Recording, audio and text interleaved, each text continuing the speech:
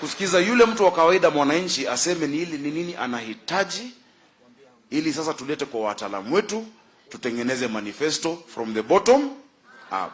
From the bottom, and that is a transformational manifesto. The only example I'll give you, Excellency, nikimaliza kabla ya kukuita alafu tutaita sector leaders. Hapa tuko Lang'ata constituency na mheshimiwa wetu hapa ni Nixon Generali Korir. Hii Lang'ata inapakana na Pandeni constituency gani nyingine? Dagoretti South. Kuna watu wa Dagoretti South hapa? Si mnajua Karandini market? Hiyo market ambayo ilijengwa top down. Wadosi walikaa wakachora market and they've spent a lot of money.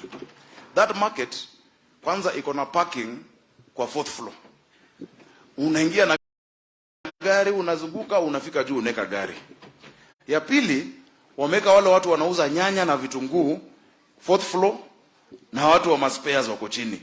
Hebu niambie, kwa sababu watu wa Dagoretti wamekataa kuingia kwa soko, nani atapanda ghorofa 4 kununua dania na nyanya? You cannot plan from the top down. You must start with the people waseme sisi tunataka soko ambayo inakaa hivi, si ndio? Ambao tunauza namna hii, na sisi tumesema Nairobi, na najua hiyo swali itakuja, we are going to build 20 markets that the people want, ambayo iko na maji, ambayo iko na stima, ambayo iko na choo, 20 new markets, na tutaweza. So that is the attitude ambayo tuko nayo. Sisi sio wale ambao tunasema tunajua shida yenu, hapana. Let us work together and change those ills. So Excellency, leo tuko na sector leaders, tuko na wabunge, na nitauliza tu wasimame ni watambue. MPs tafadhali. Tuko na Mheshimiwa Nixon Korir. In fact, Mheshimiwa Korir, kuja watambulishe because you're the host. Haraka generali. Useme majina yao na utukaribisha Lang'ata, labda hatujakaribishwa.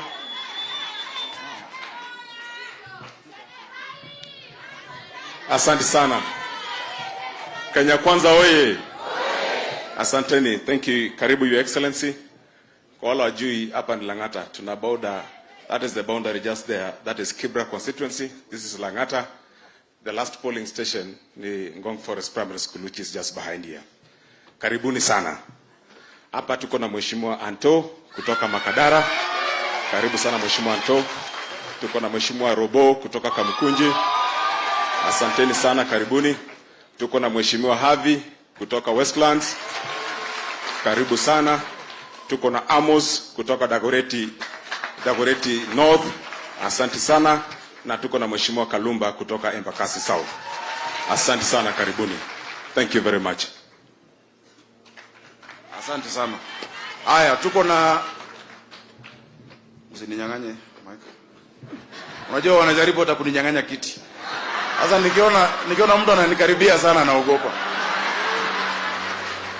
Hiyo pepo ishindwe. Simuliona tuko kwa ballot. Tuko kwa debe. Na tutawashinda. Si ni kweli? Asante sana. Nitaita wale MCAs wako simameni tu. Unajua mko wengi, hatuwezi tambulisha kila mtu. MCAs tuwapigie makofi.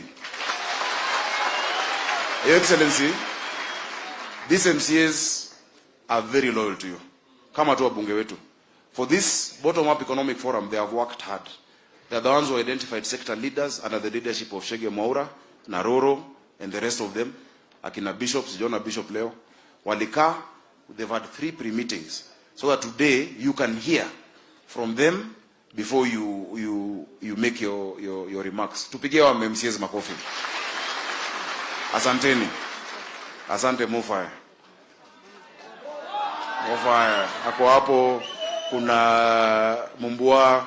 I can name all of them, but because of time, na mnajua tuko live. Your Excellency, najua kuna program ambayo tulikuwa nayo. Kabla uzungumze, kuna mtu anasema uzungumze kwanza, hapana. Sikiza hawa viongozi waseme tu summary ya issues yao, alafu ujibu, because that is how we are doing. Ndio si tunaanza bottom tukienda. So I'll call Dr. Gashie to give us a quick summary of the process, just 2 minutes. Kisha hata watu wa dump site wako hapa. Tuko na sekta yote ya Nairobi ile ya ukweli. Simko? Just give a brief overview, and then we'll invite the deputy president, because this process ndio itatengeneza manifesto yake na manifesto yetu ya Nairobi. So nyinyi ndio muhimu, leo ni siku yetu, sio siku ya wanasiasa.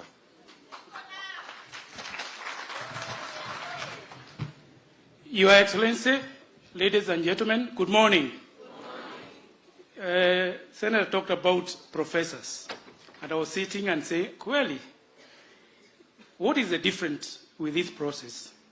Through the support of Senator Sakanja, we have had engagements with all sector leaders, and I can say my learned lesson is that wananchi wanajua kile wanataka, ni vile hatuwasikizi. My other learned lesson from our engagement, wananchi, they know bottom up is not bottom up. They also know that bottom up is building up from bottom. Third, what they also know that an economic activity, it is not in singular, but a value chain. And when you tinker the value chain, kila kitu ina change. That one I learned from leaders from Gikomba. Wakasema, wakiuza guo, kuna mama mboga atakuja kuuza, wataenda kwa kioski kununua unga, watalipa school fees. So when you tinker, one of the factors, it changes. That is our learned lesson. Ati wananchi wanajua their priorities, how it need to be done, is only that we, even technical team, we don't listen. So with that engagement, we've been able to come up with the sector leaders on my right who are going to speak to their issues. So today's agenda is only one, to listen to them. Thank you very much, Your Excellency. Tupigie Dr. Gashie makofi tena. We also acknowledge the role you've played in this process, na tuendelea pamoja. Sasa watu wangu wa Nairobi, nafikiri ni vizuri mdosi mwenyewe, siendo walitunga hii bottom up, atuambie kwanza hii bottom up alitoa wapi, kwa sababu imetingiza watu sana. Watu wengine hawakuelewa, hata sisi wakati mmoja tulikuwa hatujaelewa. Basi tumeshika, atueleze ni nini, just for a few minutes, Your Excellency, ndio tusikize sector leaders. Tumkaribishe, tusimame, atumkaribishe.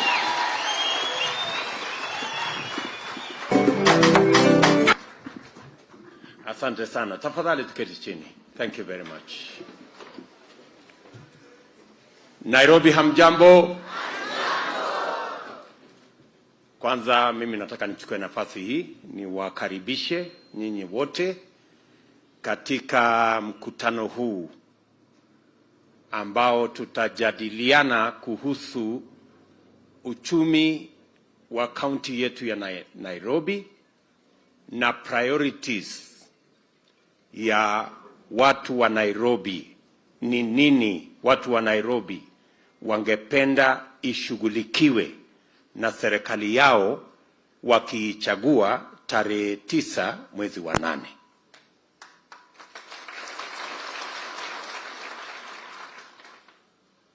Mkutano huu ni kati ya mikutano 47 tumefanya katika kila kaunti.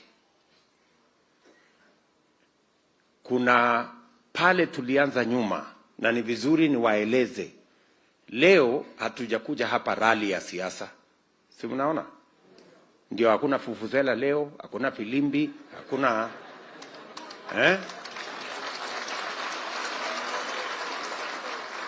Leo tumekuja hapa kupanga mambo ya uchumi na priorities ya yale mambo mnataka kama wananchi wa Nairobi mnataka ishughulikiwe. Na tumefanya hivi makusudi. This is deliberate. We are doing this deliberately. Kwa sababu tunataka kubadilisha siasa ya Kenya. Nyinyi mnaelewa ya kwamba kwa muda mrefu siasa ya Kenya ilikuwa ni kiongozi atapata nini, mwanasiasa kiongozi atapata, wagawane mamlaka na wapate vyeo. Pale mwananchi anapotelea hapo katikati. Tumesema ya kwamba uchaguzi huu lazima tubadilishe mfumo wa siasa ya Kenya.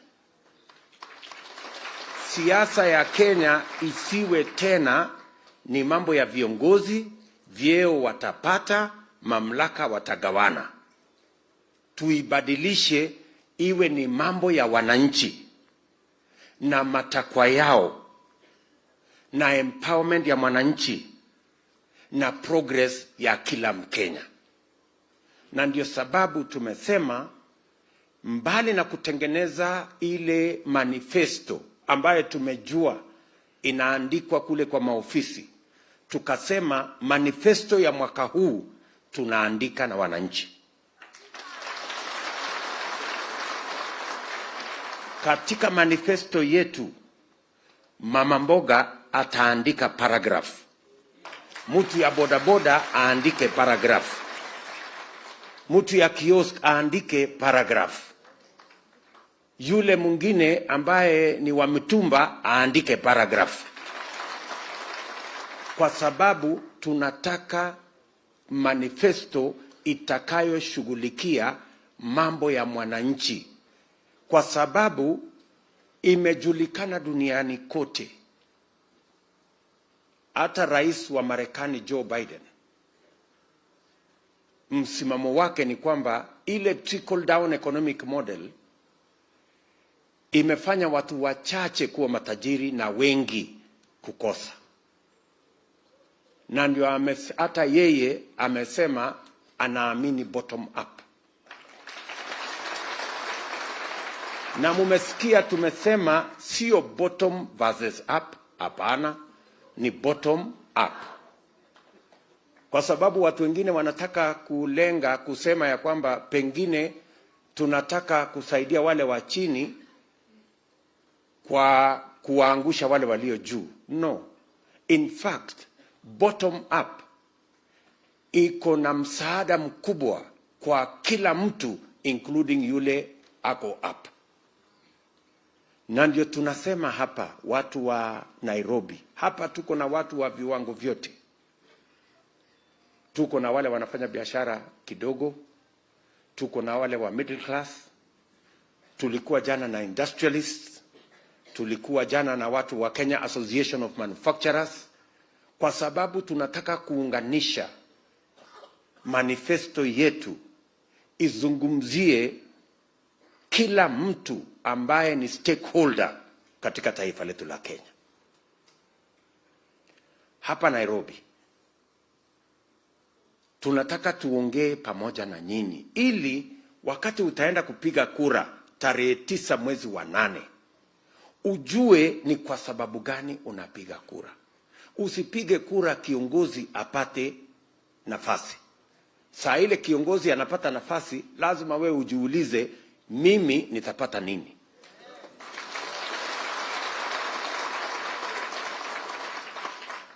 Tunaelewana?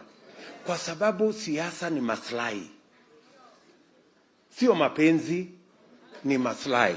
Siasa si mapenzi, ni maslahi. Mapenzi ni ya girlfriend na mke wako na yule mwingine, lakini siasa ni maslahi. Sijui kama tunaelewana. Na ndio mlisikia nikisema juzi, hata kwa kitabu ya Mathayo, wale wafuasi wa Yesu walimwambia Yesu, Bwana, sasa wewe, sisi tunakufuata, tumewacha bibi zetu, sisi wengine tulikuwa wavuvi, tumewacha uvuvi, tumewacha biashara yetu, sisi tunakufuata. Kwa hii safari yako ni nini tutapata?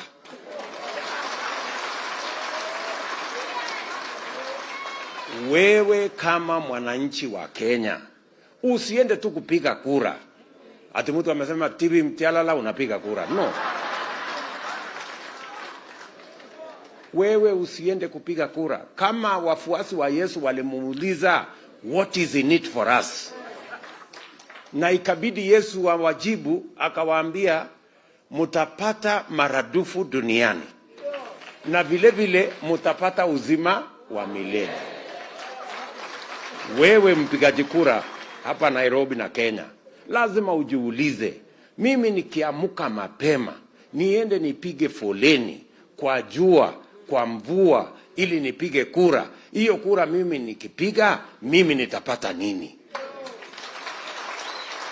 Ndio yule ambaye umemchagua akipata ile amewania, kama ni MP, kama ni MCA, kama ni governor ama senator ama rais, wewe mwananchi wa Kenya umepata nini? You must ask yourself that question. Tunaelewana? Ndio lazima tuketi hapa tukubaliane. Watu wa Nairobi waseme tunataka kuwe biashara yangu. Mimi nikiwa mtu wa Nairobi, nataka pesa ya serikali ya kuendesha biashara yangu iandikwe kwenye chata. Tunataka Nairobi yetu kuwe na mpango ya kuondoa takataka. Tunataka maji katika hii Nairobi, katika kila sehemu. Tunataka kuwe na soko, tusipigwe na jua, tusiumizwe na mvua. Tunataka mahali pazuri, soko yenye iko na choo, iko na mataa, tunaweza kuendesha biashara yetu 24 hours. Tunataka watoto wetu, tuko na watoto 5-6 nyumbani. Hawa watoto wetu tunataka either wawe na ajira ama wawe na nafasi ya kufanya biashara. Na mimi nataka niwaeleze watu wa Nairobi, kama Kenya Kwanza, tunataka tukubaliane priorities yenu ya hapa Nairobi ni hii na hii na hii na hii. Na hiyo priorities yenu tutatengeneza iwe ni chata ya Nairobi County. Na tutaandikiana na tuweke sahihi chata ya Nairobi. Na hiyo chata ya Nairobi mutakuwa na nakala, tutakuwa na nakala. Kopi, kila mtu akuwe na kopi. Ndio ajue nikiamuka mapema, naamuka mapema kwenda kupiga kura kwa Kenya Kwanza, kwa William Ruto, kwa Sakaja kama governor, kwa yule MP, kwa yule MCA, kwa sababu tumekubaliana nikipiga kura nitakuwa na pesa ya kuendesha biashara yangu. Nikipiga kura mtoto wangu atapangiwa ajira. Nikipiga kura nitakuwa na bima ya afya ambayo sitalipishwa tena katika hospitali. Nikipiga kura kutakuwa na soko mahali nitafanya biashara yangu. Nikipiga kura kutakuwa na maji kwa mfereji ya nyumba yangu. Na nikipiga kura niko na nafasi ya kuwa na nyumba Nairobi ambayo nitalipa mortgage na baadaye iwe ni nyumba yangu. Sijui kama tunaelewa na watu wa Nairobi. That is the conversation we want to have. And this is the new Kenya. Tunaelewana? This is the new Kenya yenye haina kiburi na madharau. Hii tarehe 9 mwezi wa 8. Mnajua wengine wametuita takataka. Si ndio? Wengine wametuita ati ile biashara tunafanya na nguo ya watu wa maiti. Lakini mwaka huu tarehe 9 mwezi wa 8 kiburi itaisha, madharau itaisha.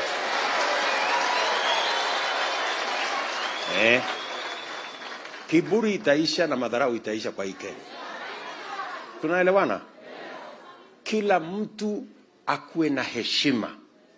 Na tujue ya kwamba Kenya ni ya Wakenya milioni 48, karibu 50 million. Sio ya watu wachache ati kutupangia na kusema sijui nini na madharau na kusema ati mpende msipende. No. Hii Kenya, we will make sure on 9th of August kutakuwa freedom katika hii Kenya. Freedom kutoka mambo ya njaa. Freedom kutoka mambo ya ukosefu wa kazi. Freedom kutoka mambo ya kukosa ajira. Na freedom ya kufanya biashara ile ambayo itakupatia mapato na sisi wote tulipe ushuru, tujenge Kenya ambayo sisi wote tutajivunia kuwa wa Kenya. Ndugu zangu watu wa Nairobi, tunaelewana? Na nitaketi hapa, Musalia anakuja, tutaketi hapa, viongozi wengine wakuje hapa, tuketi pamoja na wao. Kuna mkutano kama hii saa hii inaendelea kule Kirinyaga, another economic forum like this one. Kuna ingine itaendelea kesho. Kesho tutakuwa na watu wa disability, tunataka kusikiza hawa vile vile. Kesho kutwa tutakuwa tunasikia jambo lingine, kwa sababu tunataka tukubaliane ya kwamba everybody counts and every hustle matters katika taifa letu la Kenya. Tumekubaliana? Na wewe kama ni mama mboga, ongea na mtu asikutishe na mtu asikushurutishe, ongea yale maoni uko nayo. Kama wewe ni mtu wa boda na wale wengine wote, kama wewe ni industrialist, kama wewe ni mtu ambaye uko nafanya kazi katika ICT, kama wewe ni kijana uko katika creative industry, wale wote tunataka tuwasikize ndio tuweze kukubaliana mawazo ya kila mtu. We want to enrich the plan that we have on how to make that Kenya that everybody can be proud to be a citizen. Tumekubaliana? Tayari mnaona wale tunashindana na wao wamepanic, wameanza fujo, kwa sababu hawajazoea hii siasa ya mwananchi wa kawaida kuzungumziwa. Ndio unaona, kwa sababu hawana agenda na hawana plan, hawataki sisi tupeleke agenda yetu kwa wananchi. Ndio unaanza wameanza kuleta fujo, wanajaribu kuzuia sijui Sakaja asisimame, sijui nani asisimame, sijui nani asifanye, sijui nani asifanye. Mimi nataka niwaulize wale tunashindana na wao, tulizeni boli. Mambo bado. Si ndio? Mambo bado. So wawache kizunguzungu, wameshapata kizunguzungu tayari na mambo haijaanza. Walikuwa wanasema kule mbeleni, oh William Ruto hatakuwa kwa ballot. Sasa wamekuja, Sakaja hatakuwa kwa ballot, kwa sababu wako na njama ya kuweka kibaraka kama kiongozi wa Kenya na kiongozi wa Nairobi. Lakini mimi nataka niwaeleze ndugu zangu, there is no way the people of Kenya in the 21st century can accept a puppet to be imposed on them in Nairobi or in Kenya. It will not happen. There will be an election and the people of Kenya will make a choice. And the people of Kenya will make a choice not about personalities, but about programs, projects, agenda, and a manifesto. That is what the people of Kenya are going to choose. We are walking away from personality cults and personality politics. The people of Kenya want to understand what is in it for them. And that is why we are having this conversation. A conversation that our competitors cannot entertain because they are entitled, they feel they know, they feel they know everything. But we are telling them, mutajua hamujui. Tunaelewana wangwana wa Nairobi? So we want to move together, and I want to say, without fear of any contradiction, that in this election, by God's grace, the children of the poor and the children of the rich will sit on one table. Because that's the Kenya we all want. Tumekubaliana jameni? We are all going to sit on the same table. Tumekubaliana jameni? Yes. It doesn't matter the spelling of your name. It doesn't matter the status of your father. It doesn't matter where you've come from. You are a Kenyan and you belong here, and we are going to have a conversation for the people of Kenya, irrespective of color, of race, of religion, and of where you come from. So tutashirikiana namna hiyo pamoja. Tumeelewana jameni? So nawauliza kwa unyenyekevu ya kwamba tuende barabara hii pamoja. Na mimi pia nataka niwaulize wenzetu wale tunashindana na wao. Tafadhali wacheni fujo. Wacheni vita. Wacheni ghasia. Sisi kama Wakenya tunataka kuuza sera. Kama hamuna sera, wacheni mawe. Tunataka kuuza sera. Tunaelewana jameni? Yes. We must say no to violence. We must say no to conflict.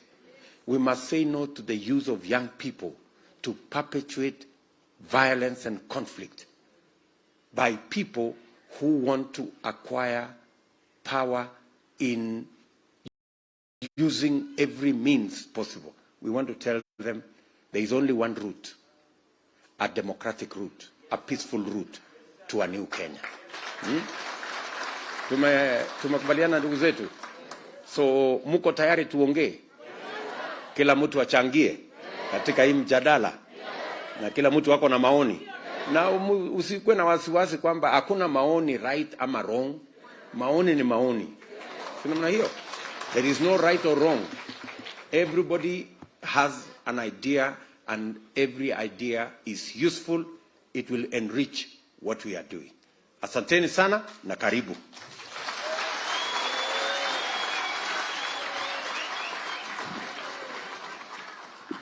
Asante sana Your Excellency. Si hiyo network imeingia sasa? Frequency tuko sawa? Hiyo rada ni safi? So wasema uongee vile unataka. Hata kama ni Kiluya ongea. Kama ni Kikuyu, kama ni Sheng, si ndio hiyo? Kama unataka kusema tunakulombotov utasema hiyo. Na tutaishika. Na mdosi yako serious na hii maneno. He means it. Your Excellency, thank you because ulitupatia Dr. Augustine from David Ndizi economic team, tumekaa na yeye ako hapo. Tuko na Tabitha Mutinda ambaye amekuwa kwa hii process.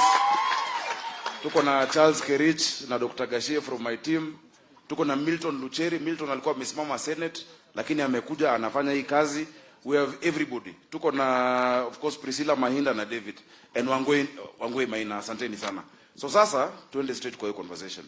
Dr. Gashie, invite the sector leaders, we go straight to them. Waulize, na ulize kitu yote, hakuna swali mbaya. Sawa sawa? Ask from your heart. We'll give you answers. Kama ni swali ya mdosi, ajibu. Kama ni ya governor, nitajibu.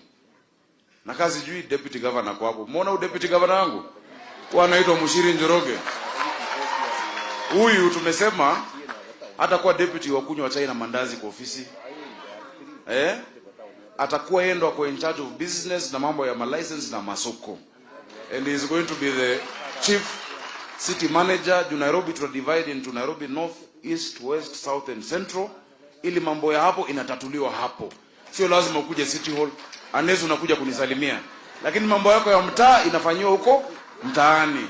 Na ukimwangalia anakaa mtu wa kujiuzulu. Anakaa mtu wa kuepa job. Si atashikilia. Asante. Let's go straight into the conversation. Dr. Gashie and the MC. Thank you very much, Governor. Sasa nitaomba yule atakayepewa nafasi kuja kuongea tafadhali, nitaomba kwa heshima tuweze kuongea kwa lugha ya Kiswahili kwa sababu zinanakiliwa na pia bado inakuwa recorded pale. And then pia vile vile nitaomba kwa heshima tafadhali tuweze kuchukua simu zetu tuziweke kwa silent mode ama vibration ndio tuweze kuwa na mkutano ambao unaendelea bila bugdha yote. Shukran. Mtu wa kwanza atakayemuita sasa ni Mitumba Trader, Gikomba Market, James Gikadhi Njenga. James Gikadhi Njenga ni muuzaji wa mitumba pale Gikomba Market.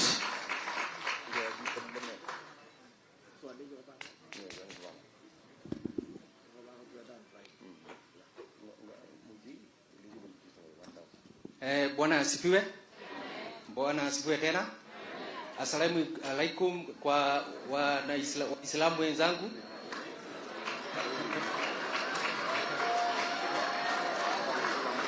Oh, Your Excellency, I'm James Jenga from Gikomba Market. I'm a supplier, and I'm here to represent not only the Gikomba people, but even the Mama Mboga in Gikomba itself.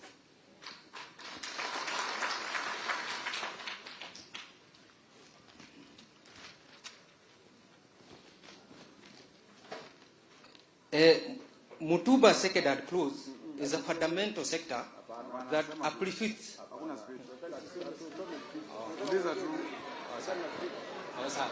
Oh, it's okay. Oh, sawa. No, it's okay. It's okay. Sasa kawaida ni vile mtu anapanga, anakuwa amepanga. Najua because it's something I do, it is okay. Mimi ni nashukuru sana Bwana Deputy kwa vile umetupea nafasi ambayo haijapewa mtu mwingine. Na hii nafasi umetupea ambayo inaelewa mtu wa kawaida, juu wewe umekuwa mtu wa kawaida. Ushaikuwa hasla, unaanza kujua nini? Kujua mwananchi wa kawaida vile ana hustle. So in Gikomba market, let me talk about it. Tumekuwa na shida mingi, juzi mlisikia tukiwaambia tunauza nguo za watu wa maiti. Surely, do we do that? The clothes I'm wearing is mutumba. Ukiniona hivi ni mutumba. And I represent mutumba. Then, kuna benefits ambazo watu wataelewa kwa nini. What is mutumba?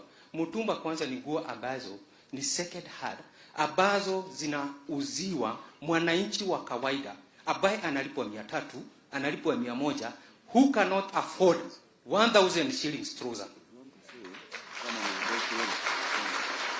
Hatuwezi jificha hapa tuseme eti Kenya tuko matajiri.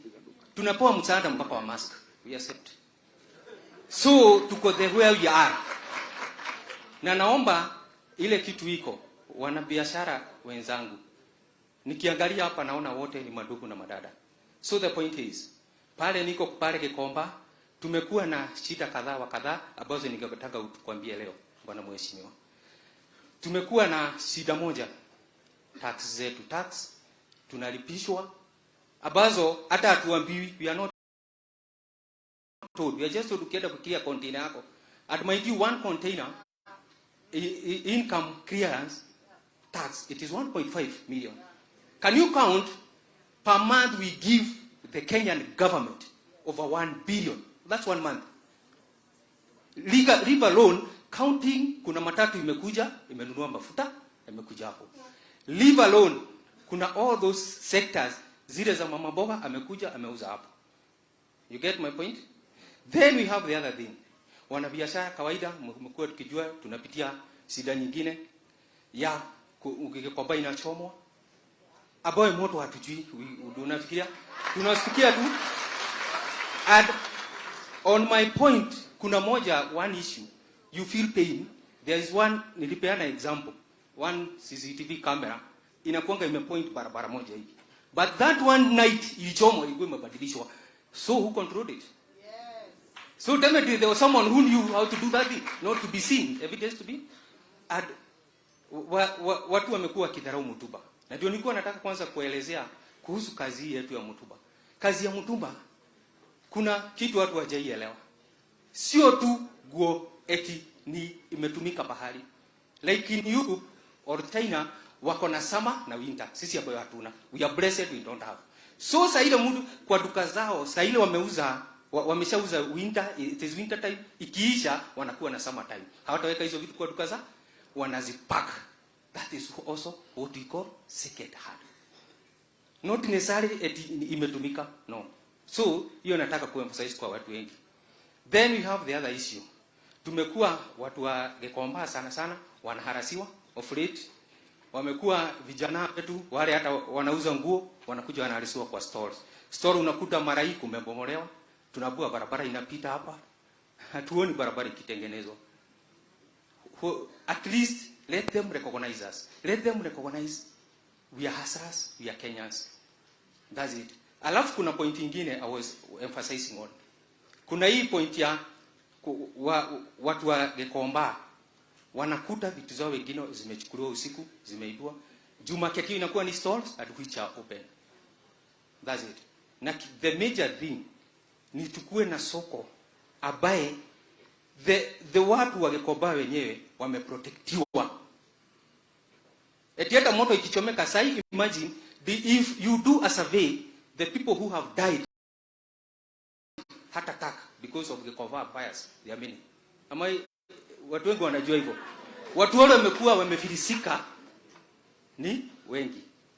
That is a major problem in Gikomba market. Alafu kuna vitu zingine tungetaka kusuluhishiwa kama sisi watu wa Mutumba. Na nikisema Mutumba, sistahiji Mutumba. People should realize that. Nikitaja Mutumba, nataja mpaka yule hoka ako Nairobi pale katikati, ameingia Gikomba na ameenda kuuza CBD. Na mwaidi huyo mtu ndiye analipa huyo county askari analipwa na huyo mtu wako. Huyo askari anakuja analipwa na huyo mtu wa Gikomba. You get it? So the other thing is this, we pray. Kuna shida moja tuna face. Tafadhali tupewe at least clearance program mzuri. Ya tukikiria kondi nako kuji kusubuliwa. Kama jana tumesubuliwa na watu wa KRA. Something you don't know. Wamekuja na wameanza kutusumbu. Something hata hatujui. Watu wengi wameshikwa, walishikwa jana. Na hatukuwa tunajua. So I think please check on that issue. That's another thing. At my view, can we check when we check of Mutumba?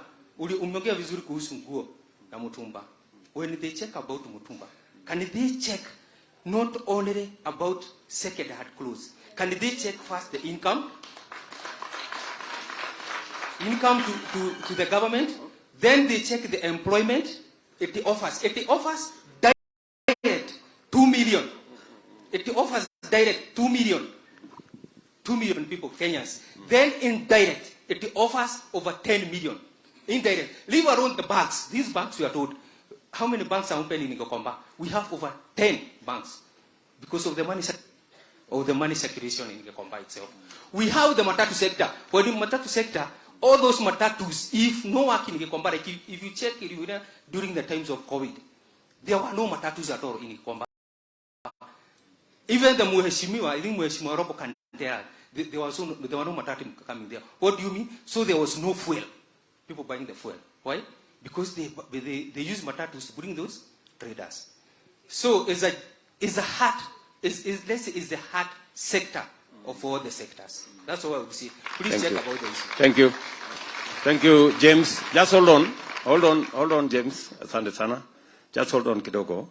James, umetueleza kuhusu sekta ya mtumba na biashara kama inayohusisha watu kama 2 milioni Kenya mzima. Na umesema ya kwamba mko na shida na ushuru. Karibu mheshimiwa. Uko na shida na ushuru. Yeah. Mnalipishwa container moja 1.5 milioni. Yeah. Shida ni gani hapo kwa kulipa ushuru? Shida kwa kulipa ushuru hatukatai. Shida yes, inakuanga inapadishwa. Unawezaenda, unajua most of us tunafanyaga na loan. Unawezaenda upewe loan na bank ama sako inaenda inakupea ama silo inaenda inakupea loan. Sasa this time uliacha ni 1.5. Useme uende kesho uklie unapewa 1.7. How you get to 30,000? You see? So mungependa hiyo ushuru iwe predictable. Yeah, inajulikana ni pesa ngapi. Exactly. Haya. Pia umesema mahali pale mnafanyia hiyo biashara yenu mara nyingi na shikamoto, mnapoteza mali yenu, mnaenda hasara. Mungependa soko ijengwe upya ama ungependa, what is your suggestion? Mungependa nini ifanyike? My suggestion is this: before hata ipagwe ijengwe, you come to us, tukae chini, juu sisi ndio we know the real Gikomba owners, the real Gikomba people, then we sit down, we see the solution. Is it okay? Yeah. So nakubali. Mimi najua ya kwamba ile shida mko naye ni kwamba mnaogopa ya kwamba soko ikijengwa pengine nyinyi hamutapata, pengine watu wengine watakuja. Yes. Alafu there's one thing, kuna mfano imepeanwa hapa na our governor wetu nzuri sana. Just a simple question, umeenda mama yule anafungua nguo pale, umempeleka 4th floor, itamsaidia na nini? Nani atapata 4th floor? Yes. Hakuna. So regardless the sokos zikijengwa, yes, at least you should check vile itafiti watu wote at the same time they sell. And for your information, James, what you're saying, public participation, yani kuwahusisha wale wahusika, ni jambo la kikatiba. Sio ya kwamba unauliza anything outside the constitution. Actually, the constitution demands that we must involve the public. Katika, kama tutajenga soko, lazima nyinyi mchangie mawazo yenu. Na lazima mseme vile hiyo soko mnataka ijengwe. Mimi nataka nikuhakikishie Bwana James ya kwamba kama Kenya Kwanza tumeona ile matatizo tuko nayo kwa sekta ya mitumba na sekta ya biashara kwa ujumla. Na vile Senator Sakaja ambaye atakuwa governor wetu kwa mapenzi ya Mungu amesema, ni kwamba tuko na mpango ya kujenga soko 20 hapa Nairobi, modern market. Na tutaketi chini na stakeholders mahali popote ambapo tunataka kujenga hiyo soko. Tukubaliane hii soko tunataka kuweka parking kawaida huwa underground kule chini. Alafu sasa tuanze hapa juu, ni nini mnataka, biashara gani? Alafu ifuate namna hiyo, kama ni ghorofa 2, kama ni ghorofa 3, kama ni ghorofa 4, tutakubaliana na nyinyi na experts wengine ili muwe na mahali pazuri ambapo hapachomeki, mahali ambapo iko maji, iko vyoo, iko hata hiyo biashara inaweza kuendelea mpaka usiku kama iko na usalama wa kutosha. Na that's a commitment we are making as Kenya Kwanza, ya kwamba katika mji huru wa Nairobi tutajenga soko 20 na moja ni hiyo yenu ya Kikomba, na nyinyi tutakubaliana mbele ya kujenga kwamba nyinyi ndio mtakuwa wenyewe kwanza. Those people who are there now will be the beneficiaries, number 1. Alafu tutajenga hiyo soko kwa njia gani? Namba ya 3, mambo ya tax vile umesema tumekubaliana, it must be predictable. Lazima mjue hii tax inashughulikiwa kwa njia gani.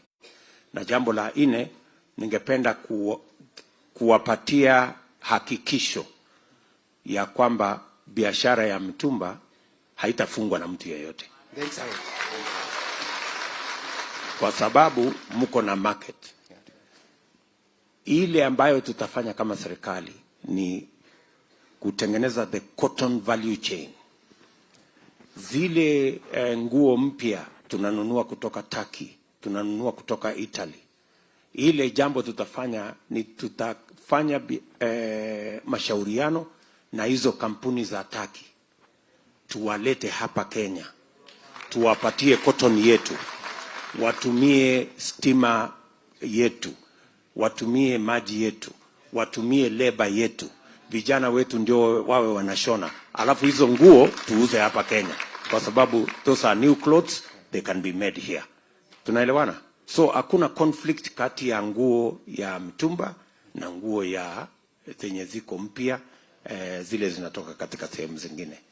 Are we clear? Yeah, I'm clear. Sawa sawa Bwana Njenga. Yeah. And tell your colleagues. Yeah. Na hiyo look umepiga look mzuri sana bwana. Na hiyo look ni ya mtumba. Unajua kwa nini? You are my mentor. Unapanga hivi. Haya, asante sana. Shukrani. Asante. Let me call the second speaker, Hussein Wako, on livestock. Na speaker number 3 is Eric Omondi, tajitayarisha. Karibu.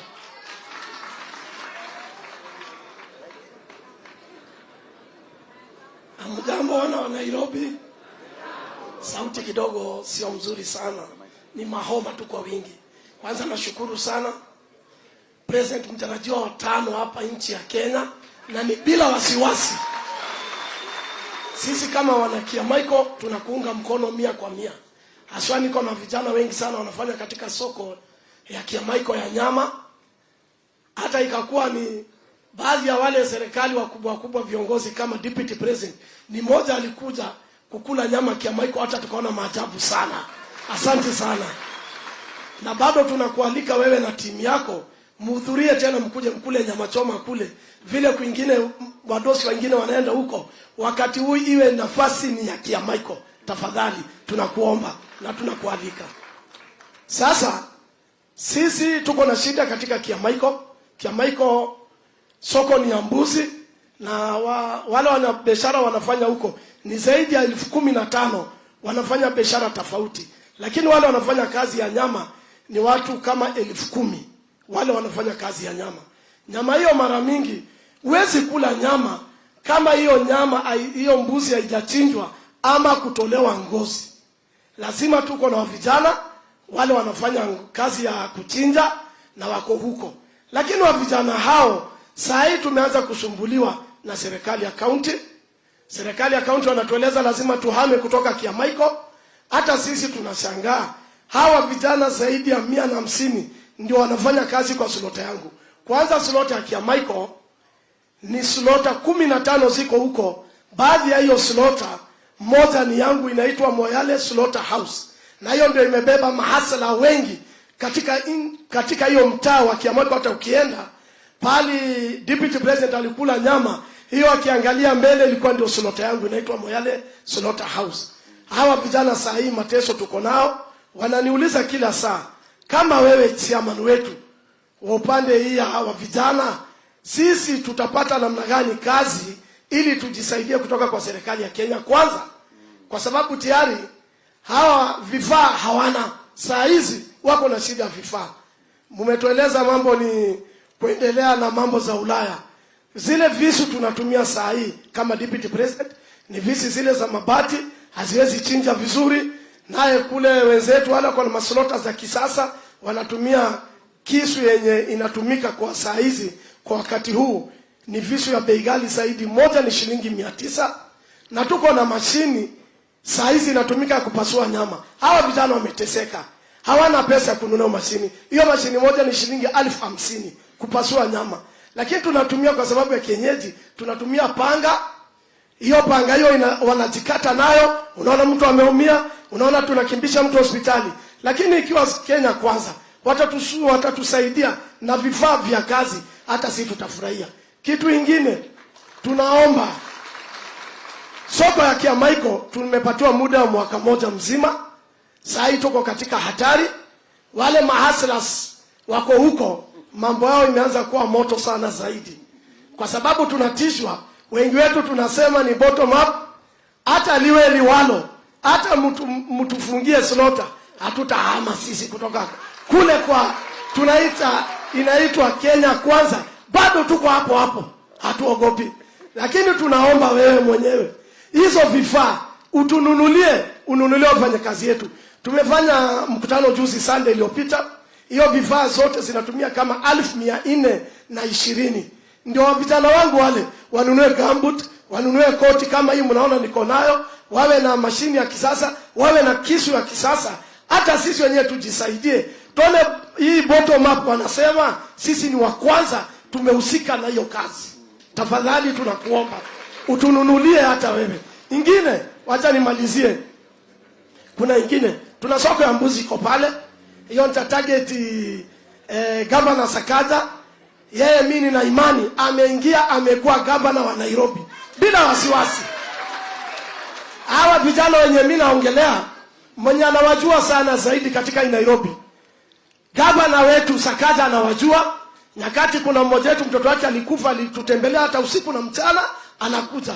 Na ule mtu ashatusaidia sana zaidi. Hata nyakati ya hizo visi unasikia na hizo mapanga, mwenye metununulia sio mwingine, ni mtarajiwa wa Nairobi.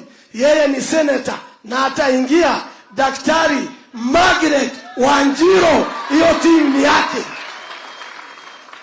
Hiyo timu ni ya Margaret Wanjiro, na siwadanganye, anawajua vijana wote. Hiyo ni mateso yenye tunapata.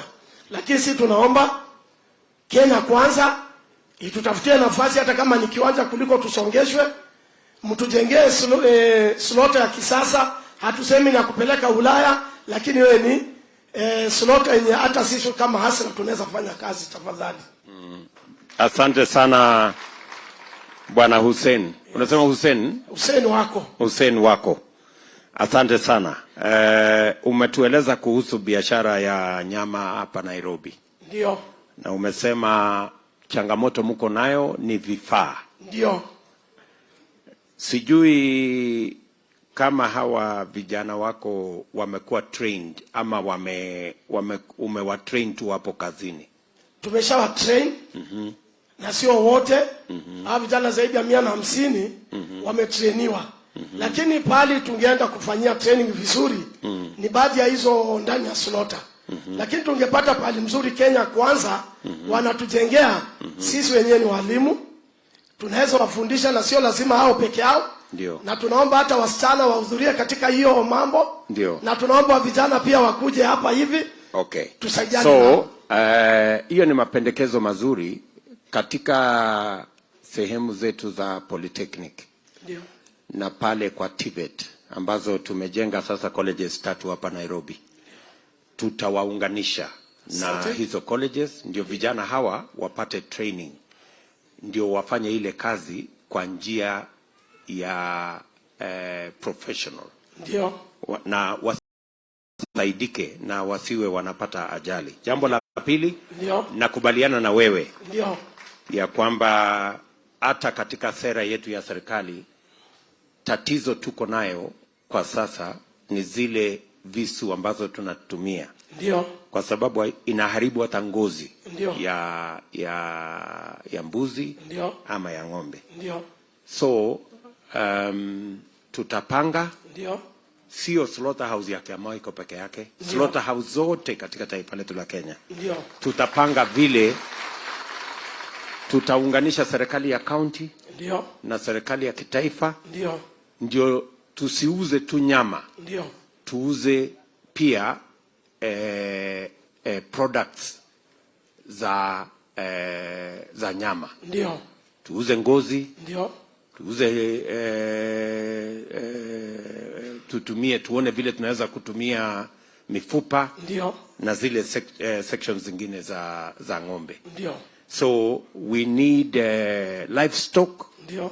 Livestock sio nyama peke yake. Hapana. Ni livestock pamoja na livestock products. Tunaelewana? Ndio.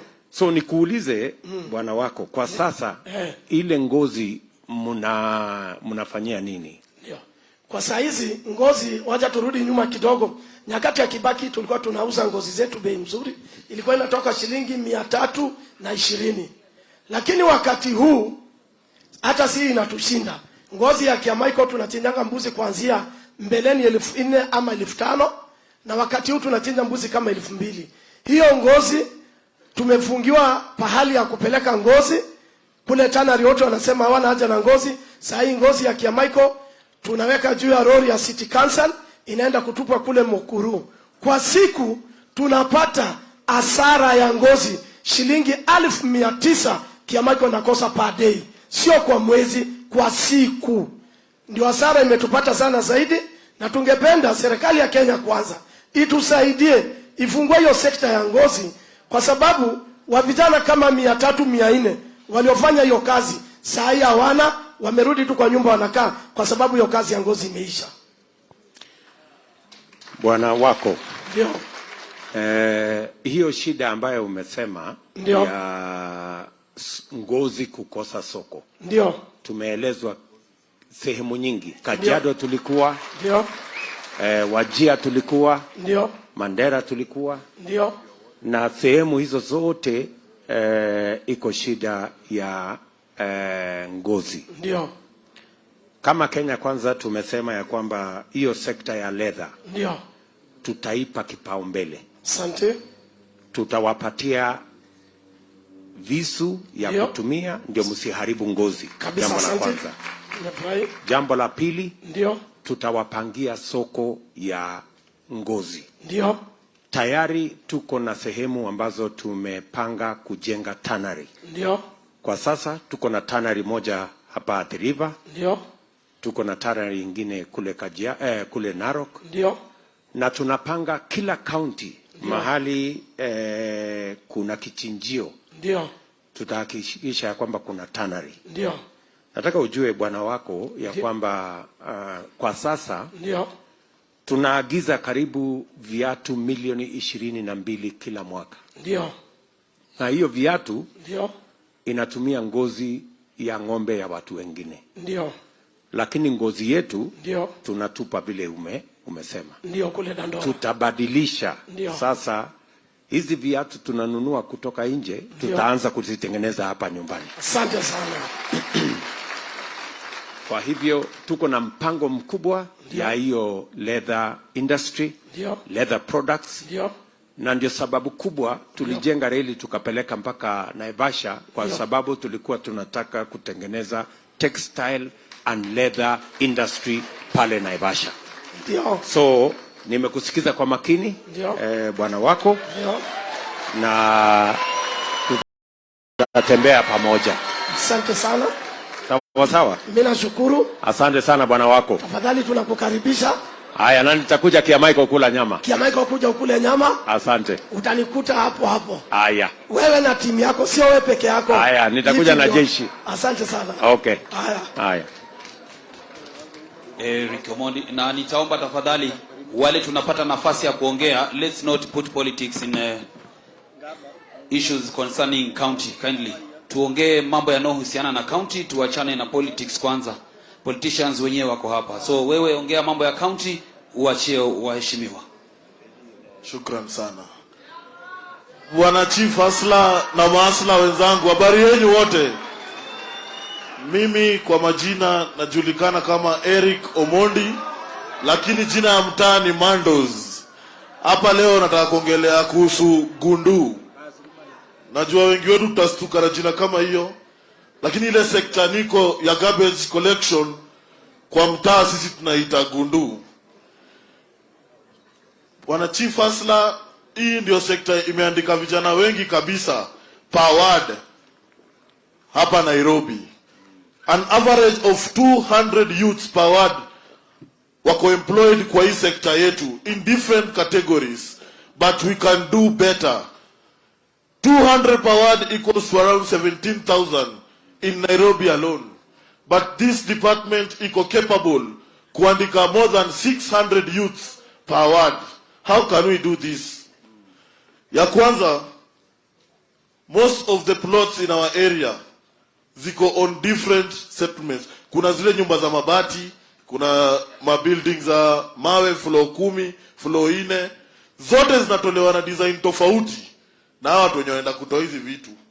So kama county, Mr. Sachs, sasa unaingia, unaweza tafuta vocational training ya vijana from different sides. Ile takataka inatolewa Kasarani si same na yenye inatolewa Kayole ama yenye inatolewa kwa soko. So tunge prefer on that sector hiyo saa kutoa tukuwe na skilled youths wajue vile wanatoa hii takataka mpaka customer relationship. Hata kama itabidi ni basari ama nini, vijana wasome wajue story. Then when takataka ishatolewa imefikishwa chini, hapo ndo sasa msukosuko inaanza. Wala ndo kwa hiyo field watakuambia kuna kitu inaitwa kudhora. Kudhora ni hiyo kusort, kuziseparate. Utaweka plastic kando, utaweka chuma kando, utaacha takataka kando. This sector inaweza employ even more youths when well facilitated. Tuko na machines zenye sisi tunaziona tu kwa TV, zingine China, plastic shredders, pressers. Once our vijana wanaweza patiwa hii maarifa kama ma CBO ama ma self help, then wa provideiwe na hizi machines, even if ni kwa start tunaweza mwoni kila constituency itakuwa na plant yake kidogo ya hizi machines za ku recycle plastic, za chuma, za chakula ya nguruwe na nini, ya kila kitu. Then challenge nyingine wanapata after washazi sort, washabaki nazo, we have lack of space in our wards. Most of the areas in our wards zilikuwa za county were all grabbed. So vijana wanapata challenge sana, sana washatoa hii takataka wameiweka nje, lakini hakuna mahali pa kungojea. Sasa ile failing lorry ya Kanjo inafaa kukuja. Na ita failing lorry kwa nini? Sisi tumekuwa hii sector na daily tunaambiwa enda City Hall, lipa tax, lipa NEMA, lipa kila kitu. But when it comes time for collection, the lorries always fail. Sijui ni kwa nini. Hii sector bwana governor ningependa uiguzie sana. Na mimi naweza penda ulete lori kama ile ya mafuta. Ikitembea hivi na imeandikwa diesel, petrol, kerosene. Leta lori modern yenye itaonesha kuna tofauti, hapa ni ya plastic, hapa ni ya chuma, hapa ni ya foodstuff. At least itakuwa ni kitu rahisi mambo ikianza kuendelea. Then after umetu identify ya spaces za kuweka hizi takataka, hizo area zetu za ward, kuna sasa area ya mwisho inaitwa Boma. Most of you mnaijua kama Dandora dumping site. Sisi watu wewe shughuli tunaita Boma. Pale Boma kidogo ukiangalia bwana governor, kuna space kubwa sana. Na there is a time Kidero akiwa governor walitaka kuweka hapo recycle plant kubwa sana. But sijui kama ni siasa ama ni kutaka kitu. Kuna vile ka dream kalienda chini kidogo. Hiyo ni kitu bwana Sachs, wewe ni mtu mjanja. Ukiingia pale unaweza revive. Recycling plant pale Boma inaweza andika a minimum of 3,000 youths. Hiyo tulipiga research watu watakataka wote na tukaona. Na tuliona hiyo ni kitu, one of the things that tusaidia sana hapa mtaani. With those few remarks, I'm ready for your questions.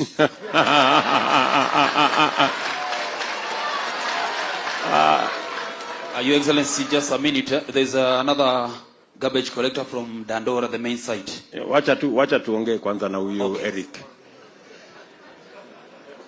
Bwana Mandos. Yes sir. Sasa karibu sana katika hii mazungumzo. Shukrani. Na asante sana, umetueleza vizuri mambo ya waste management ya Nairobi, especially garbage management ya Nairobi. Yes. Na umetueleza kutoka mahali garbage inatoka, kudhora ile kuifanya sorting mpaka ifike kule kwa Boma. Yes. Si namna hiyo? Yes sir. So waste management ama garbage collection Nairobi itakuwa ni jambo ambalo sisi kama Kenya Kwanza tuko tayari kuweka mkataba kwamba tutaisafisha Nairobi. Shukrani sana. Na kuisafisha Nairobi itahitaji kila mtu, especially wale vijana wanafanya katika hiyo sekta wewe umezungumzia.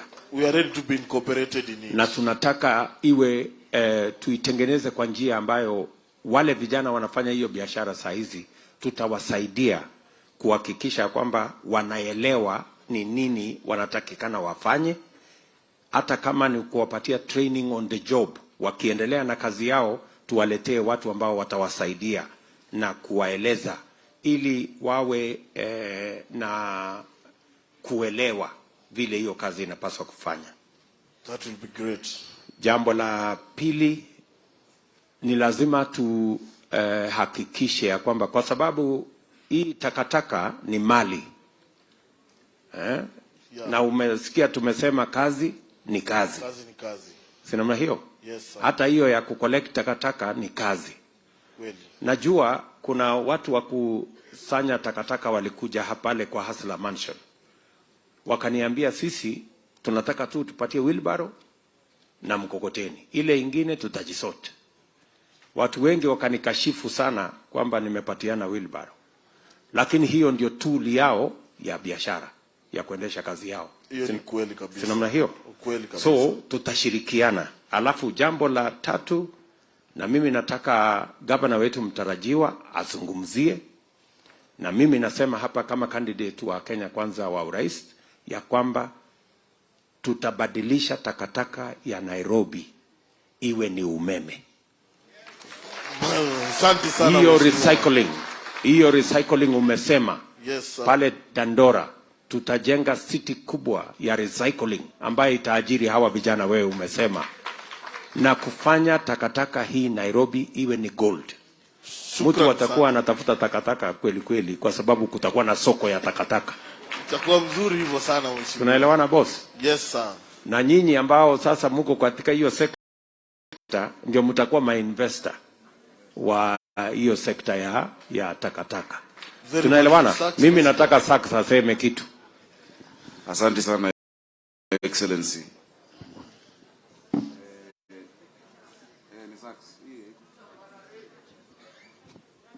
Asante sana Excellency. Vile nitasema na nipoa huyu chea anajua mimi naitwa Sachs. Hao mavijana wananiita vile niko tu. Hii kazi ya garbage iko na do mingi sana. And that is why those trucks fail. It is deliberate. Juu maziwa kuna mabigi wametengeneza makampuni, hao ndo wanafanya. Hiyo kazi itakuwa ya mavijana. Lazima tuifanye because tuko na ability. Ile kazi mingi inafanywa na mavijana, hao ile kitu wako nayo tu ni malori na hizo makrane. We are going to change how we structure hiyo kazi ya kuchukua takataka. Story ya D, hata nimefurahi sana kambi yako hapa Mheshimiwa Gakuya. Tulikubaliana for once that the political goodwill ya kutengeneza recycling plant iko. Huko mbeleni watu walikuwa wanataka kukatiwa maziwa. Vile umesema ni ukweli. As we don't want any cut from it. If we transform it, we can light the whole of Nairobi through Dandora. Hapo Boma inaweza toa stima ya at least all our traffic lights, street lights ziwe lit kutoka ile inatoka hapo. So the solution, political goodwill, watu wa D na wale mavijana ambao wako kwa hiyo hiyo shughuli will be shareholders in the Dandora Energy Company ambao itakuwa inaongeza stima kwa national grid so that people can own it. Excellency, wacha pia nigusie tu haraka haraka. Kuna vile wako wamesema Hussein na tutafanya na nyinyi by the. Kitu kingine kubwa kia Michael tumesema tutadu ni hiyo perimeter wall ambao ni muhimu, na pia tenda za nyama kwa serikali.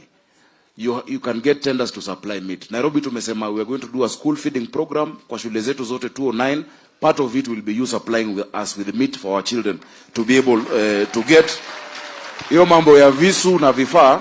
Your Excellency, on your hustler fund tunaongeza kama county government ya Nairobi every ward, na uangalie MC wako vizuri na umjue 50 million shillings per ward comes to 4.25 billion mavijana na kina mama waweze kufanya biashara. So kama nikia Michael, hizo visu na magamboots na nini zitatoka hapo. Finally, hii nare ya Gikomba, hiyo nare tunajua shida yake pale imetoka. And I want our president to hear. Kuna watu wanatembea Nairobi wanasema wako na title deed ya Gikomba. Najua hiyo title deed wanaeka nare wanachoma ndo songeshe watu. We want your Excellency to help us declare the 16 acres of Gikomba is public land. Wala wanatembea na hiyo title waache kuchomea watu wa Gikomba ili ati wawasukume. That cannot happen. Na hapo tutawatengeneza fire station hapo Gikomba. Kidero had bought this small quad vehicles za maji zikapotea. We have to bring it back because amwezi chomewa kila siku. Thank you very much, Your Excellency. Nakubali kabisa vile Sachs amesema hapa. Vile Sachs amesema. Si ndio? Ndio hivyo. Vile Sachs amesema. Yaani Sachs amesema sio?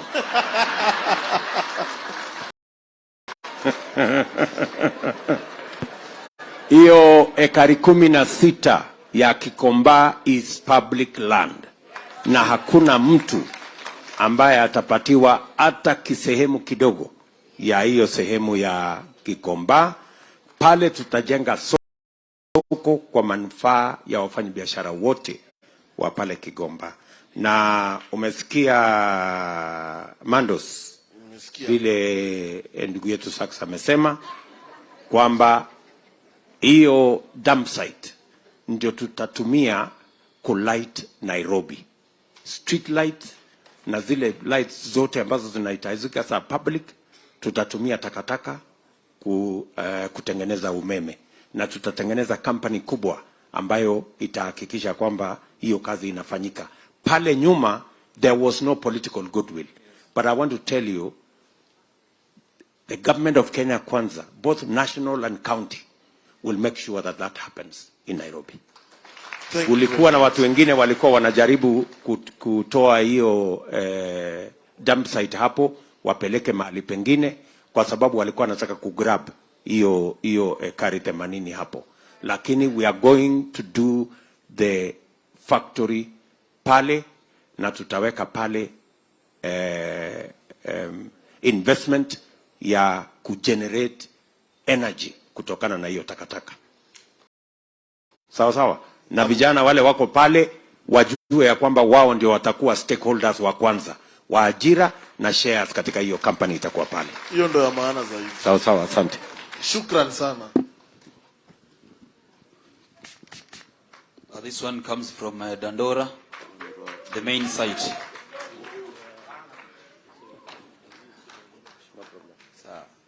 Habari zenu? Poa sana. Habari yako Chief Asla? Sawa kabisa boss. Mimi natoka Dando Office 2. Hiyo ndio nyumbani ya hiyo dump site tumeongelelea hapa. Yangu kwanza kabisa ndaanza na sad story.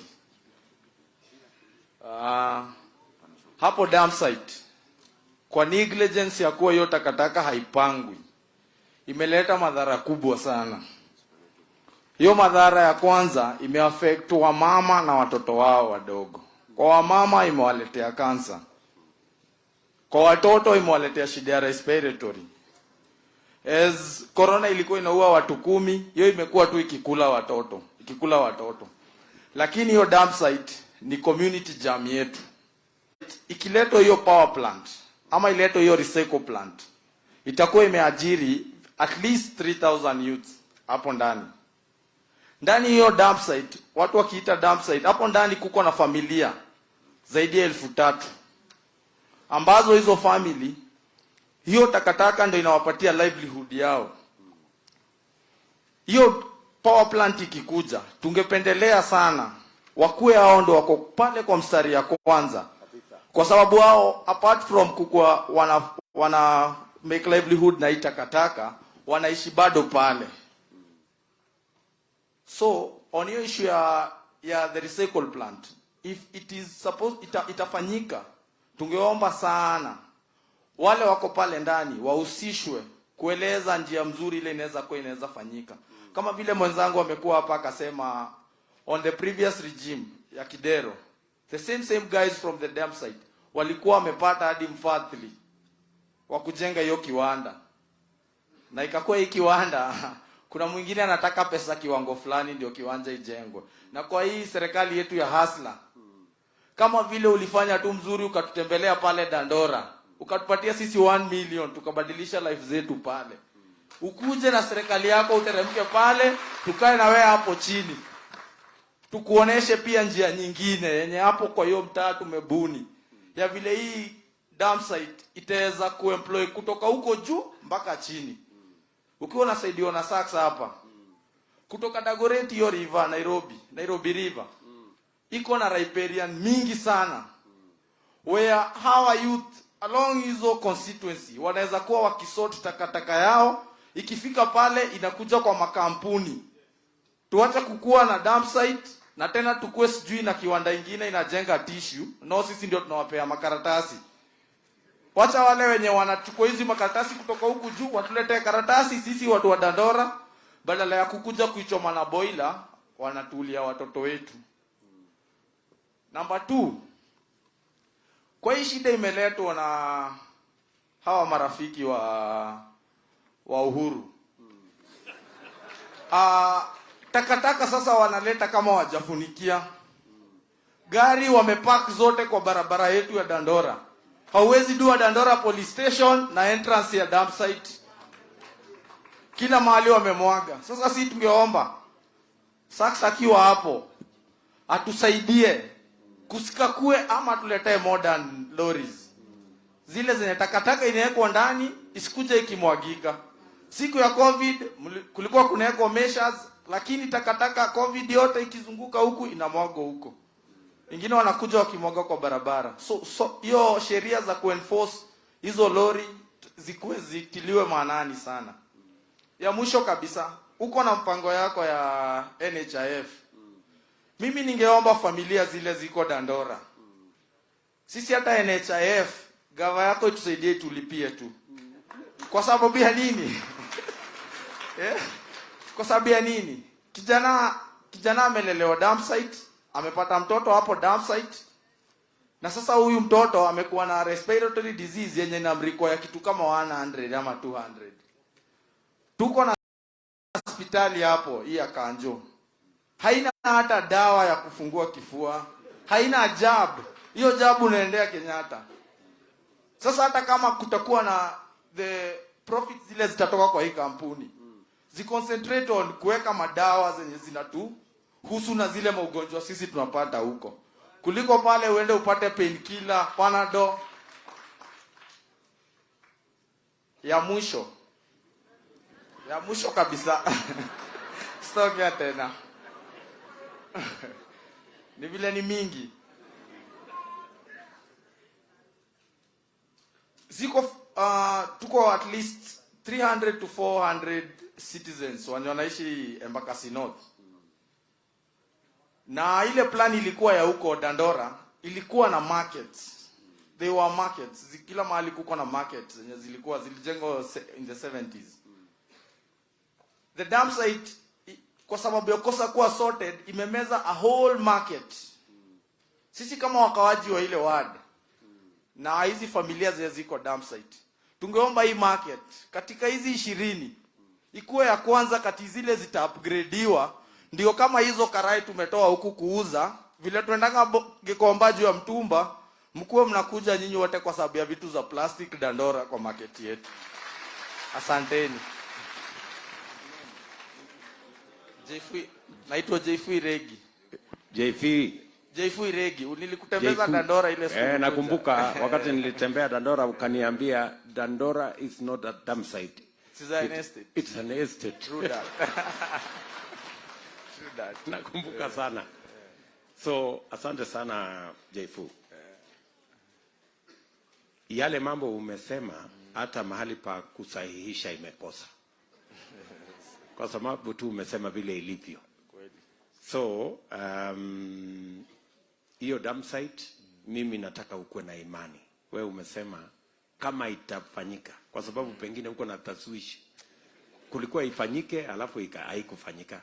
This time round mimi nataka nikuhakikishie ya kwamba kati yetu sisi viongozi tulio hapa na huyu gavana wetu, kwa mapenzi ya Mungu, power plant itakuwa Dandora. Asante sana.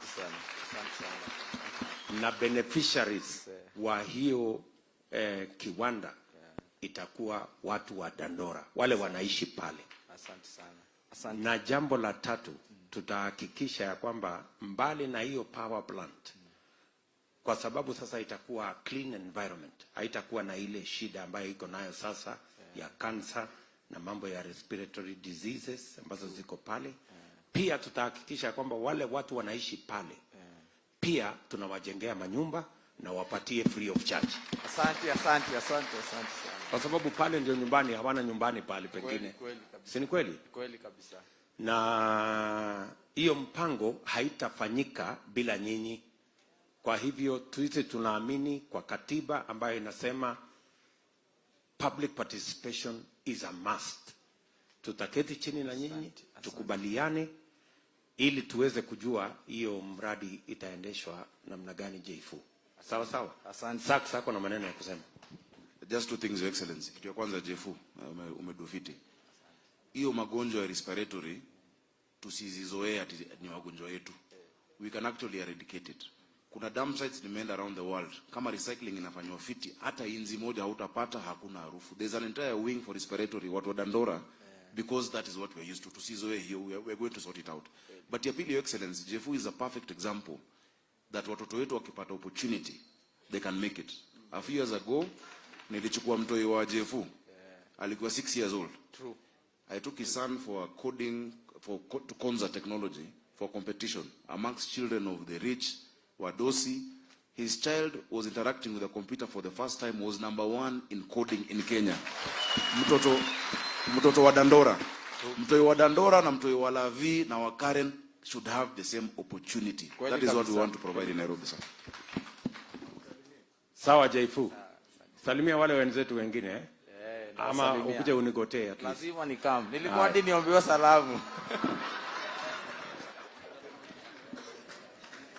Anayefuata sasa ni Mama Mboga Ruth Wanjiru, alafu atafuatwa na Nyamakima Traders Nelson Iruku. So Nelson Iruku, ujitayarishe kwa Nyamakima Traders.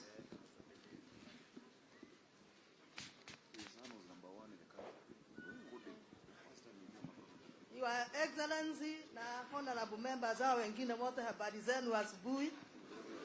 Kwa majina naitwa Ruth wa Jerangari, nimetoka Mudhurwa Market. Mimi ni mama boga huko Mudhurwa Market. Tunafanya kazi huko Mudhurwa Market.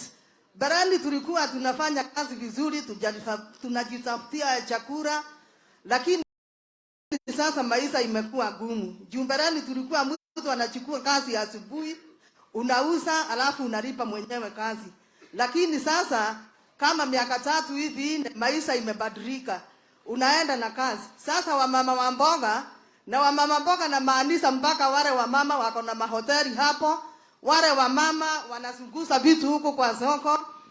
Tunaenda unachukua pesa ya Sairok asubuhi, unachukua kama ni 5 ama unachukua kama 3 kulingana na ile kazi unaenda kununua mzigo nayo.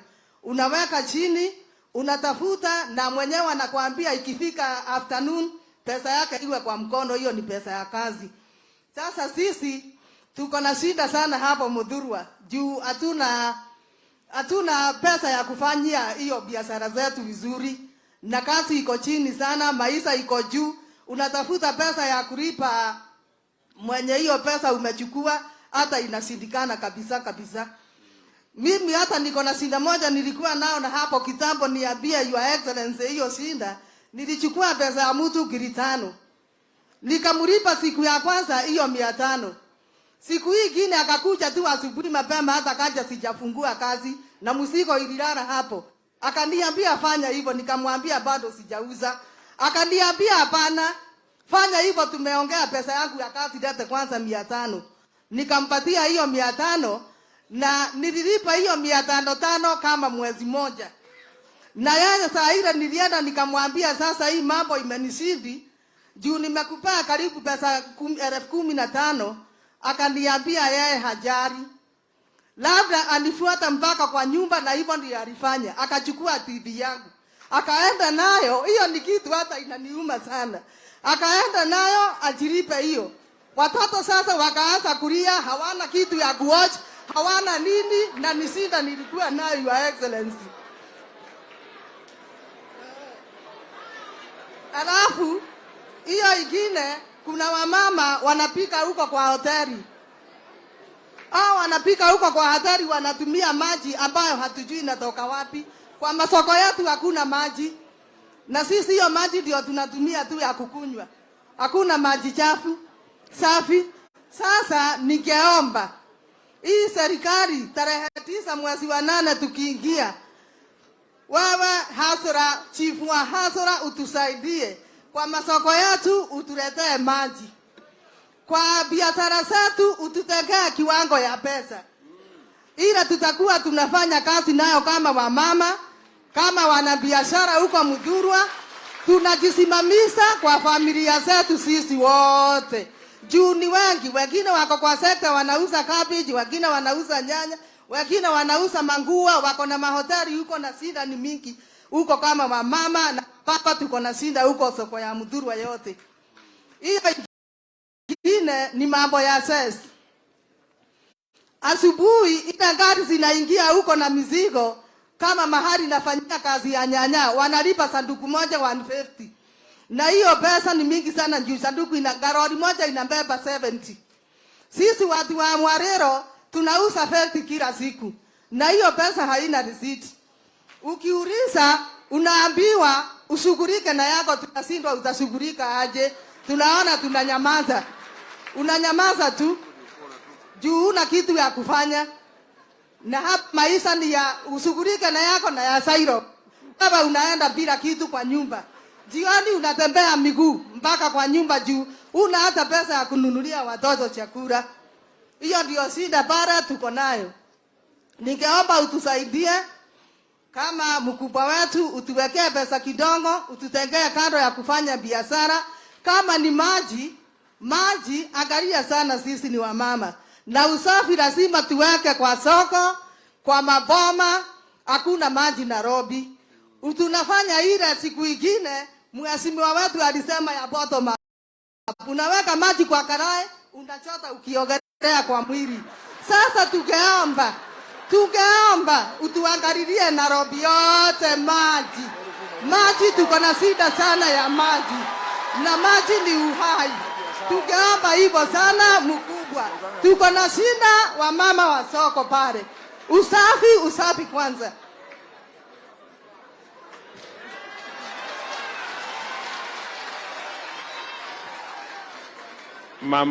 Mama Ruth. Asante sana kwa yale umesema. Asante. Umetuguza sana. Kwanza pale soko umesikia tumesema hii Nairobi. TV. Vienda.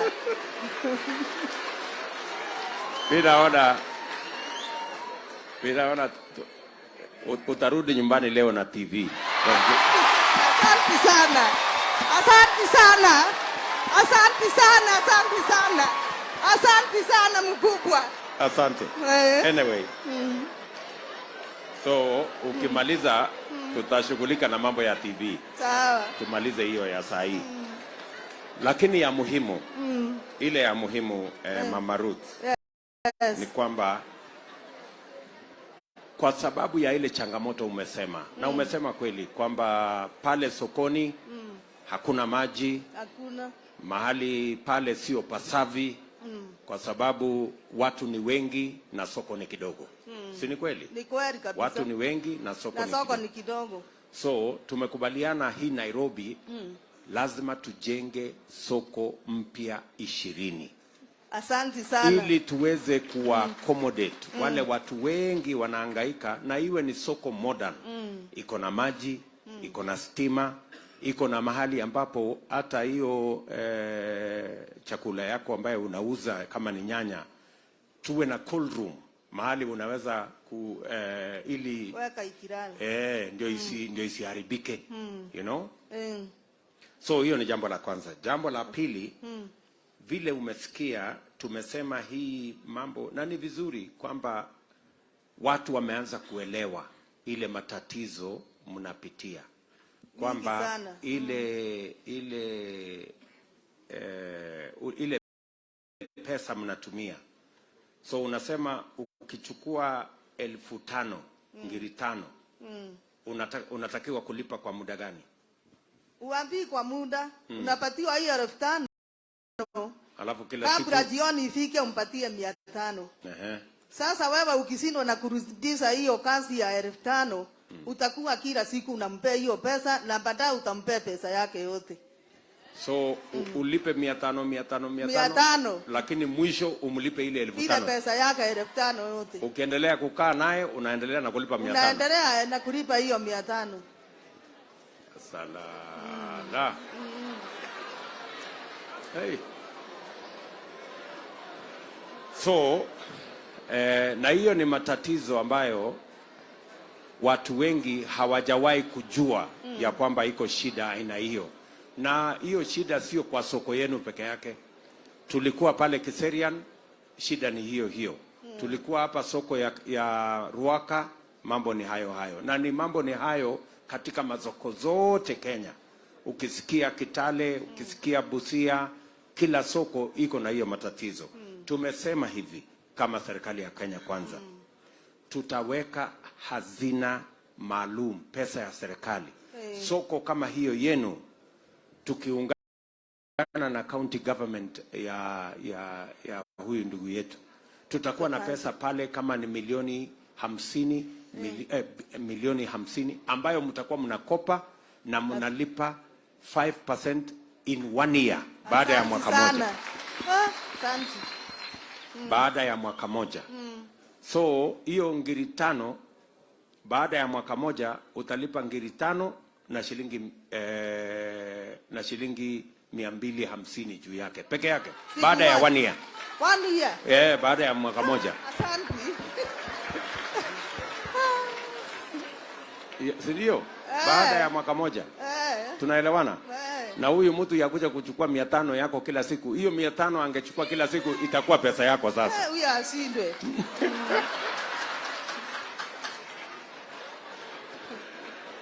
Na ndio unasikia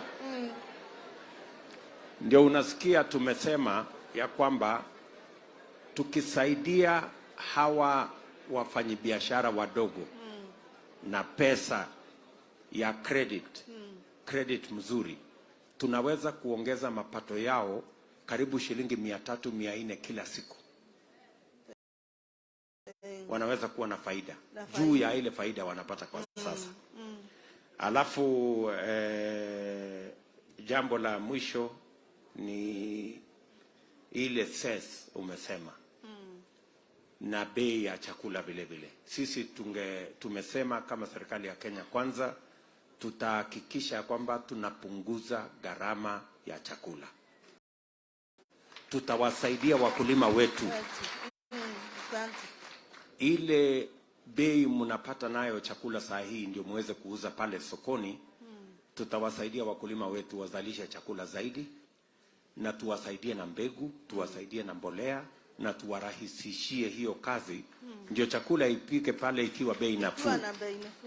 Ndio sasa mnaweza hata kuuza na nyinyi kwa bei nafuu, ndio kila mtu aweze kulisha familia yake hapa Nairobi na sehemu zingine za Kenya.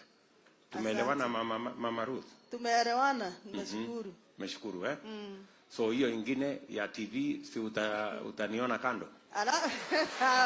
Alafu nimeshukuru, kuna wakati uliita mama mboga huko Mudhurwa, tukaletwa na Madam Cecilia. Ndio. Na hii ndogo ulitupe. Ulisema na mdomo yako. Yes.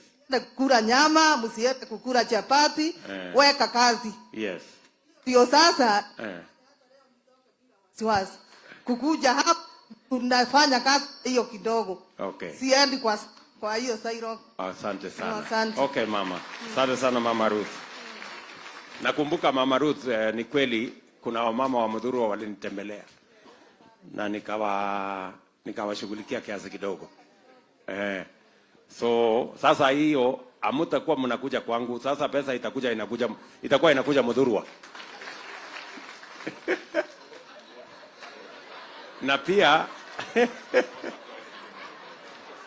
na pia najua tuko na shida ya maji Nairobi. Na ndio saa hizi tunajenga mfereji mkubwa kutoka hapa Kabete, na tunajenga mfereji mwingine kutoka Kiambu yenye itapeleka maji mpaka kukata hizo constituencies zote mpaka ifike Embakasi. Mimi nataka nikwambie tuko na miradi kama 3 ambayo italeta maji Nairobi. Tuko na ile inaitwa Northern Collector, tuko na Ruiru 2 na tuko na Karemenu, ambazo zote zitachangia kuongeza maji katika mji wetu wa Nairobi. Ndio ipatikane maji safi hata pale Mudhurwa. Ili muuziwe mnatumia maji ambayo haijulikani imetoka wapi. Sawa? Sawa, asante. Asante. Thank you.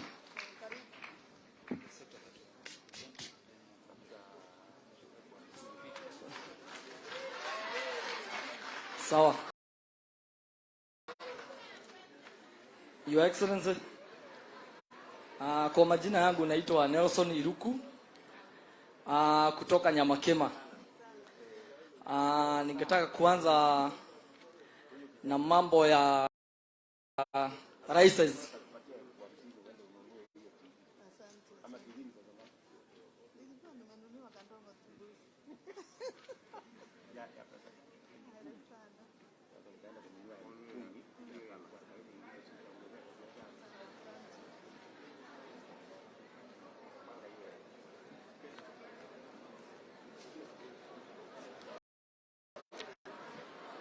Okay.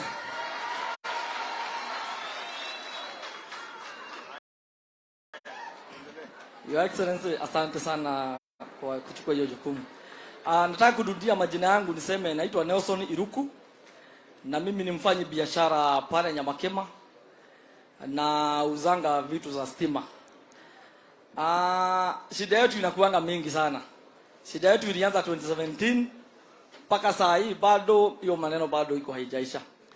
Kwanza ningetaka kushukuru Mheshimiwa Sachs na Bwana Koril. Unakumbuka wakati mali yetu ilishikwa kule nini?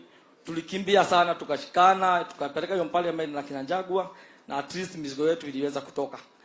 Sasa ningetaka kusema tuko na shida na mambo na license.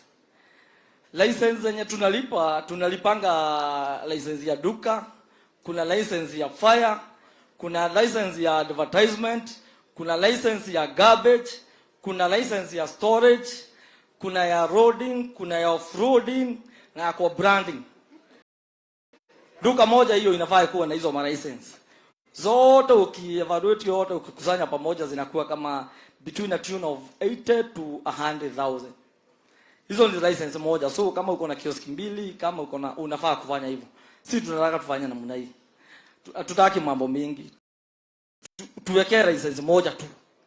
Tulipe just one license, one of tulipe online e-license. Mimi naepata pale kwa simu yangu naweka kama ni code, inaingia kwa M-Pesa, inatuma hiyo mara moja. Sababu tukiingia pale City Hall kupata hizo license, huko kwa corridor iko maneno mingi sana inaendelea huko. Unaambiwa sijui hakuna M-Pesa haifanyi, leta cash enda pale, tuwekewe license moja, sisi tunataka kulipa license. Na ikiwa moja, tena isiwe hiyo pesa mingi. Tuwekewe tu ile normal rate. Kuna license nyingine tunaomba our incoming governor. Sababu natojua utakuwa governor na unaweza kuwa chairman wa COG bado. Kuna vitu tunaletanga na saa nyingine inabidi hiyo vitu utoe Nairobi, upeleke Nakuru, ukipeleka Kiambu, hivi kila mahali. Ukitoka Nakuru ukienda Kiambu Kanjo wanakugojea. Lipa license. Tunataka tuwekee license moja ya Kenya mzima, inter-county. So that hii mambo ukifika Nakuru na hiyo license unaambiwa duka Nakuru for example, duka license ni 15,000. Na uko na gari yako Probox hapo, umeenda kufanya delivery ya katoni 2. Mtu akaanza anakuja anakuambia license ya Nakuru ni 15,000.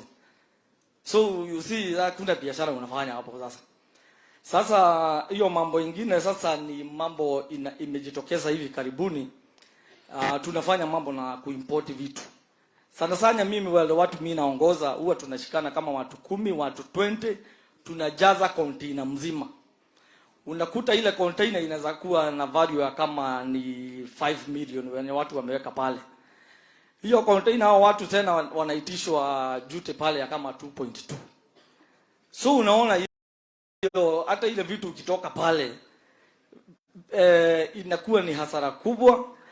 Then kuna kitu inakuja na AC counterfeit agency.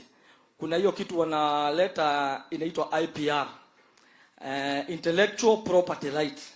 Hiyo ni requirement serikali inaleta kuanzia next month. Hakuna kuimport kitu kama hii mic yenye nimeshika hapo wanasema before you import that thing I have to register that thing, this product.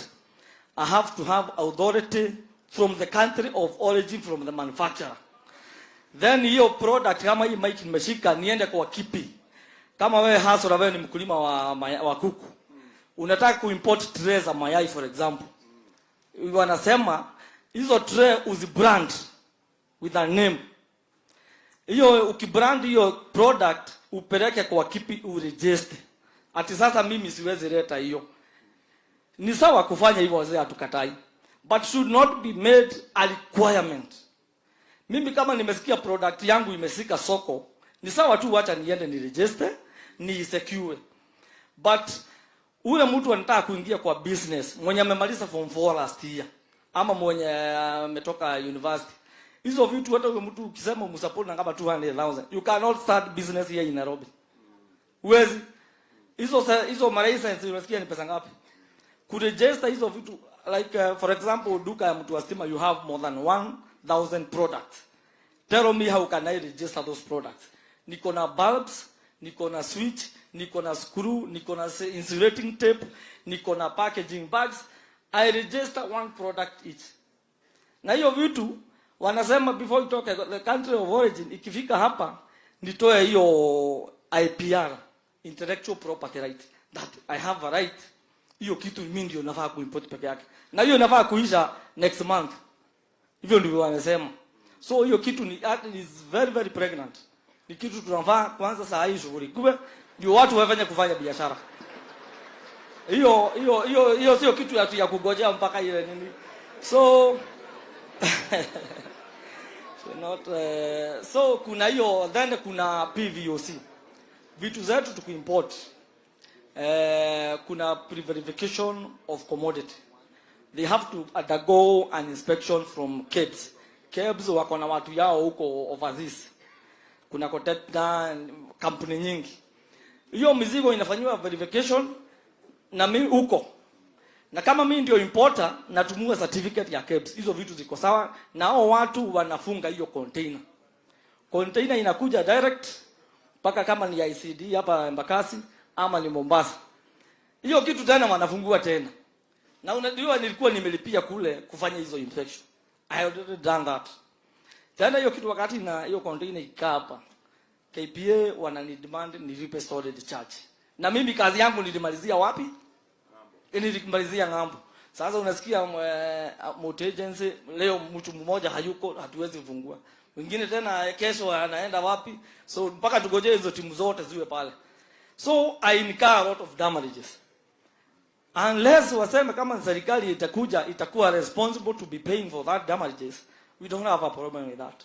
Lakini kama ni mimi nitafanya nishughulikiwe, so tungetaka serikali kwenye nekuja mizigo yetu ikifika huku nipatiwe jute yangu kulingana na ADF yangu, niende nilipe, the following day nichukue mzigo yangu niende. That's what we would want.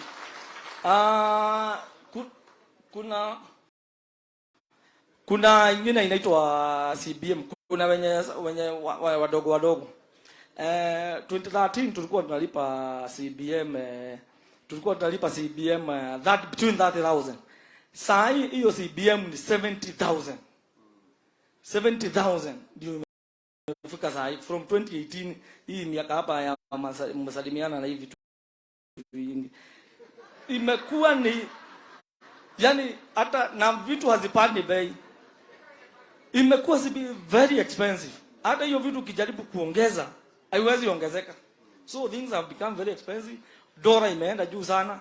At least those who bring mizigo kidogo. Serikali yenye inakuja ichukue jukumu. Because you create employment, useme CBM sees to facilitate like this but should not go beyond this money. We have to try to control about that. So tukielekea kuna kitu kingine nao inaitwa TOT. TOT inakuja turnover tax. Hakuna biashara kwa sasa. Biashara imeisha.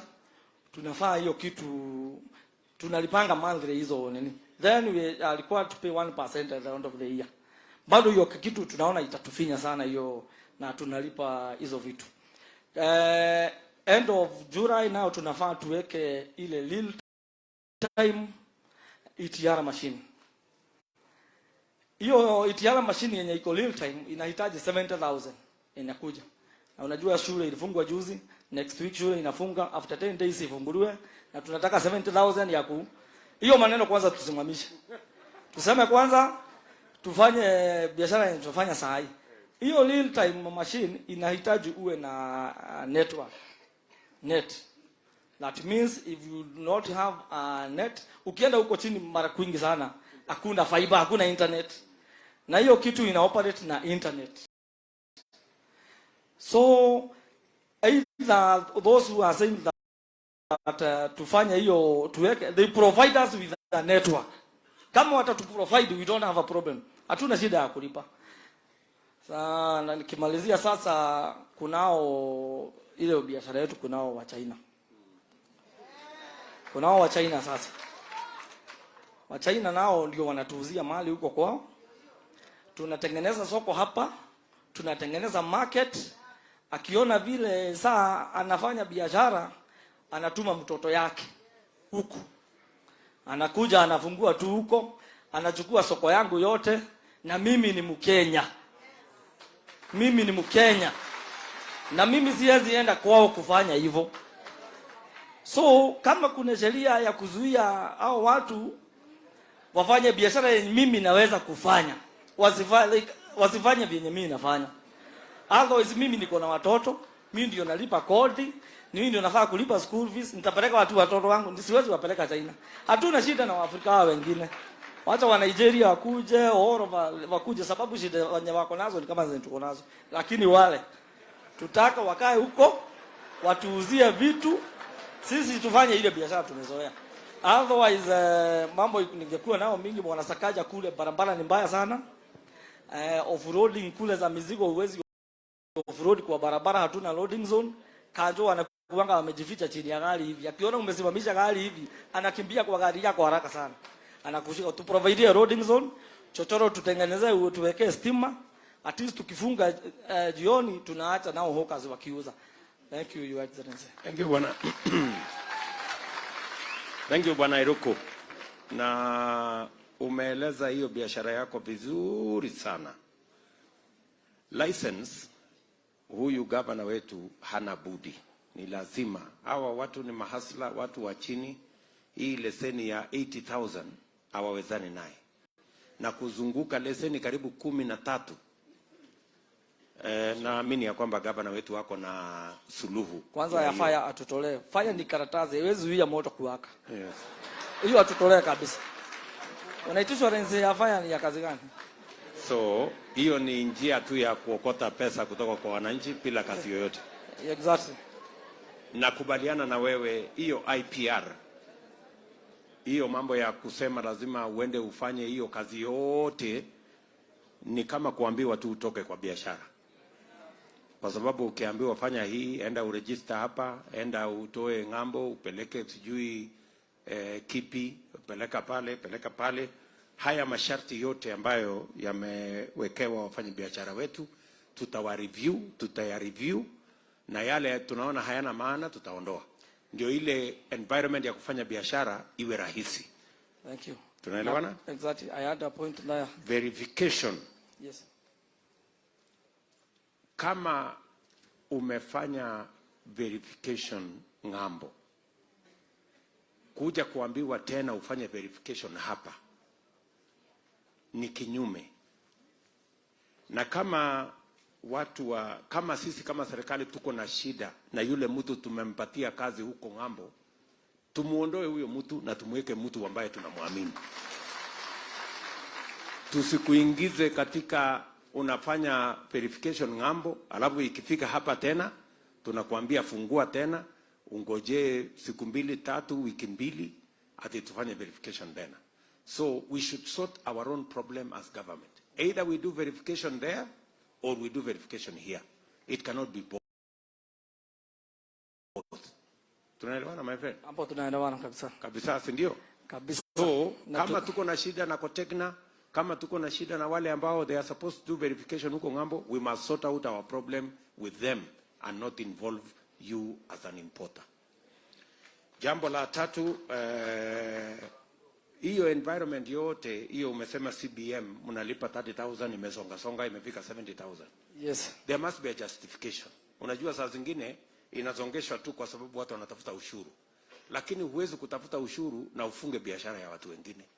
Kwa sababu tukiendelea na hiyo CBM ikifika 80,000, watu watakosa kuimport kwa sababu haitakuwa na faida yoyote.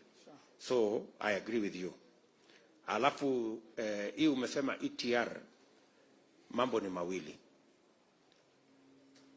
Kama inaitumia internet, ni lazima tukuwekee internet. Exactly. Kama hakuna internet, how are you supposed to operate it?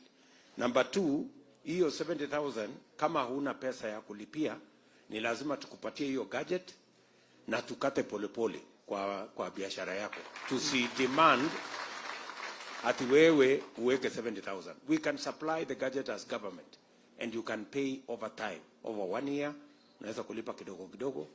Ili kwa sababu unatusaidia kukusanya ushuru.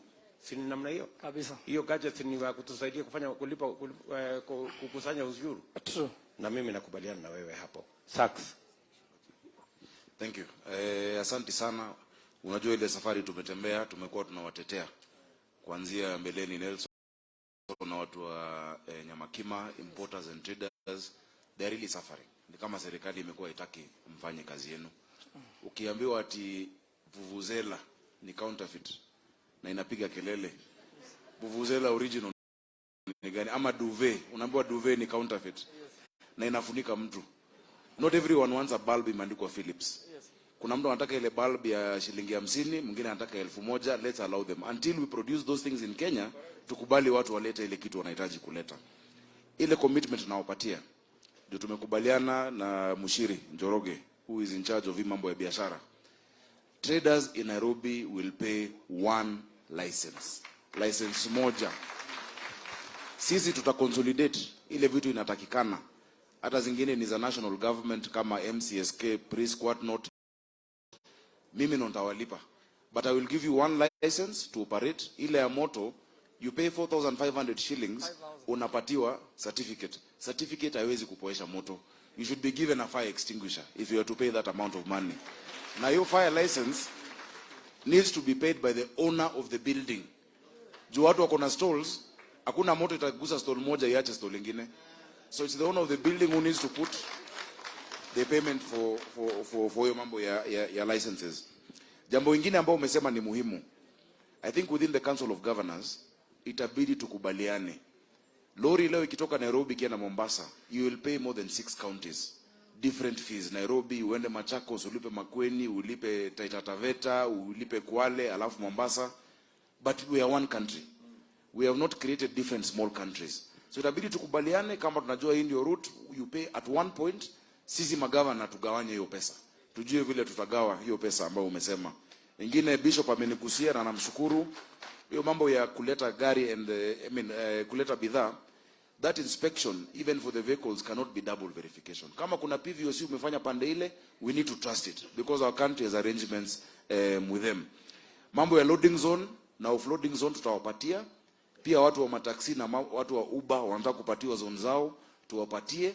But hizo back street ziko town, lazima tuzisafishe, tuzifunike, tupatie hawkers wetu wafanye biashara jioni.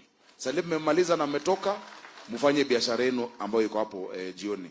Ya mwisho umegusia mambo ya, unajua it's a friendly country, siwezi taja ni nchi gani, but wale wanatoka huko wenye wako na macho ndogo wameingia, wametufuata hadi Kikomba, wanauza mitumba, wanachoma mahindi, wanauza simu ile wanatuzia, na mpaka wako na warehouses Mombasa Road. Within our laws, mtu hawezi patiwa work permit kufanya kazi ambayo Mkenya anaweza kuifanya. So your excellency, hiyo ni national government, tutaomba utusaidie because it is our traders who are actually hurting. So tutafanya pamoja. Ya mwisho kabisa, because you have mentioned from the county, na yule mama pia ambaye amezungumza kutoka market ya kwamba watu wakanjoa na waharas. Kwanza, and I thank our deputy president incoming Rigathi Gachagua, tulikuja na nyinyi na tukakubaliana, we must reorient city council officers to be pro business. Kazi ya kanjo si kuokota mafines na kunyanyasa wafanyabiashara, ni kuangalia ni njia gani tutawasaidia ili we collect much more money. So kanjo akija hapo ni kukuuliza hii duka yako tukusaidia aje, hapa nje pamesafishwa, and how it goes. Hiyo license moja umelipa, there's going to be only one person who comes to check, and it is electronic. Si leo mtu wa maji amekuja, alafu sijui mtu wa fire, mtu wa health, mtu wa sijui, it must be only one person on one road. Si ati watu wengine tofauti wanakuja kuangalia the same exact thing, because hiyo ni mwanya ya watu kukota pesa na kuwakata maziwa. There will be one license na human interaction with cash. Ile kulipa watu cash, hiyo tunamaliza. Everything is electronic. We are going to digitize. Pesa ya Nairobi unalipa kwa kupitia simu yako, ili kwa sababu mingi mnalipa haifiki City Hall.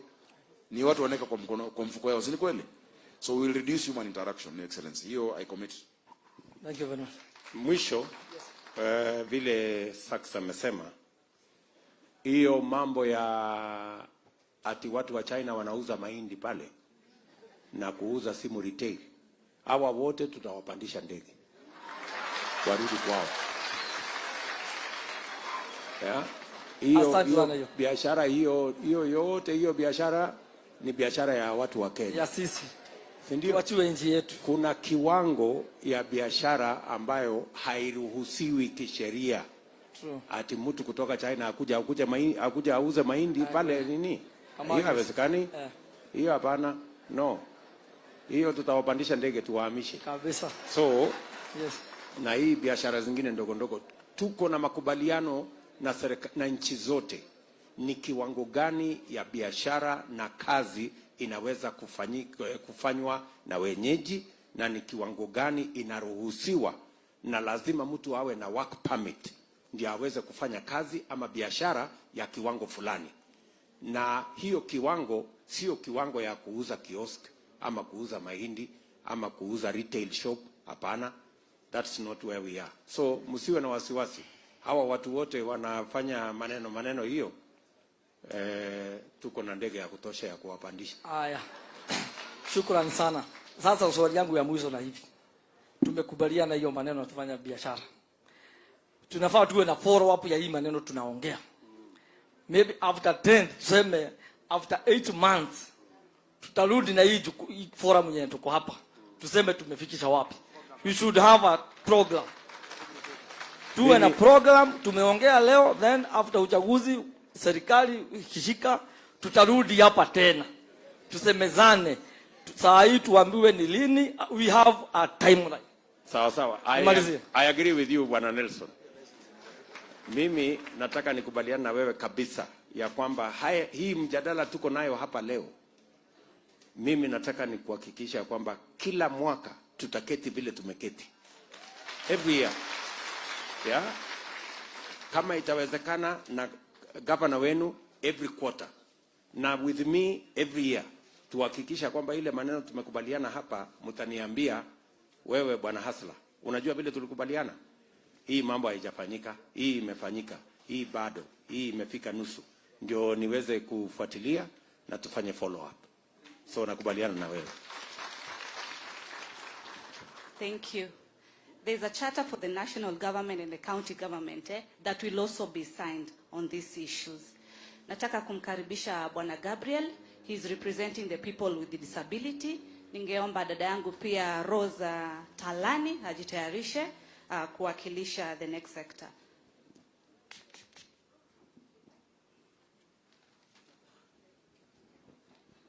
Asanteni sana chama cha UDA mheshimiwa. Mimi naitwa Gabriel Ilelingari. Na mnaponiona mimi nina mti hapa ambao naitwa White Cane wa Blind People. Na hii mti watu wengi katika society wanaponiona nikitembea wanasema mimi ni beggar as a blind person. Ni vigumu sana kupata haki yako kama kuna njia nyingi zinakuzuia katika kupata ile haki. Sisi kama watu wasiojiweza ama disability people kuna shida sana ambayo ningependa kuweka mbele ya mheshimiwa wetu. Tafadhali tuache kuitwa waombaji, tutenge pesa ambayo inaweza kutuwezesha kufanya kazi, hata sisi tuwe ni watu wenye resource kuliko tuwe watu kuitwa vulnerable group. Pesa ni kiwango kubwa sana kutaka kuanzisha kazi, business, employment yako. Kwa maana for example mimi sasa kama vile nilivyo nilikuwa nafanya kazi zamani telephone operator, kazi kaisha 2008 wakati wa crisis. Kutoka wakati wote mpaka leo tunapoongea na nyinyi mimi sina kazi na siwezi andikika, nimekuwa mzee. So kazi yangu ninafanya ni kuuza asali. Nilienda kwa course pale National Beekeeping, akani train hali ya asali. Sasa mimi nikachukua hiyo jukumu ya kuuza asali, lakini kupata pesa ya kuweka kazi nzuri ambayo inaweza kuleta manufaa vizuri na faida sijafanikiwa. Tafadhali nauliza serikali tukulikie maneno hayo. Wakati mwingine nao ni huu ama mambo mengine ni haya. Wakati wangu kama mimi kama blind, kutembea barabara zetu zimekuwa changamoto sana. Barabara vile vimejengwa hasina pavement mzuri. Wengine wameweka mawe katikati ya njia, wengine wameweka mashimo katikati ya pavement, wengine wamepark gari katikati ya pavement. Sio makara ilijengwa ya pali ama ni wanadamu kutumia. So sisi watu wasioona, especially sisi tunateseka sana, na serikali angalie maneno hayo. Wale wengine disability, wengine tuko na wheelchair na wengine wako mkongojwa ile inaitwa scratches. Shida kutembea inakuwa problem. Upande wa kutembea ni huo ni potazidi. Tafadhali, alafu upande mwingine nao huwa nyumba ya tatu crossing barabara kwa mtu wasioona, kwa mtu disabled. Serikali nauliza kama anaweza kuweka light ambayo inaongea. Ikifika mahali nasema kitu fulani ambapo tunajua hiyo gari hakuna sasa inapita. Mtu wa wheelchair akisukuma wheel yake namna hii anajua hakuna gari interfere na yeye sababu kuna ile mark anaonyesha. Hii ya light ya kuonekana macho sisi hasioni. Nikita mtu anafikiri naomba pesa, anaruka anaenda. Sasa hii tafadhali nauliza mimi kuna alafu kitu kingine ningetaka kusema ni kwamba mtu consider sana sisi tukipata hizo marketing ambayo mnaenda kutengeneza mpya. Mtupatie nafasi ya kuweka business. Kama mimi mwenyewe hii sina mahali ya kuweka business. Ninapotembea kama vile nakuwa nimesema, ninaenda nagongwa na kitu naanguka, ile mkobo ya asali naanguka kutoka kwa mfuko inapata chafu. Mtu hata nunua, anaangalia kwanza blindness, anaangalia kile kitu nimebeba anasema hapana hii siwezi nunua chafu. Siku hiyo ndalala njaa. Na kama ningepata mahali ya kwenda kuweka kama duka kasuri, mtu nina advertise, mtu atakuja na nunulia, ule mama yangu, mko wangu, mtoto yangu anamuhusia. Inakuwa pale mimi nabadilika kama wengine. Sasa mimi naomba tu, sina dhahabu kuzani. Ikiwezekana tafadhali shughulika mtusaidie sisi disability people. Asante sana Gabriel. Shukrani nyingi. Mimi naitwa William Ruto.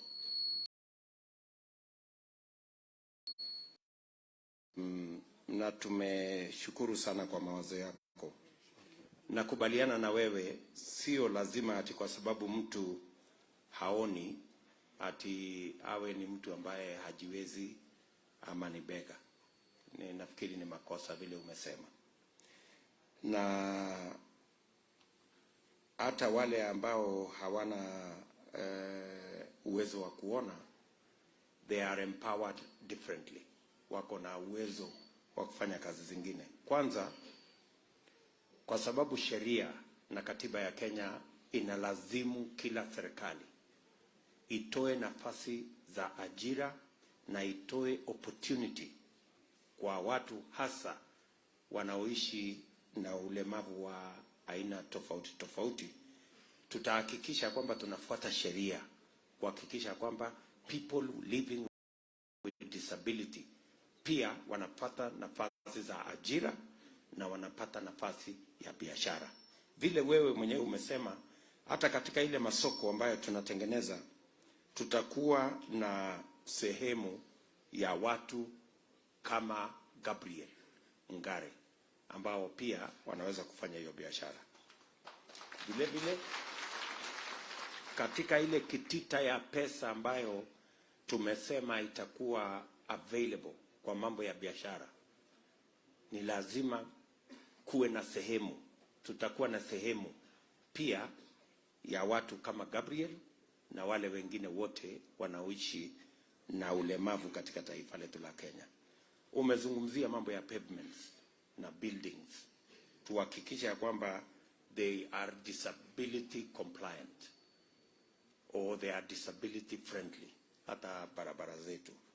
Na tumesikia yale mapendekezo umesema kwamba hata pale barabarani tutafute namna so that everybody can cross the road with convenience.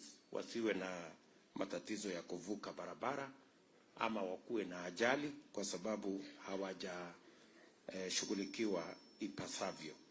So nakubaliana na wewe na tumekusikiza kwa makini, na asante sana kwa kuchukua muda wako. Tunajua ni muda wa muhimu sana kuja ili utoe mawazo yako ndio tuweze kuandika hii chata pamoja. Hata mimi nimeshukuru sana kwa hiyo. Asante sana. Okay, Gabriel. Thank you. Nashukuru. Thank you.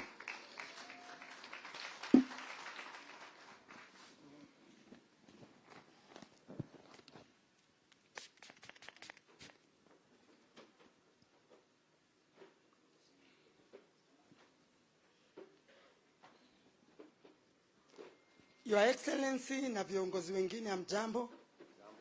Kwa majina naitwa Rosta Lanyi. Mimi ni fundi kutoka Jua Kali Kamkunji along Landis Road. Jua Kali Kamkunji ilianzishwa 1986 na ilianza na 375 artisans. Na mali tumefika saa hii tuko zaidi ya 10,000. Kwa hivyo challenge ya kwanza ni nafasi. Ile nafasi tulipewa na serikali ndio hiyo iko. So hawa watu wameongezeka ndio tukuje kufika hiki kiwango tumefika. Tumeskata. Wengine tuko ni kama kwa barabara. I think ukitoka town ukianzia pale KMC jua kali sasa imeanzia hapo. Ukiteremka Mkunji ground utakutana bado na watu wa jua kali. Ukiwa unaenda City Stadium hiyo yote ni watu wa jua kali wako kwa barabara. Kwa hivyo challenge ya kwanza ni nafasi. Tungeomba Your Excellency tunapoenda kuunda serikali, national government na county government, tunaomba mtushughulikie nafasi. Challenge ya pili ni capital. Mfanyikazi yoyote, mfundi yoyote yule ambaye yuko jua kali amejifundishia kazi hapo. Hakuna ile shule tunaenda ndio tufundishwe. Ni mtu anakuja pale, kama ni sanduku anafundishwa kuunda, kama ni wheelbarrow anajifundishia pale, trolley, kitu yote ile inaundwa jua kali ya metal works. So huyu fundi anapomaliza, akishajifundisha kazi, akitaka kuanza sasa kazi yake ushamfundisha, challenge ni capital.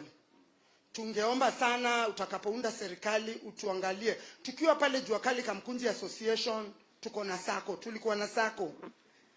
Lakini ilipofika wakati wa corona sako ilianguka kwa sababu kila mtu alikuwa chini. So mambo ilienda vibaya na sako ikaanguka. Kwa hivyo tungeomba sana mtu angalie vile tutakuwa tunapata capital juu hapo ndio shule na hapo ndio kazi.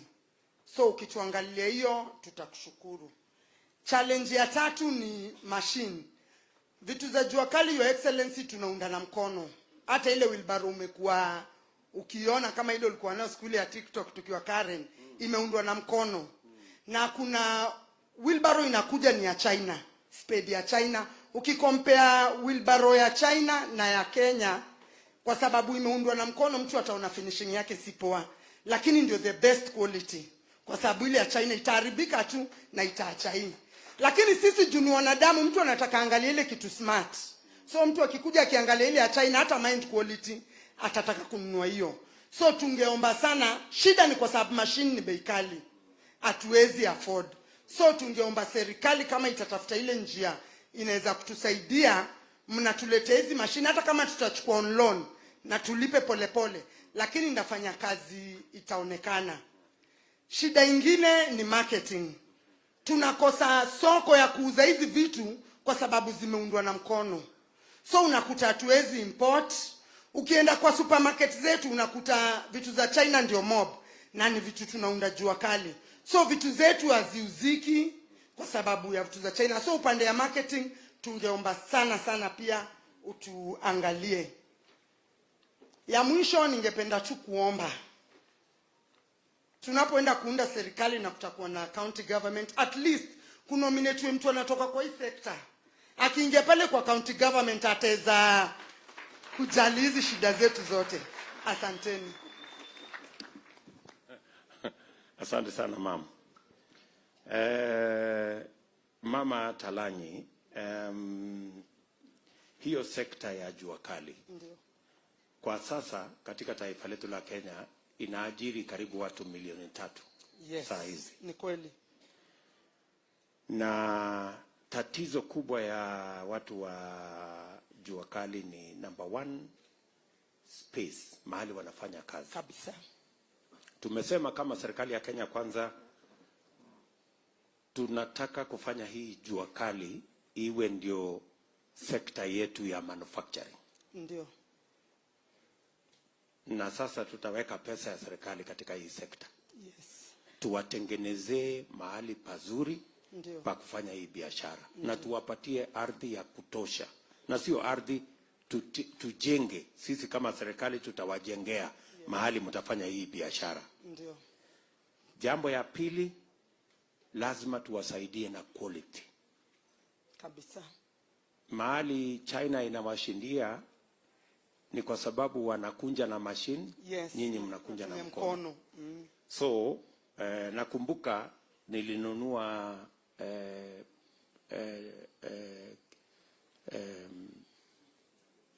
bench natumia pale Karen.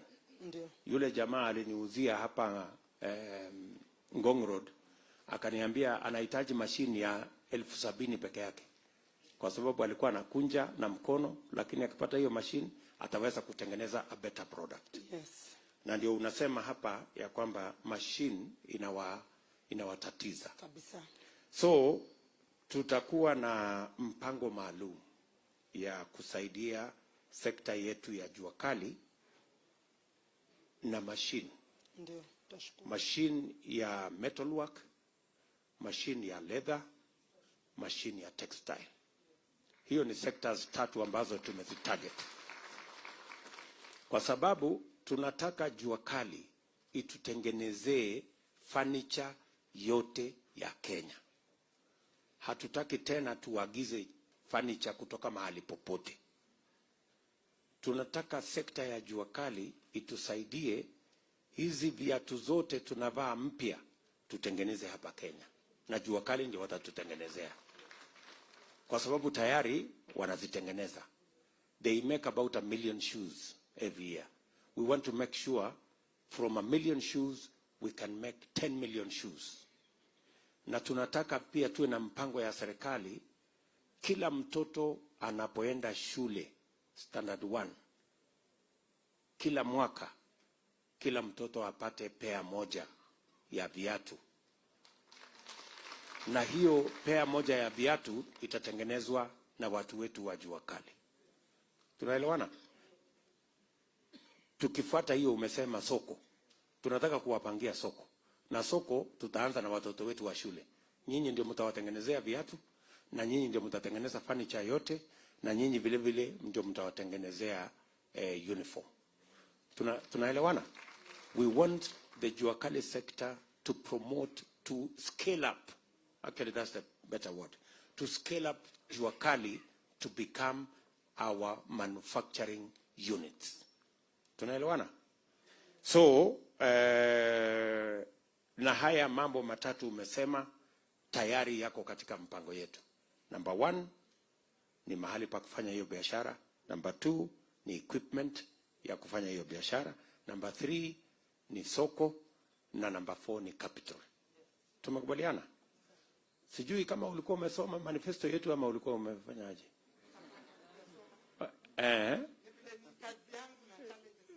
Ndio unaelewa. Asante sana Mama Rose, na mimi nataka nikuhakikishia kwamba haya yote umesema tutawapangia.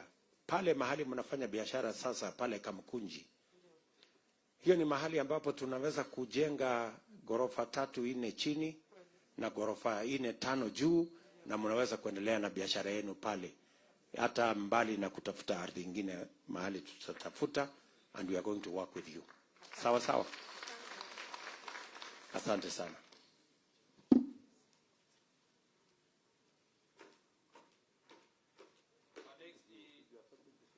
Taita bodaboda Felix Nyambuti, alafu atafuatwa na mechanics John Ndirangu. Thank you. Our Excellence and incoming the 5th of the Republic of Kenya, Dr. William Samoei Ruto. Nimepongeza sana. Sasa ndio nimeelewa hii story ya bottom up ndio kusema nini. In fact sikuwa nimeelewa, lakini kwa saa hii nimeielewa. Okay, by the names, mimi naitwa Felix Mwabeli Nyabuti. Mimi ni mkaaji wa hapa Nairobi. Kazi yangu ni boda boda. Na hii kazi nimeifanya for now almost 7 good years. Ndio nalisha nayo familia yangu. Ndio kila kitu. Sasa zile challenges tuko nazo sisi kama watu wa boda boda ni mingi. Kwanza kuna wamama ndani ya nyumba. Kuna wamama ndani ya nyumba. Wacha nichukue fursa ya kuambia pole and then pole. Kwa ile kitendo ilifanyika huko Forest Road. In fact, yule mtu hakuwa among of boda boda. Yule ni mtu ako hapo lakini hakuwa anachelewa Kenya nafanya. Sisi kama watu wa boda boda, challenges tuko nazo our excellence. Kitu ya kwanza, sijui mbona serikali inakuanga haraka kututengea award, lakini kujenga institution ya kupea watu masomo ni vigumu. Kwa national government tunaomba, hapo inakuja kwako director wa 5th, tunaomba every county utengeneze institution ya kupea vijana masomo kwa karo ile yenye at least iko reasonable, somebody can be able to raise. That is I can ask you to do. And then hii mambo ya insurance, unajua mtu wa bodaboda saa zingine kwa barabara ukimpata, saa zingine ni kama anajishuku tu. Ndio maana unaonanga saa zingine ukienda on the way unampata tu ako wrong side, opposite direction, ukienda naye anakuja mahali hafai kukua. Sababu anajua hata ingawa nimecomply everything, nikiangaliwa hivi makosa haiwezi kosa. Ndio maana unaonanga sama hata bodabodas riders are rogi. First, unapata umecomply kwa insurance, you have got driving license, uko sawa. Lakini sababu una uwezo, sijui walituweka class fulani, ni kama sisi ni wanyonge, hauna ile uwezo, mtu anaweza kugonga na gari sababu wewe una uwezo, ufinyiriwe chini. So tunaomba kama serikali kuu iangalie, kama hata ni lawyers watutafutie lawyers, so that hata mtu wa bodaboda msitu akipata accident anaweza kuwa representable even in the court. Sababu sisi ni kama mwanajeshi ametumwa huko operation Somalia, unaweza patana risasi yoyote, mguu ikatwe ama hata mkono ikatwe ama ukufe. So ile kitu tunaomba kama serikali kuu the 15 coming, ukiingia uangalie insurance, hiki tunaita accident cover, hiyo insurance uweke ile bei yenye tuko flexible, tunaweza achieve kulipa. And then sasa next inaongea inaenda kwa SACS, the next governor of Nairobi. Sasa SACS, mimi nimefanya kazi hapo CBD for long kwa ngapo Kamkunji. About City Hall, mambo huko ni moto. Huko ni moto. Tumekimbishwa, tunakimbishwa na bado tunazidi kukimbishwa na hatujui ni hadi lini. But we kama SACS, we ni youth kama mimi, ninakuomba, mimi what I just need is a conducive place to work, as long as I comply. But you have complied, but upewi ile chance ya kufanya nini? Upewi chance ya kufanya kazi. So ile kitu tungeomba huko City Hall, unafaa uangalie sana. Hii design mtu anashikiwa bike yake, motorbike, inaenda inawekwa kwa yard, na every day unasikia hiyo pikipiki, mtu analipishwa ngapi? 2,200 for storage fee. Ni kama mgonjwa umeacha kwa hospitali kwa kitanda huko. Na ukifika huko, sie tunapewa hiyo pikipiki ya excellence. Hiyo pikipiki unafukuzwa. Uko na pesa kwa mfuko, uko na everything, the documents they want, kama ni logbook, zile vitu zote wanakuitisha. But ukifika hapo City Hall, hauwezi pewa chance ya kuona hiyo ofisi yenye inatoa hiyo release order. Hiyo ndio changamoto tunakuanga nayo kwa county. Na sasa mkiniangalia vizuri hivi, hii jacket nimefaa si kala yake hii. Hii kala hii ni kuchoma na jua. So sisi tunajua tulikozea wapi. Tunakaa tu tumejitega mahali jua imewaka tu hivyo. So kama serikali kuu tungeomba mtuangalie at least organize hii boda sector, sababu imeandika vijana wengi Kenya saa hii. Ile kitu mimi ningeomba mlituorganize, kama ni tent mtuchenge, then kama ni ushuru sisi we are ready. We are ready to comply. Bora mtupe a conducive place ya kufanya kazi. That is what I ask our 5th and the incoming governor, mtusaidie. Yes. Thank you very much, Bwana Helix. Yes. Ni kweli sekta ya bodaboda imeajiri wa Kenya wengi, hasa vijana. Yeah.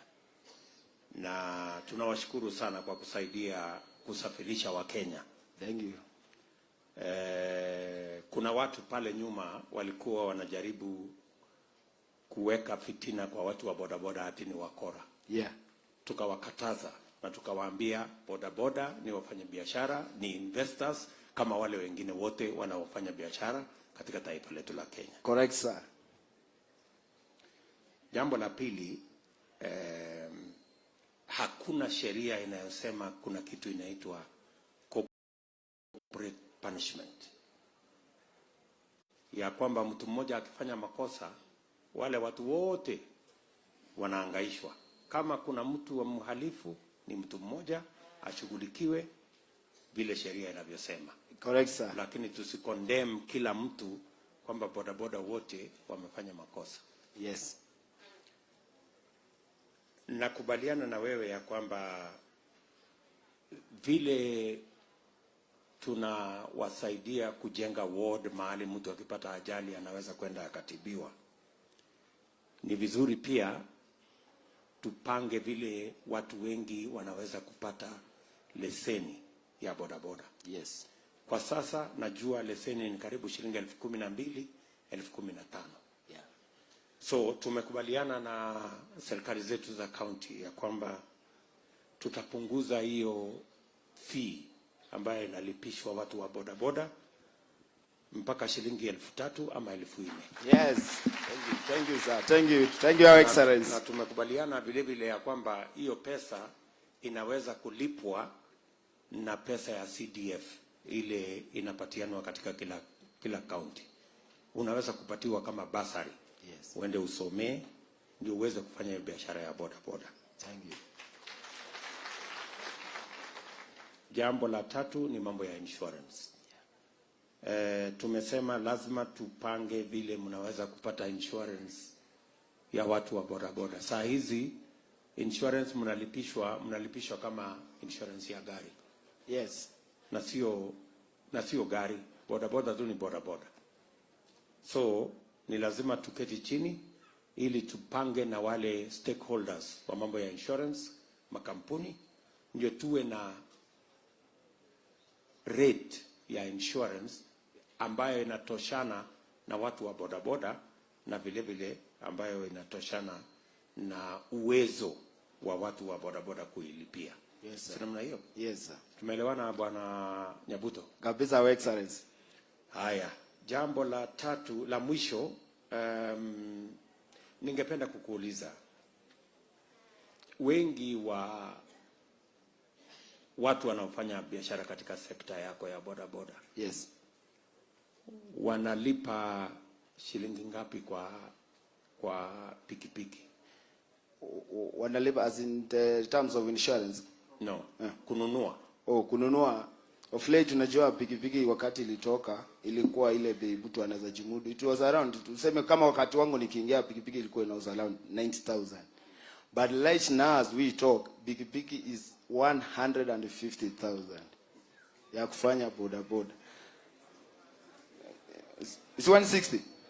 Hiyo imeongea. Mimi juzi nimekuwa kwa duka ilikuwa 150 na sasa sijui kama imefika 160. Hivyo ndio Your Excellency iko pikipiki. Alafu vijana siku hizi wanapewa maloni sana. Na watu wa maloni pia ni matapeli. Pia wanatutapeli pia sababu kijana unapata unapewa pikipiki kama hiyo ni ya 150,000 and you are being told to pay for 1 year 365 days. You will be depositing 700 daily for 365 days. So unaweza calculate by the end of the year unaweza kuwa umelipa huyu mtu pesa ngapi. Na hiyo inakuwa changamoto kwetu, Our Excellency. So ile gharama ya pikipiki ambayo hata kama ungeenda kununua ni 160. Yes, cash. Lakini ukilipa 700 kila siku, mwisho utakuwa umelipa karibu shilingi 1,300. Yes. Kwa ile pikipiki. Yes. Na ni kwa sababu wale wana charge rate yenye iko juu. Late wameweka high, iko still high, iko juu sana. So tumependekeza kama Kenya Kwanza katika hii mpango yetu ya Hustlers Fund. Yeah. Tutawapatia pesa ambayo ukilipa 150, yes, mwisho wa mwaka ukipatiwa 150, yeah, mwisho wa mwaka utalipa 155, sio 300,000. Wow. Thank you. Thank you, Your Excellency. Yes. Ndio kila mtu aweze kununua ile pikipiki na waweze kuendesha biashara yao. Yes, thank you. Lakini zaidi nataka ujue, tunajua watu wengi wanaofanya biashara ya bodaboda ni kwa sababu ya kukosa ajira nyingine yoyote. Correct. Si ni kweli? Yeah. Mko na vijana pale wamemaliza form 4, mko na hata watu wako na degree, mko na watu wa aina zote wanafanya biashara ya bodaboda. Si ni kweli? True. Pia serikali ya Kenya Kwanza tumesema tutakuwa na investment maalum ya kuzalisha nafasi za ajira za vijana. Wow. Tumekubaliana na huyu gavana wetu hapa Nairobi ya kwamba hii Nairobi minimum lazima tujenge nyumba 1,100 mpya hapa Nairobi. Na hiyo nyumba 1,100 mpya tunahitaji vijana karibu 500,000 wa Nairobi. Yes. Wa kujenga hizo manyumba, artisans, plumbers, electricians, watu wa aina zote, yes, all trades. Yeah. Watusaidie katika hiyo mpango. Thank you, sir. Ili tuwape nafasi vijana wengi ambao wanahangaika katika mji wetu wa Nairobi wakifanya biashara ndogo ndogo, pia wakuwe na option ya kufanya kazi. Yes. Tunaelewana Bwana Nyabuto? Yes, sir. So tunataka tuandikiane, tukubaliane ya kwamba serikali yetu ya Kenya itakuwa na mpango maalum ya vijana kama wewe, Helix. Yes, sir. Either ufanye kazi hiyo ya bodaboda unafanya, ama tukupatie ajira katika mpango wetu wa serikali ambayo tuko nayo. Yes. Tunaelewana? Yes, sir. Bas, asante sana Bwana Helix. Just hold on. Ngoja. Asante sana ndugu yangu Helix. Kwanza wacha tuseme tunawaheshimu. Watu wengi wamedharau kazi ya bodaboda, na hiyo inamaanisha pia wamedharau wale wananchi wanabebwa kwa bodaboda. Kwa sababu ukisema mwananchi ambaye ako kwa bodaboda asingie town, kwa mfano ashukishwe kama ni Victory ama Globe na anaenda all the way to railways, ni huo mtu umemdharau. Umesema ule anafaa kuingia town ni tajiri mwenye akona gari, kwa sababu pia gari imebeba mtu mmoja. So vile tutafanya, tutakubaliana na nyinyi pick up and drop off points hapo ndani ya town, yeah, ambapo msinyanyaswe. Pia nataka tutakaa chini tuwapange vizuri, tupangane vizuri, ili kwa bodaboda yako kwa jacket tunajua hii ni bodaboda ya Kayole ama ni ya area hii, because you must be better organized to be recognized, ndio tuwasaidie. Unajua bodaboda kila mtu ni chema, yeah, so ni muhimu tujue nani ndio viongozi wa bodaboda. Yeah. Ingine nitakueleza ni kwamba ndio kuna wards kwa hospitali ya bodaboda, pia kuna widows associations. Watu wa bodaboda wanaumia sana. Sisi tutawasaidia, lakini nyinyi pia mfuate sheria. Yes, haizi kwa bodaboda inaenda anti-clockwise kwa roundabout, jamani. Si kila mtu lazima kuwe na wajibu wake. So hata nyinyi pia tufanye kwa mpangilio. We want a city of order and opportunity. We will give you the opportunities. Lakini nyinyi pia muwe na order, si kuruka mataa ama kuenda zigzag, because maisha yenu iko hatarini. There are some widows we are supporting, Your Excellency. They are really suffering because of these accidents that we're getting with the bodabodas. Ya mwisho, tuko na siku 48 kwa election. Yes. 48 days and 16 hours and 23 minutes to the election. Najua kuna wengi wamefanya ajali ndogo ndogo, wameshikiwa bodaboda. Zote nitazirelease, tuanze afresh. Zote ziachiliwe ili tuanze sasa. Since tumekubaliana sheria, tukubaliane the rules, you do your part as we do our part, ili tuwainue, kwa sababu tunawaheshimu na tunawapenda. Correct. Thank you.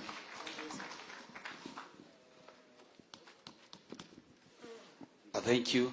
Mwenye anafuata sasa ni Mechanics John Dirangu.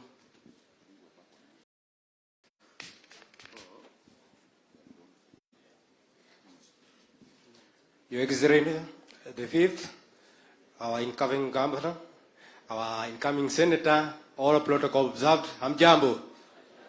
Kwa majina naitwa John Dirango Karangoi, na mimi ni mechanic, na mimi nasimamia Gromec Self-Help Group, ambaye ni Grogon Mechanic Self-Help Group, ambapo tuko watu zaidi ya 10,000. Tuko na kikundi kingine ngaye naitwa Jokari Self-Help Group, ambao tuko Kirinyaga Road, na Kirinyaga Road iko kilomita kama 2 kutoka Global Roundabout mpaka Riverside. Kwanza ningesema tuko wengi. Mimi niko na miaka 20 kwa hiyo sekta ya mechanic. Nikiwa kijana na nimefika mahali hata nimeanza kufundisha vijana kazi ya mechanic.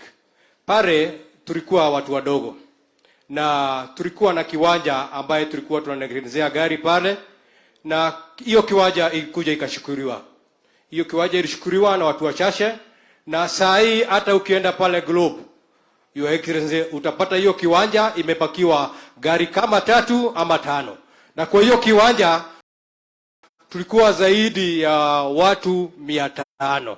Sasa ukilinganisha na watu 5 ambao wanafaidika na hiyo kiwanja na watu zaidi ya 500 ambao walikuwa wanazaidika, tungeomba kwa unyenyekevu uingilie kati. Hiyo kiwanja tunaweza ununuliwa na serikali yako na si kwa bure. Sisi tutajipanga, tutakuwa tunalipa hiyo kiwanja na hiyo pesa itakuwa inaingia kwa serikali. Ukiangalia hii Nairobi, Bwana Sakaja, tuko na mechanic wengi sana.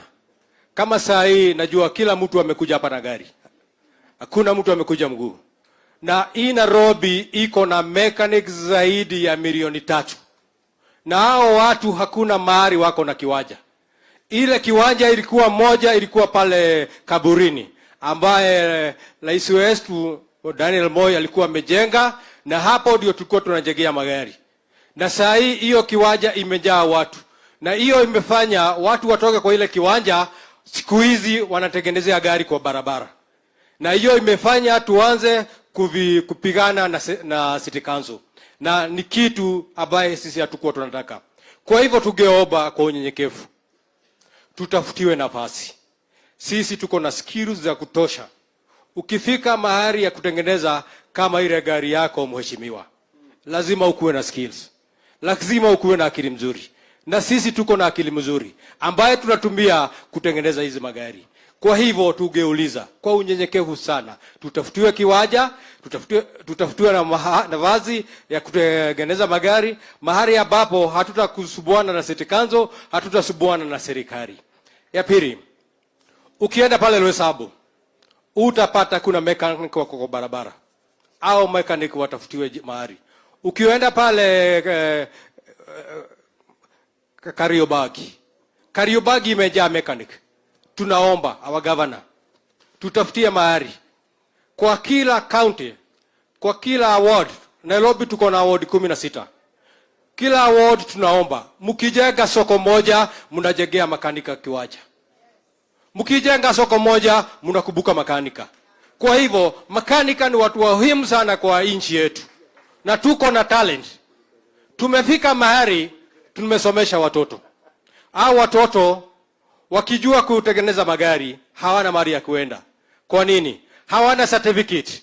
Tunaomba hii serikali ifungue vocational center, mahali ambapo mtoto wakijua kutengeneza gari ama akishapata practical anaweza enda pale apate theory, na ndio hapo atapata certificate. Akipata certificate ataweza kutoka hapa nchi Kenya na aende Marekani ama mahali kwingine akiwa na barua.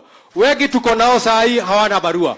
Kwa hivyo mtu kama hata kama amehitimu hawezi toka Kenya aende mahali nyingine, ama hawezi toka Kenya aende kwingine kutafuta kazi. Kwa hivyo tunauliza kwa unyenyekevu, tutafutiwe mahali na ikuwe kwa bei rahisi. Hata kama ikikuwa free tutafurahia. Kila mtu apewe certificate aendelee na maisha yake. Pale tunafanya kazi Girogon, tuko na suluhisho. Hiyo kiwanja tunaweza nunuliwa. Kado na hiyo kiwanja, kuna mto imetoka pale Globe Roundabout, imeteremka mpaka Riverside. Hiyo mto, Your Excellency, unaweza funika. Tutengenezewe vizuri huko juu, tuwe tunatengeneza magari. Sisi ni watu tuko discipline. Ikifika mambo ya oil, hatutamwaga kwa mto. Ikifika mambo ya karatasi, sisi tunajua karatasi inagojewa na watu wa dump site. Kwa hivyo tutawekea vizuri, watakuja kuchukua, waende wakatengeneze. Kwa hivyo tunaomba, kado na mto kumetengwa mita kama 9. Hizo mita 9 tukiwekewa vizuri na tuwekewe shade, pia hiyo ni kiwanja kingine. Kwa hivyo tutatoka kwa barabara, tutatoka kwa roundabout, tuende pale kado ya mto, tutengeneze magari na tutasaidia wananchi. Pamoja na hiyo, pale ni chini ya Nairobi. Kila mtu anajua Kanailo. Kanailo mwizi akitoka juu anateremka huko chini. Sisi ndio tumekuwa serikali ya huko chini. Saa hii hakuna mwizi anaiba huko juu, anateremka huko chini, juu akipatana na makanika, kitu ya kwanza atapata na ni nyundo. Kwa hivyo mambo ya security huko, bwana mheshimiwa, tuko tayari kuweka security tukishikana na serikali yako, na tunakuombea sana pamoja na governor na wa senator. Na kitu moja sitasahau, iko siku tulikuwa na shida sana huko, na mama Margaret Wajiro alitusaidia sana. Tunakuomba mama Margaret, kuja na mheshimiwa huko na ukuja na gavana huko, umshike mkono hivi, tutampigia kula sisi wote. Kula ni zako sisi wote. Asanteni sana. Asante sana John. Na asante sana kwa maelezo yako. Hiyo mahali umesema gavana yuko hapa, mimi niko hapa, senator yuko hapa. Hiyo ni jambo, na women rep yuko hapa, mama Millicent, na mbunge pia ya wapale Saimo yuko area, na Kwenya yuko area, MCA wetu wa pale. Tutakutana ili tukubaliane ni vipi mtaendelea kufanya biashara yenu mahali ambapo panakubalika, mahali ambapo hakuna mtu atawasumbua, hamtakuwa na matatizo na kanjo, hamtakuwa na matatizo na mtu yeyote. Na kama itatubidi tununue hiyo ardhi na tutumie kwa mambo ya kazi yenu, basi tutafanya hivyo. Asante sana. That is what we have to do. Tutashukuru sana. Jambo la pili, ni kweli ya kwamba tuko na mechanics wengi na wako na soko. That's why they are in town. Kama hawangekuwa na kazi, hawangekuwa mjini. Ndio. Wako na kazi ya kufanya. Na ni jukumu letu, mbali na zile sehemu ambazo zilikuwa zimetengwa pale mbeleni. Nairobi imekuwa kubwa, magari imeongezeka, mechanics wameongezeka, ni lazima tuangalie mbinu mpya. Hata kama ni pale mahali pametengwa saa hizi, tujenge upya ndio tuongeze nafasi ya watu kufanya biashara pale. Tutafutie parking chini, alafu tuwajengee mahali mnaweza kufanya biashara yenu, muweke maduka ya spare parts kule. Hiyo ni jambo ambalo sisi na county government tutaishughulikia. Jambo la tatu, umesema recognition of prior learning. Yaani mtu ameshajifunza tayari, amepata skill, anajua kufanya hiyo kazi, ile kitu imebaki tu ni makaratasi. Tayari tumebadilisha sheria katika TVET zetu zote. Inawezekana sasa ile course ungefanya mwaka moja, kama hiyo skill uko nayo tayari, unaweza kwenda mwezi moja, ikizidi miezi miwili, alafu unapatiwa certificate, unaendelea na kazi yako kama mechanic. So mimi nataka naamini ya kwamba shida ni kwamba watu wengi ambao wako katika sekta yako hawajajua ya kwamba they can go to any TVET now and within a very short time wanaweza kupatiwa cheti kuonyesha kwamba huyu jamaa ako na uwezo ama ako na skill fulani ya mechanic na mambo haya mengine. Na hiyo pia tutahakikisha kwamba either county government inalipa ama bursary ya CDF ya national government inaweza pia kuwalipia vile zile zingine zote zinalipiwa. Umesema kuhusu city mzima, hujasema Krogon peke yake. Na shukuru sana umekumbuka wenzako wa Kariobangi, umekumbuka wenzako wa kule Roysambu, kwa sababu nimekutana na hawa vijana kwa Makadara pia na Makadara na sehemu zote za Nairobi. So tutashirikiana na utaratibu huo. Viongozi hao wengine wako na maneno ya kusema. Moses Kuria, you had something to say? Asante sana Mzito.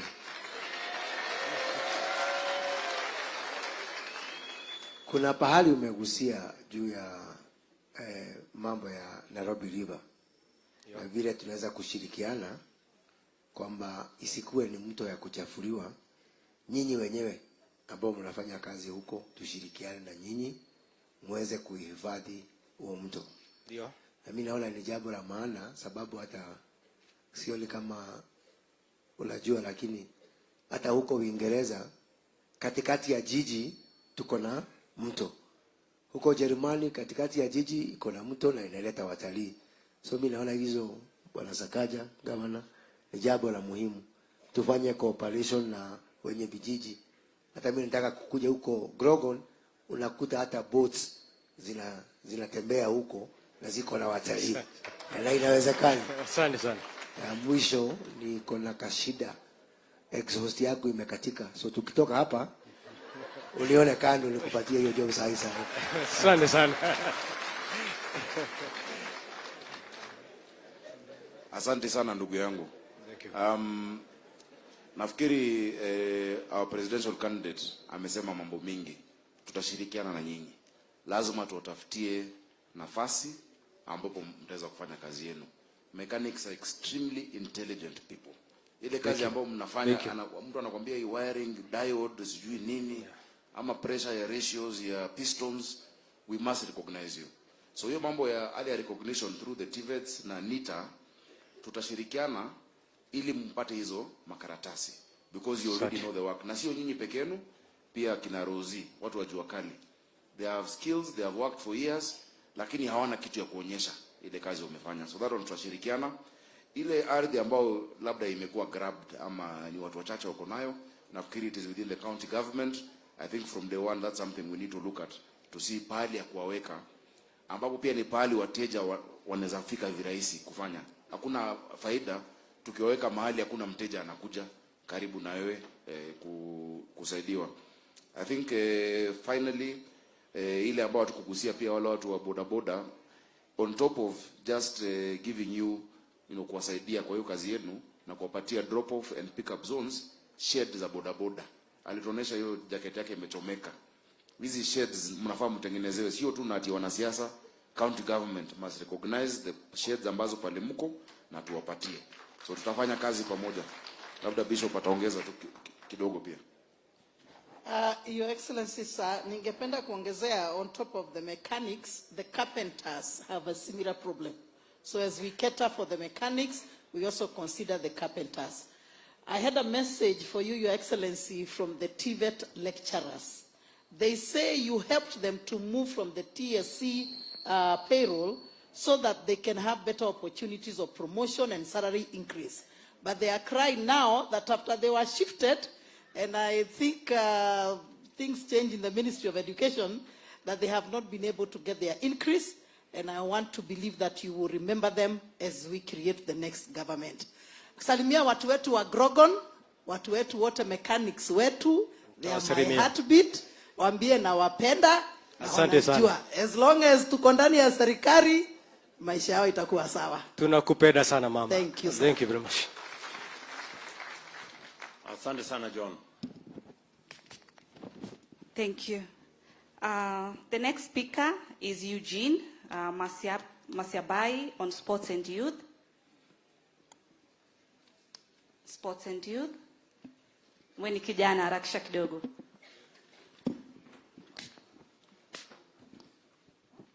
Good afternoon, Your Excellency, and all leaders in the room. Mimi na represent a sector that haina retire, lakini haina pesa kwa sahi, but iko na pesa sana ile inaweza patia Kenya kuliko vile tunaiangalia sahi. Niko na vitu tatu za kuongelea.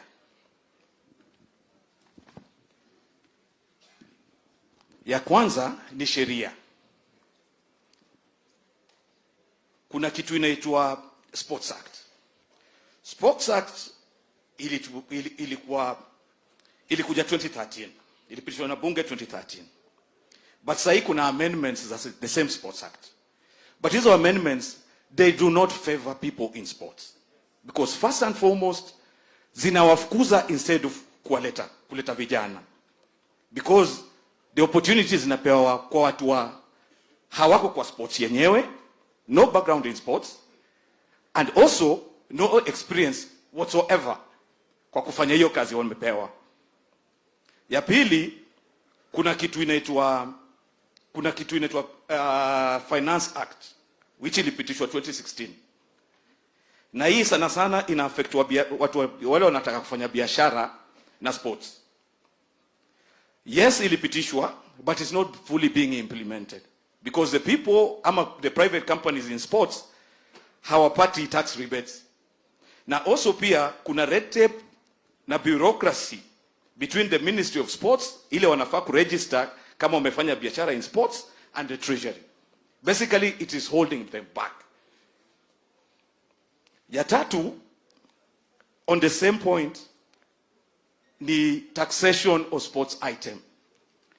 I believe hapa hivi vile tuko hapa, sports kwa manyumba zetu, either mtoto anaicheza arts kama ni drama, ama anacheza sports kama mpira, boxing na kadhalika. Meaning the items zile zinatumiwa sports kama mpira, boxing gloves na kadhalika, I believe should be zero rated in taxation to encourage more to be get involved in the same. Kuna kitu inaitwa the Sports, Arts and Social Development Fund that collected 30.3 billion shillings and it spent 23.5 billion shillings. Unfortunately, hatujui hizo pesa zilitumiwaje, because we are not feeling it kwa ground. We are not feeling it kwa ground. Meaning transparency and accountability. Hapo kuna shida. Now the people in the same need, basically hiyo inafaa iangaliwe. Kwa county pande ya His Excellency Sachs, the county of Nairobi in the year 2021, financial year 2021-2022, imeallocate 252 million for sports and youth initiatives. Tukidivide hiyo kitu na 85 wards, tunapata ni 103 million. 103 million for every ward. Meaning that's not enough kwa ward zile tuko nazo Nairobi. Ningependa kurequest, we propose that at least every ward in Nairobi be allocated 150 million. Hiyo inawezekana because sports will give you, ukiipatia itakupatia.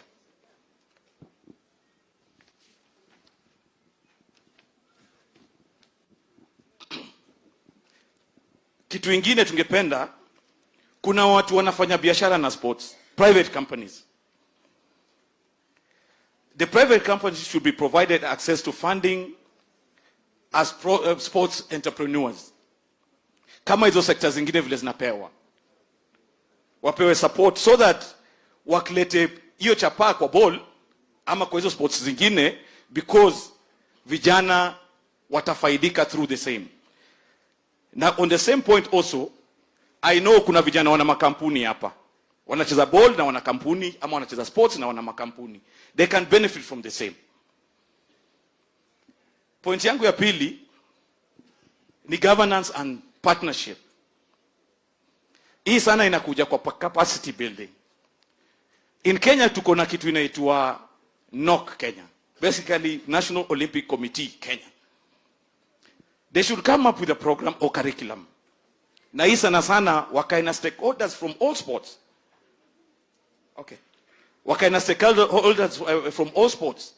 Kufanya nini? Kama vile curriculum ya training so that watu watrainiwe kwa modern day skills na kadhalika kwa dunia, to make Kenya can be better than basically what we are doing right now. Nakuja tena kwa Sachs. The county basically has a capacity to sponsor a league in Nairobi. A very competitive league in Nairobi. And also partner, vile nimesema, with private people, wale wanaweza kuja hapo kama cup sponsors or league sponsors. We've seen it because kuna wale watu walikuwa kuna the company ile sponsor ile ilikuwa hapa na ilivuma sana Super 8. Those are the people basically tunaweza partner now. Ya mwisho, infrastructure. His Excellency the Deputy President, reclaim and restore our social halls. Our facilities zile ziko Nairobi County.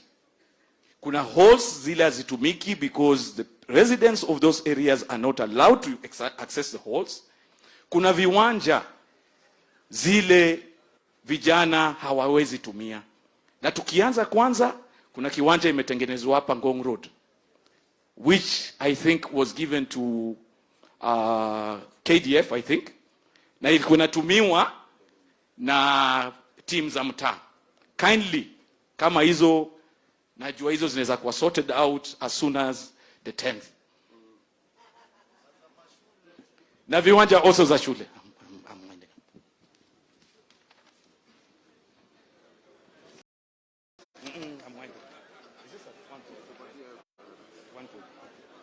Okay. Okay, His Excellency, tungependelea also kutengenezewa viwanja kwa 17 sub counties. Kuna viwanja already but they can be improved. An example, kuna Dandora which sasa imelala na vijana basically haitumiwi. Kuna Kiumbuini, kuna Woodley, kuna City Stadium, Makongeni na Riruta. Kwa 17 sub counties viwanja zinaweza tengenezwa na zikuwe na maduka na majim, mahali vijana wanaweza pata pesa. Na nafikiri hizo viwanja pia zinaweza fanya watu wako employed hapo. Kwa sababu gani? Viwanja sahi, kuna viwanja utaenda watu wanalipa as little as 50 bob. Hiyo ni biashara. Nafikiri mpira inaweza fanya hiyo biashara and with Kenya at large, the county government and the central government. Kindly, His Excellency, sports ama arts is an economy by itself. If we take it seriously, inaweza kuwa moja zile tunasema vile watu wanatuma pesa Kenya, pia sisi tuna export na tunapata locally. Thank you very much. Thank you very much, Eugene. Asante sana. That is kwanza hiyo write up uko nayo hapa, nitaomba ya kwamba muongee na wale watu wetu wa economic team. Okay. Tutahitaji hiyo write up yako. Thank you, sir. Na iko na information nzuri. Thank you, sir. Ambayo inaweza kutusaidia kuchangia katika ile chata ya watu wa Nairobi. Thank you, sir. Nakubaliana na wewe ya kwamba sheria ni lazima iangazie na ishughulikie the real stakeholders. Yes, sir. Nakubaliana na wewe. Yes. And kwa hiyo Sports and Arts Fund, yes, sir, pesa nyingi tusema ukweli, yes, haikukwenda kwa sports na art, ilienda kwa kujenga mahospitali. Kweli sir. Yeah. So naamini ya kwamba kuna mahali, kuna sehemu hapo lazima turekebishe. Yes, so that it benefits more sports entrepreneurs, creative industry, yes, na wale wote ambao wako pale, so that hiyo pesa tungeitumia kutengeneza hiyo viwanja umesema. Kweli. Hiyo pesa tungeitumia kutengeneza zile social halls tuko nazo. Kweli. Hiyo pesa tungeitumia kutengeneza studio ambayo inaweza wale wasanii wetu wanaweza kwenda kuzitumia kwa filamu na kwa nyimbo katika bei ambayo inafaa. Kweli. So that we can nurture local talent. Yes. Whether it is in music, yes, whether it is in sports, yes, whether it is in the whole creative industry, economy space. Yes. Na nakubaliana na wewe, creative economy can create many jobs and can create many opportunities, yes, and can inject a lot of money into, yes, our economy. True, so sir. That is a space we are very keen about. Yes. And kwa mfano nilienda kufungua pale Makadara, ile kiwanja ilijengwa na former MP Kamtoyoyo pale. Yes. Vile ile Bena alijenga. And it's done very, very well. Yes. So those are the kind of facilities we need to develop.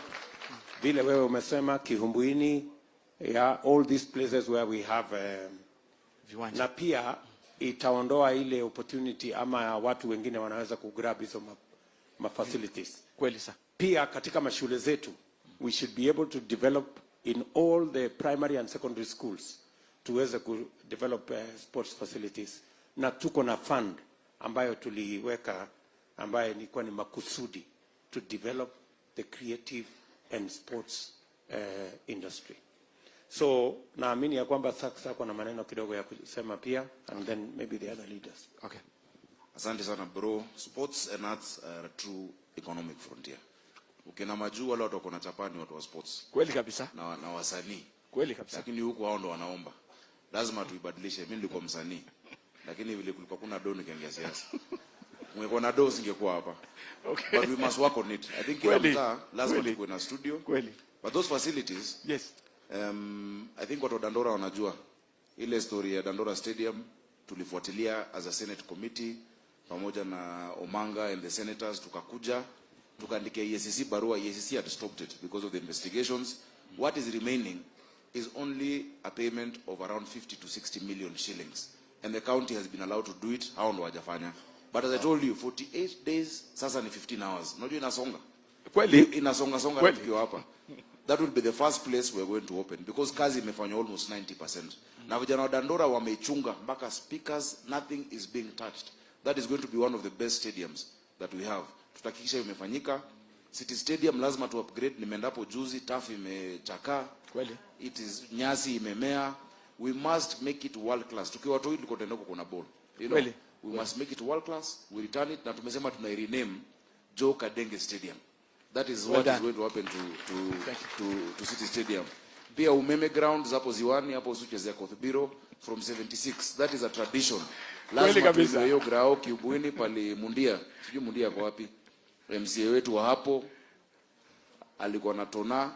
The allocations were there in the budget. Hata Roro wanajua budget ya county assembly. Okay. So we'll return it as well. Woodley grounds will return it. Hizi uwanja zisikuwe ati ni za siasa peke yake. Kweli. Hizi uwanja zio za vijana wetu, because your excellency, when Dandora stopped, vijana wetu walirudi kwa crime. In fact, kuna wale vijana waliangushwa mpaka LD, vijana wa Dandora.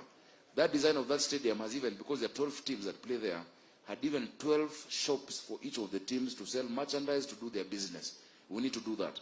Another area is boxing. Akina Anto mnafanya vizuri, Anto Wedhaka, akina Theuri, mambo ya boxing. Boxing was legendary in Nairobi. From Mudhurwa to Kaloleni to our social halls, we must return it. Yes. We're going to return it. I was a patron of professional boxing. Okay. Na mimi ni patron wa AFC Leopards. Najua Nyangia yako Gor Mahia, lakini mtatulia. Tutawawai next time. Let us revive sports back in Nairobi. We will reclaim all the social halls that have been grabbed, because they belong to the people. True. And in those social halls, we're going to add a component of libraries. Watu wetu hawana pali pa kufanya homework mtaani, because nyumbani kuna maneno mingi. So they can come, they can do their homework as they go back home. We're going to reclaim them. I think finally pia Baba Dogo. Sijasikia kama sijui kama watu wa Baba Dogo wako. Mnajua ile shamba inakulwa hapo. Hiyo tutarudisha, hata kubali mtu akuleo shamba. Hiyo kiwanja ni yetu, mavijana wetu wacheze.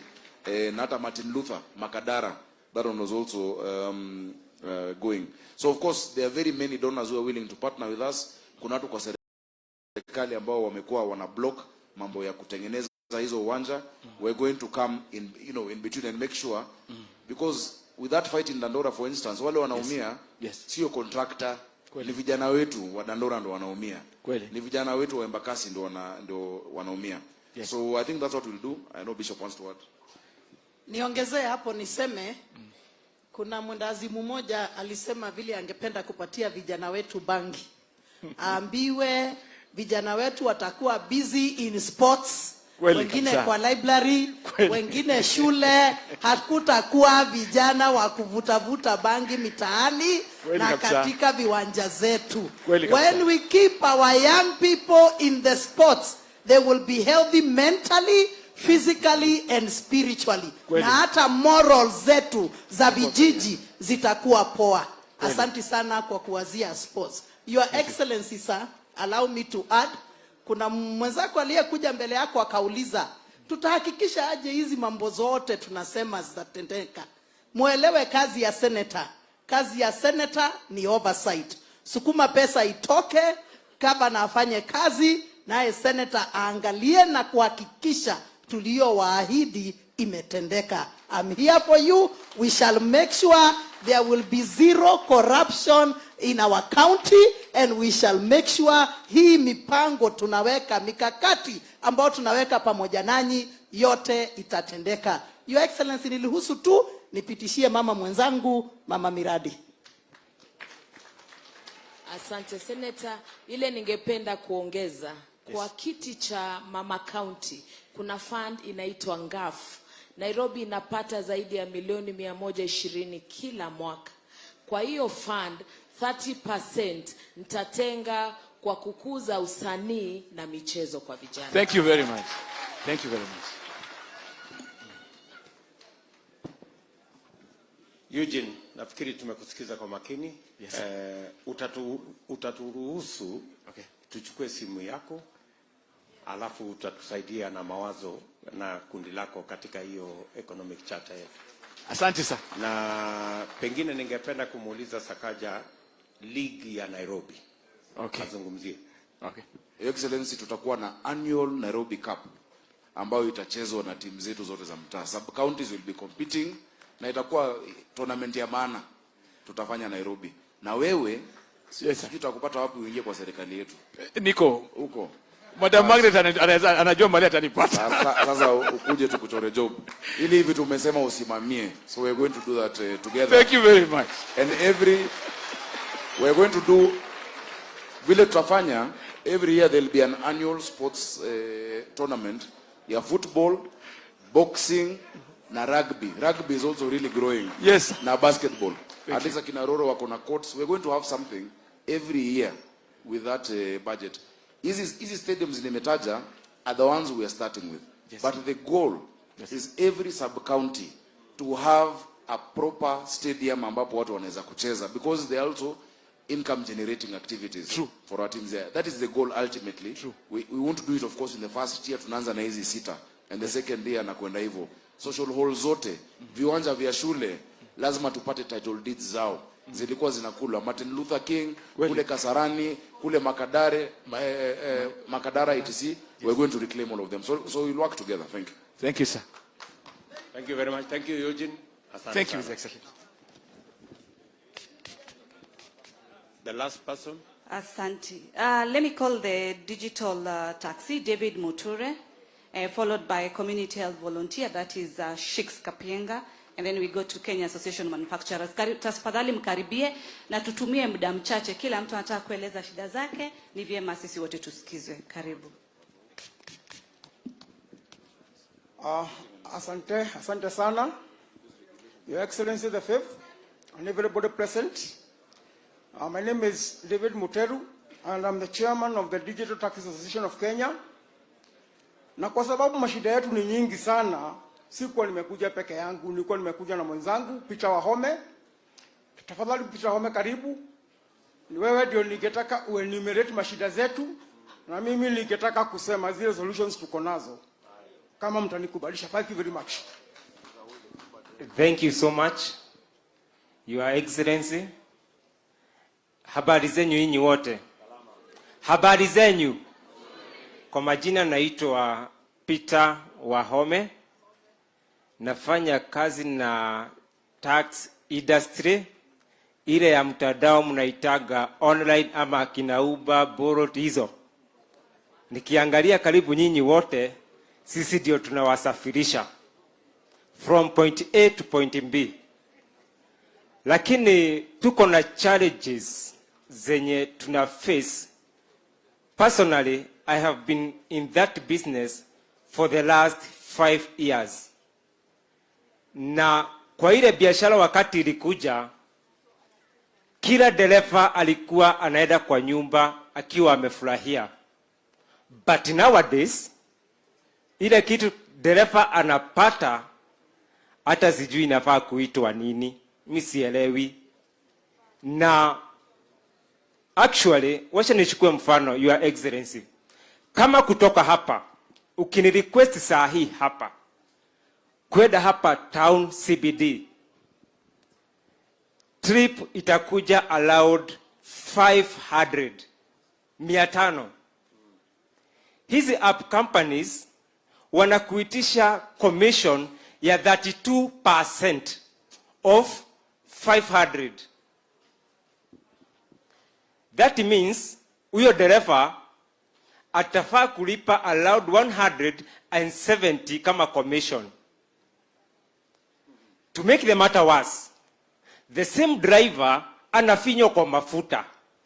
Sasa lita ya mafuta ni 160.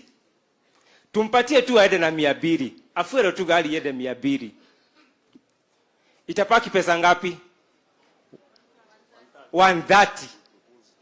Niambie mimi kama Peter Wahome wa Delito kutoka Nyeri.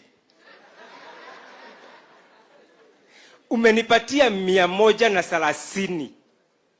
Na sasa huku kwa barabara na mpaka Road wangu wanajua huyu ni Sonko, huyu ako na gari. Na hata hii 150, 130 na baki ndio nalipa loan. Actually, Your Excellency, madrivers wetu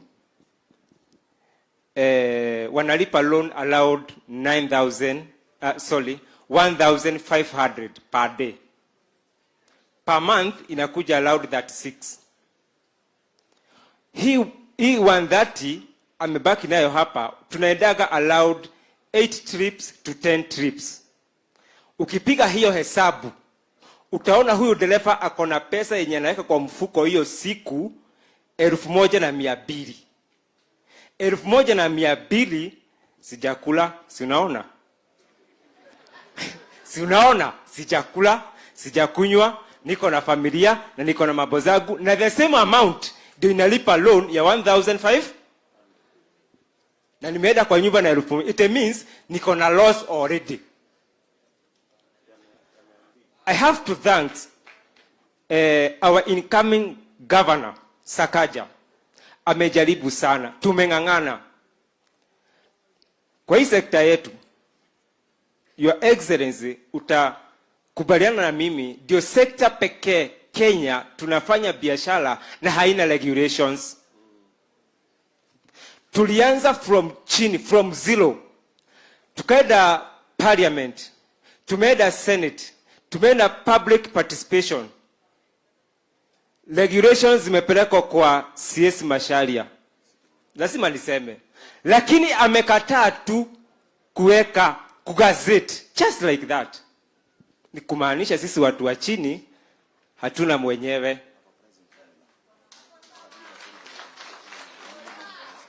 Your Excellency, drivers wetu wanafanya kazi more than 18 hours a day.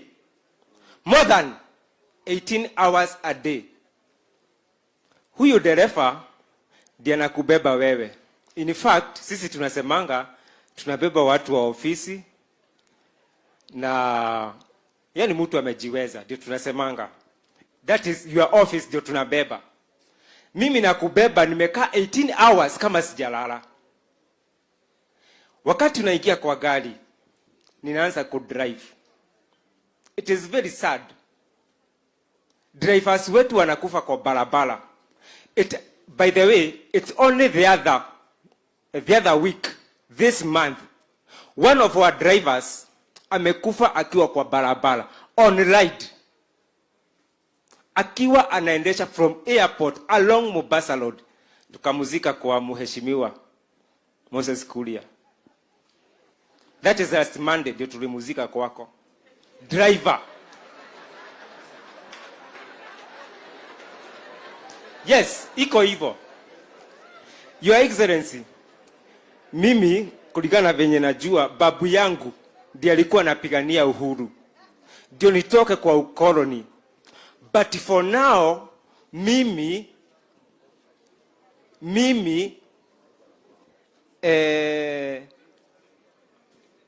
ni mkoloni bado. Sijatoka. Actually mimi sijatoka. Kwa nini niseme hivi? Hizi app companies ziko hapa zimetoka nje ya nchi yetu. Piga hesabu, mimi si msomi, mimi si mwana mahesabu, mimi sijui, lakini piga hesabu. Just a minute. Angalia.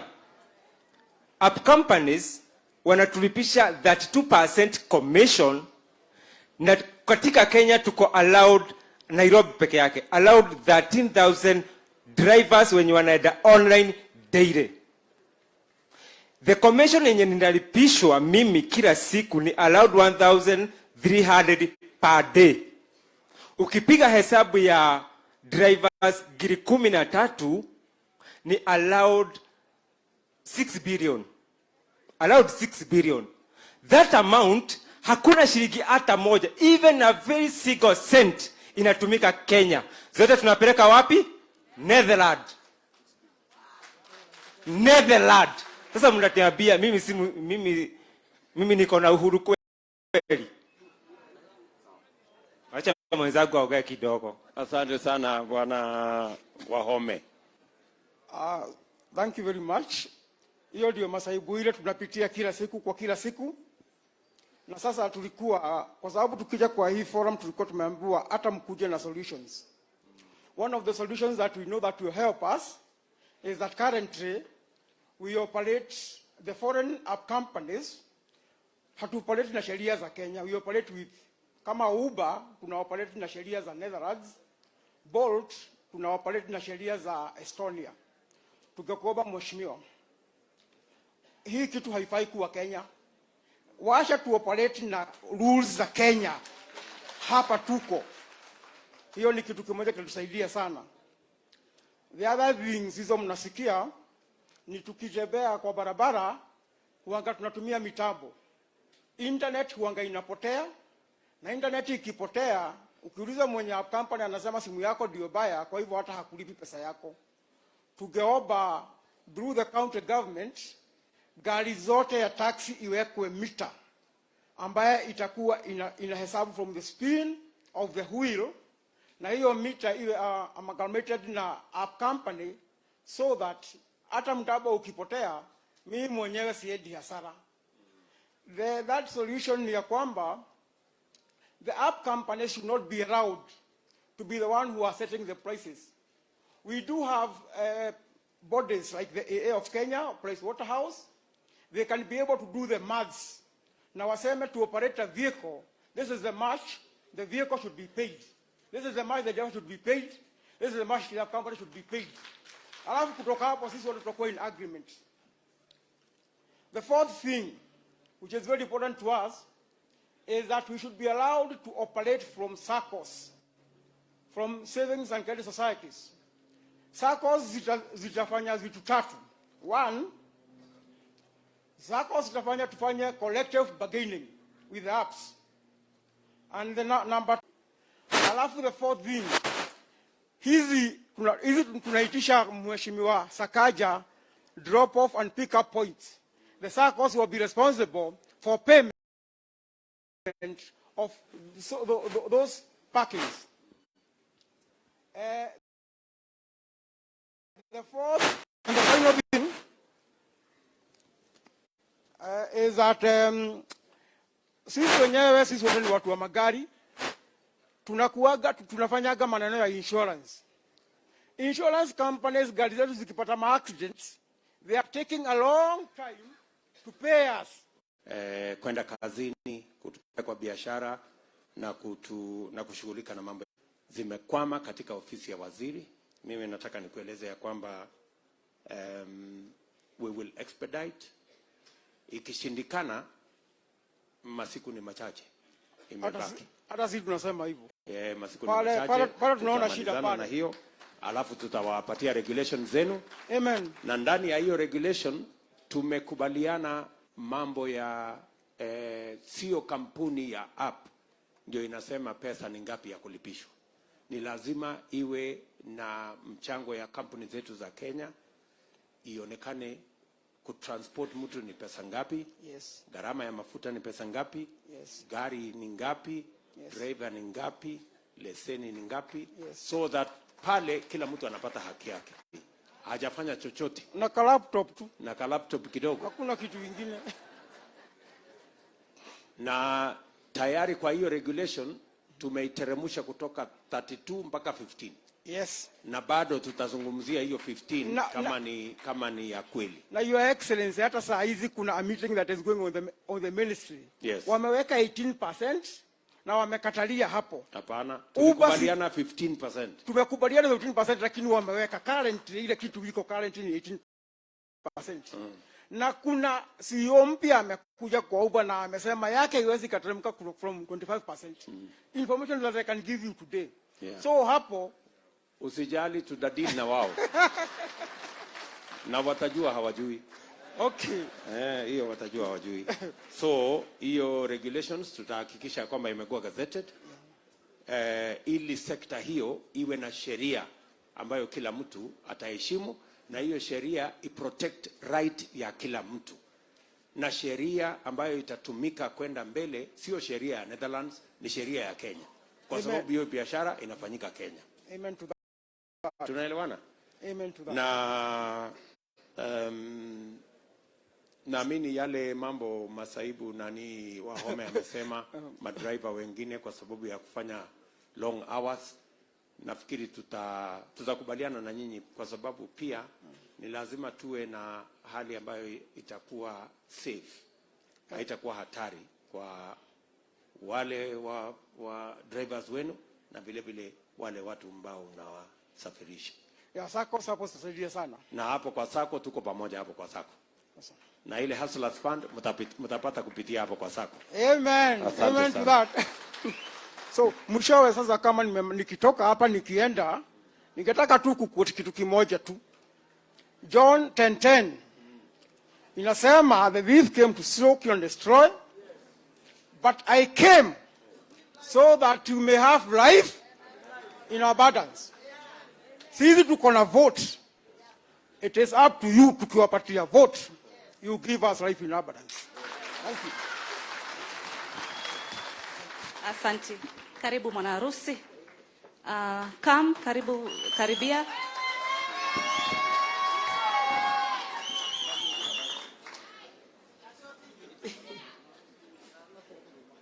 Your Excellency, wageni waalikwa, karibuni, asanteni. My name is Mwanarusi Haji, aka Shix Kapienga.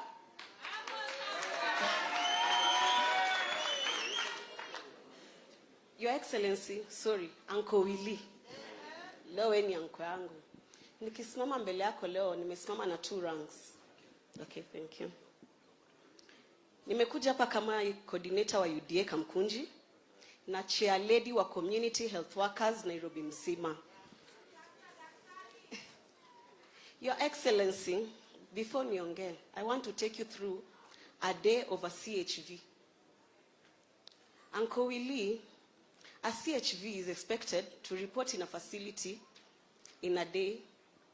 Anafaa kuwe na 1 pregnant mother, 1 defaulter wa immunization, 1 PWD, 1 defaulter wa ARVs, 1 defaulter wa dawa za TB. Akimaliza, anashinda kizunguka kwa households the whole day, bila kukula, bila kulipwa. Anatakiwa apeleke report back to the facility ya wale vitu amepata kwa households. A CHV ikifika usiku, anabishiwa na jirani, kuna mgonjwa kwa nyumba, unafaa umpeleke hospitali bila malipo. Your Excellency, kuna jini ililetwa hapa mtaani kutuumiza CHVs, anajiita NMS. Walitulaunchia mshahara stipend ya CHVs last year 2021 back in September. Up to date, Your Excellency, all we've been doing is signing and signing and signing bila kuona pesa inakuja. Your Excellency, wakakuja na mbinu mpya. I've been a CHV for the past 10 years. Bila kulipwa. Hawakuwa wanajali kama nimesoma ama sijasoma. Now that wame launch his stipend ya 3,500, they expect of me nipate minimum score of 80% every month before nilipwe hii pesa. Kuna chama ali anaweza nichukia tu bure. Your Excellency, will I get this 80%? No, I won't. Because wanimbinu wameleta waeke watu wao mali sisi tuko wafanye ile kazi tulikuwa tunafanya bure, wao walipo hiyo pesa. Your Excellency, during polio campaigns, as CHV and a nurse, we both do the same work. Tunazunguka pamoja, tunapanda gorofa pamoja, lakini wakati wa malipo, nurse anapewa 2,000 or 1,500, a CHV is being given 500, nayo atangoja for 2 years before hiyo pesa ifike. Your Excellency, as CHV during Corona time, tulikuwa wana expect of us tupeleke report. One expect to visit households without protective gears. Your Excellency, nilishikwa na Corona 3 times. They never cared. The people who took care of me are the same CHVs ambao hatutambuliki. Your Excellency, tunaomba sisi kama CHV, kama mimi nimefanya kazi 10 years, kukuwe na mechanism ambayo after a CHV has worked for more than 5 years, anakuwa promoted to be a CHA. Sina mengi ya kuongea, niko na maswali 2 tu kwako. Uncle Willie, what mechanism will your government have kuhakikisha CHV anyanyasiki? Number 1.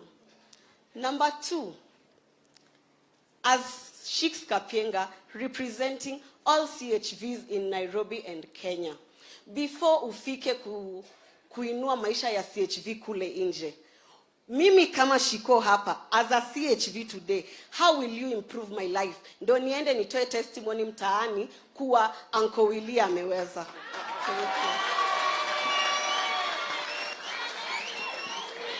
Asante sana Shiko. Thank you very much. Tumekusikiza kwa makini sana. Kabla sija kujibu, ningependa tu unisaidie na mawazo kidogo. Ni kweli kwamba tuko na community health volunteers ama workers, kwa sababu wanafanya kazi na wengi hawalipwi. Yes.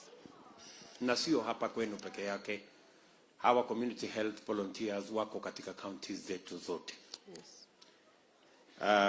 Na tumekubaliana kama Kenya Kwanza ya kwamba haitawezekana tuwe na volunteers ambao hawashughulikiwi kwa njia yoyote.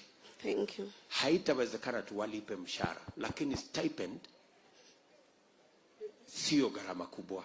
Hiyo ya shilingi 3,500 is not a lot of money. Yeah? Yeah. Na inawezekana tuwalipe kama vile wafanyikazi wengine wa serikali wanalipwa. Kila mwisho wa mwezi unapata stipend yako. Yes, sir. Lakini nataka nikuulize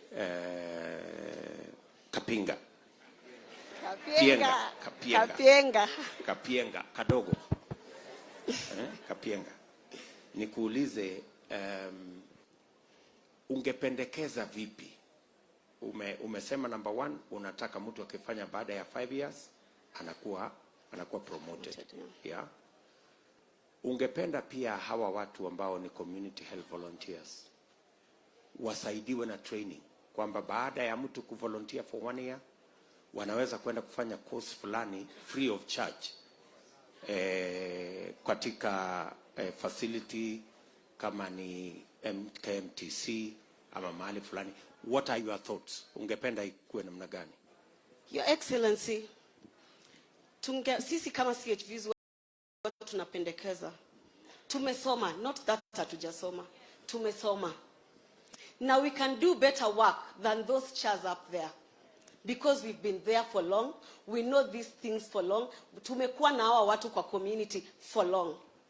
What they do, wanaleta watoto wao kufanya kazi yetu. Ndio wanalipwa mshahara mingi. Wakati mimi kama CHV, I can give polio better than that nurse mwenye amewekwa hapo.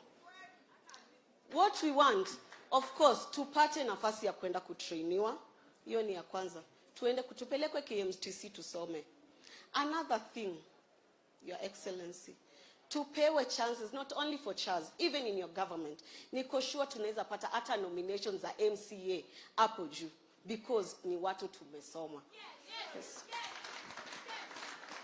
Okay, so nomination inaweza kupatikana watu 2 3, lakini unajua tuko na CHVs 10,000. Thank you, sir. So ni vipi tunaweza kuwashughulikia hawa walio wengi? Umesema number 1 ni training.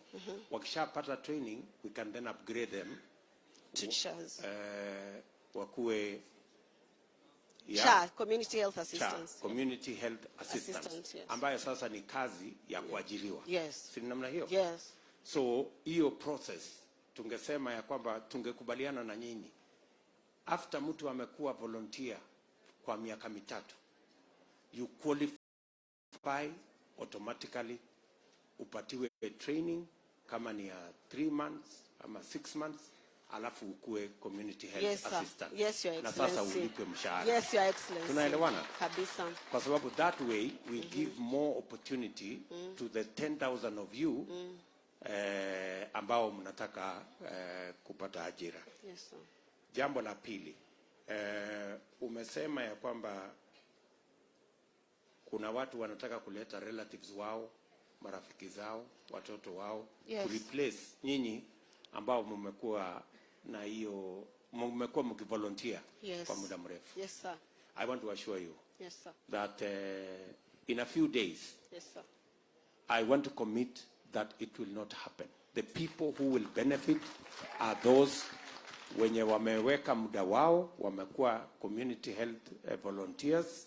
Yes. Na hatusemi hapa Nairobi peke yake, in all our counties, kwa sababu tumeelezwa juu ya community health workers Kenya mzima. Yes. So we are going to put all community health workers on a stipend. Excellency, all the CHVs in Nairobi and Kenya are watching you right now. On behalf of the CHVs sitting right there, Yes. we want to... UDA ni kusema na kutenda. Yes. Wanataka how will you improve live ya Shiko kwanza ndo akirudi kule mashinani aende kusema Uncle Willy amefanya. Hiyo ni sawa Shiko. Wewe ni mtu mmoja. Kama ungetaka nishughulikie hawa wengine wote, pengine ndio ingekuwa sawa. So utakuja uketi chini na mimi, tutakubaliana vile nitakushughulikia as a person. Sawa sawa? Sawa sawa Shiko. Shiko, tulia. Murudishie mic. Shiko. Blackberry mwenyewe. Yes. Sasa, Your Excellency, we met with them. We've been fighting on issues ya CHVs. Yes, sir. Na tumepitisha sheria kwa Senate. Yes, sir. So legal framework iko. Yes, sir. Nimekutana na viongozi wa CHVs. Yes, sir. We've agreed. As we speak today, Yes, sir. NMS is sitting on 100 million Yes, sir. ya CHVs. Pesa yao iko. True, sir. And the MCAs here of Nairobi have budgeted another 340 million for the 7,326 CHVs and CHs in Nairobi. So kazi yetu itakuwa kuhakikisha kwamba mmelipwa and you will be part of the government. You know, we met and we've already made... Excellency, the Deputy Vice President of the Republic of Kenya, viongozi wote wale wamekuja, na Wakenya wenzangu wa mjamboni. Your Excellency, when somebody speaks last, most of their matters have been articulated with the speakers who spoke before me. My name is Mary Gisare. I am speaking on behalf of Kenya Association of Manufacturers. Jana tulikuwa na kikao na Your Excellency na tulisema mengi pule, lakini kuna yale ningependa kusema leo kwa sababu our governor is here, pia yeye asikie vile tulisema jana. Mambo ya power, tunaomba good quality kwa manufacturing sector, quality na cost effective. Hiyo ndio changamoto tuko nayo pale, kwa sababu mara nyingi stima inaenda, inabidi watu watumie generators which is not economical. Jambo la pili ni mambo ya maji. Bwana Governor, kwa mambo ya maji ni mingi, especially when you are doing manufacturing. Like in the sector of pharmaceutical, we cannot use any other water than the city council water. We cannot use borehole water. We have to use the city council water because borehole water is hard water. It cannot be used for medicine. And for us to produce, we need water. So hapo najua utashughulikia mambo ya maji. Mambo ingine ningependa kuchangia ni mambo ya regulatory. Sheria zile zinatugovern ndio tufanye biashara kama wana manufacturers. Sheria ni mingi na zimeongelelewa, najua utaangalia umesema, lakini ile ningependa kusema zaidi ni zile overlapping laws. Kuna sheria zile zina overlap, for example, kufanyiwa medical na different institutions. Kama utafanyiwa medical na government Nairobi City Council, utafanyiwa medical na Ministry of Labor. Huyu ni same investor na mfanyikazi yule mmoja ndiye anafanyiwa hizo zote. So tungependa kama hii inaweza kuwa ifanywe na ministry moja, so that it is easy for the investors na ni easy kwa ule mfanyikazi ambaye anakuwa subjected kufanyiwa medical na hizo institution mbili. Ingine ningependa kuongelelea ni mambo ya single permit. Mwaka ukianza tumepatiwa miezi 3 so that we can comply. We are ready to comply, but shida ni una comply and then you keep getting a lot of inspections as you go along in the year. We don't mind inspections, but if we can bring all the inspections and all that we need to comply with, ikuje kwa mara moja so that you comply, you pay and you do your business. Hiyo ndio changamoto tunapata pale. Changamoto ingine kwa wale inspectors wanakujanga, they come with a very bad motive. Saa zingine anakuja kuangalia license, lakini amekuja na rungu, amekuja na gari, amekuja na askari, which is very intimidating. So tungependa if we can also train them so that they can be business friendly, so that we can comply more. I also want to speak about mambo ya barabara kuelekea kwa industries. Mambo ya barabara kuelekea kwa industries, hatuna barabara ya kwenda pale mahali tunafanya zile biashara. County roads ziko neglected, zijafanywa kwa muda. So tungependa sana unaweza kuangalia hiyo mambo ya barabara zile zinaelekeza kwa viwanda mahali industries ziko, so that they can produce more. Ingine ningependa kuongelelea ni mambo ya skilled workers. We lack skilled workers in the industry. Most of the skilled workers we have are the people who have experience. Wale watu wamekaa kwa kazi mpaka wakapata experience. So kama tunaweza kuwa na training ya production workers, machine operators, specifically for certain machines, hiyo ingekuwa mzuri kwa kuendeleza hiyo uchumi ya pande hiyo. Ningependa kusema kuhusu mambo ya takataka. This is to our governor. What we lack is education. If we can train Kenyans how to dispose their garbage, especially wale wako karibu na industry, wakiuza chakula zao wanaweka kwa ile drainage, tukiwafundisha najua watajua vile watafanya, because when they dump like that, they end up clogging the drainage system, which becomes a problem to all of us. But if we are all trained, we will not have that kind of problem. Changamoto ingine ni mambo ya tenders. Governor wangu, nisikilize tafadhali. Tenders are being given to people who are known to people who are known. Tafadhali, kama zile tenders zinaweza kuwa za Mkenya wowote, tunataka tutende na tupate kwa haki ya ile process imefanywa. Kwa saa hii hakuna mtu anatenda unless ninajua mtu fulani pale City Hall. Na nikisha tenda nikifaulu, kama sijui mtu silipwi. So kama unaweza toa hizo cartel so that ikuwe open to all Kenyans to benefit from that tendering process. Ya mwisho ningependa kusema ni kutoka kwa Kenya manufacturers, tunasema buy Kenya, build Kenya. Buy Kenya, build Kenya. Kila speaker mwenye ameongea hapa ameongea kuhusu ile vitu tunafanya hapa Kenya. So ningependa serikali yako, Your Excellency, izingatie hiyo maneno ya kubuy Kenya na kubuild Kenya. Kwa sababu wa Kenya, they are very innovative people, very energetic people, and they can work as you demand. So ninaomba hayo machache nimesema uweze kuzingatia. Thank you very much.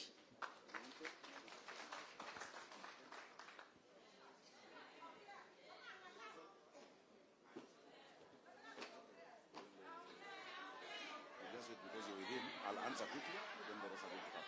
Asante sana. You can take your seat. Get a mic stand. Haya. Asante sana.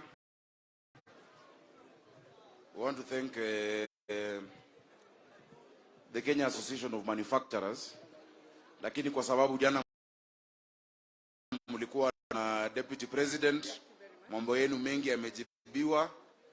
Nitakujibu tu haraka haraka mambo ya maji. Kwa sababu mambo ya maji, Your Excellency, kila mtu ambaye amezungumza hapa amegusia shida ya maji ambayo tunayo Nairobi. Nairobi tuko na shida kubwa sana ya maji. Your Excellency, since 1997 there has been no new source of water to Nairobi, and that has been our problem. We have only 4 sources of water. Tuko na Kikuyu Springs, ilianzishwa 1907, it gives us 1% of our water. Then we have Ruiru Dam that gives us, it was in 1936, inatupatia 4% of our water. And then Sasumwa in Jambini inatupatia 11%, then Dakaine. So kila siku watu wa Nairobi wanatumia 800, or rather wanahitaji 850 million liters a day. But the amount of water we have in Nairobi is only 525.6 million liters a day. So the first issue is the quantity. We have a shortfall. Fortunately, Your Excellency, hii program umesema ya Northern Collector Kwanza, that alone by end of next year inatuongezea 140 million liters a day. And that is why the lady was saying what I had said on radio. Unajua 80% of Nairobians hawajai oga na maji kutoka juu. Shower. Tunaoganga bottom up. Hii ya ndoo na mitungi. Hiyo bottom up ndio tunaoga Nairobi. But I want to assure the people of Nairobi, once we deal with the quantity issue by end of next year, vile najua mtanichagua governor. Si ni kweli? Because hiyo Northern Collector 1, we are at 90% completion. Then Northern Collector 2 will take us to 85% of the capacity. Nairobi, kila nyumba, kila household itaweza kupata mfereji ili turudishe dignity. Mambo ya mitungi mingi tuache. Mambo ya kuenda kwa center kina mama wanapigana usiku na mitungi tuache. And I think that also answers the question of the manufacturers. So hiyo mambo tutafanya pamoja. I know the leaders we have here who can give us some other responses tukienda kumaliza. Asanteni kwa kukaa na kuwa patient. You have sat for a long time, but it is worth it. Kila kitu mmesema, hawa wataalamu wetu wameandika.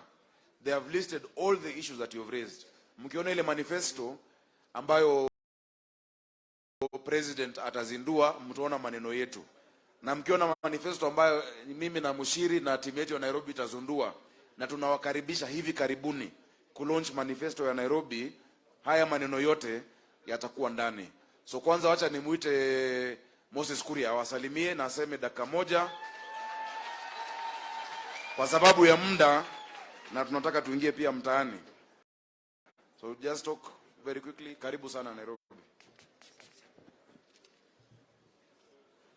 Asante sana Mheshimiwa Governor Sakaja, Your Excellency, the incoming President of the Republic of Kenya. Mimi kwanza nilikuja kwanza kuwakilisha watu wa OCHA. Na niwaambie watu wa Nairobi, nyinyi ni watu wa maana.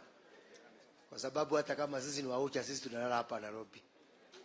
Najua tunachafua jiji yenu wakati mwingine, lakini mtusamehe. Sio kupenda.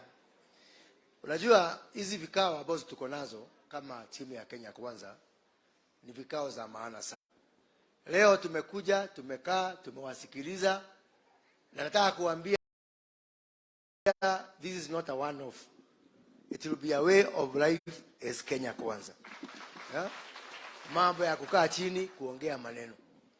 Pili, Your Excellency, tumeambiwa ya kwamba hii maneno yote mnasema, maneno ya Hustlers Fund, maneno ya 100 billion ya kuleta ajira, maneno ya tumewauliza hizo pesa mtatoa wapi? Hii bunge ambao tumetoka saa hii na kina generali hapa na kina KJ, tumepitisha budget 2022-2023 ya 4.2 trillion shillings. 4.2 trillion.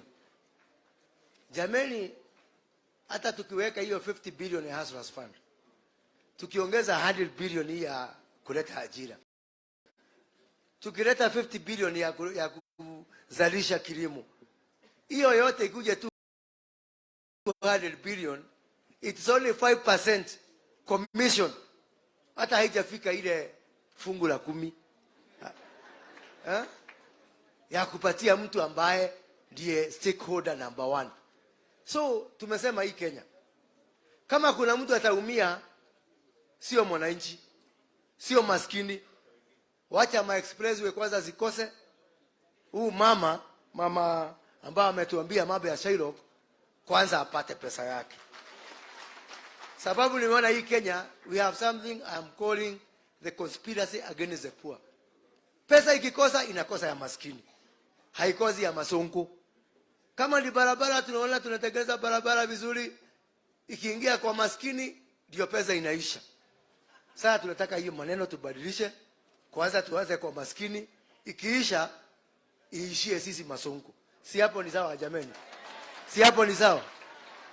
Pili, Gavana Sakaja, najua mimi nitakuwa gavana hapa Kiambu, jirani yako.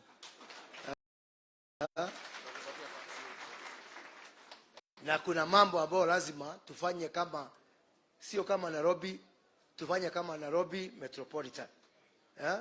Umesikia watu wa bodaboda wakisema license wanalipa Nairobi, wanalipa Kiambu. Juzi tulikuwa Kajiado, hiyo story. So lazima boda anatoka Rongai, anapitia Nairobi na anaenda hapa Gashie. Kuna haja alipe mara 3. Si lazima tukae chini tuangalie vile tutafanya pamoja. Na pia hiyo mambo ya maji, I think now water, Your Excellency, deserves to be declared a national crisis in Nairobi. And to solve the problem of water in Nairobi County, you must also look at the neighboring counties. Tuko na stalled projects worth 52 billion shillings. Project ambazo zimeanza, isipokuwa tu Karimino, hizo zingine zote Ruiru 2 nini, project zote because of virus inaitwa handshake.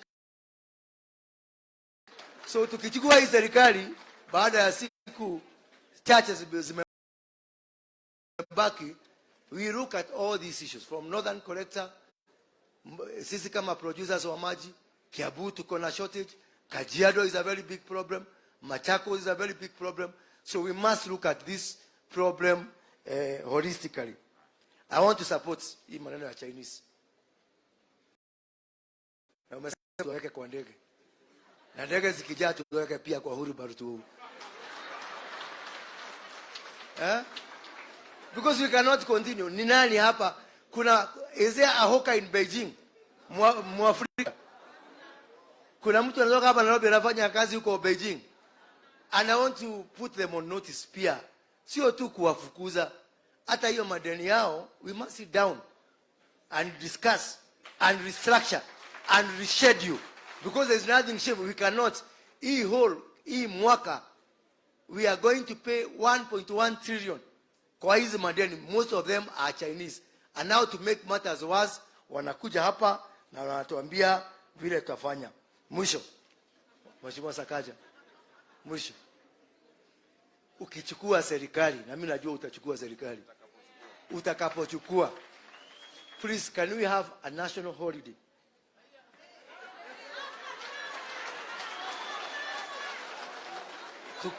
Tukule sherehe ya kuvunja NMS. Sasa hiyo siku hakuna kazi. Hiyo siku ni siku ya sherehe, sawa? Mnakubali tukue na national holiday ya kuvunja NMS na ya kurudisha majeshi kwa barracks? Mungu awabariki na walinde. Asanteni sana. Asante sana Moses. Wacha ni mwite kiongozi wa Ford Kenya ambaye ni senator wa Bungoma, Papa wa Roma Weta. Aje tusalimie.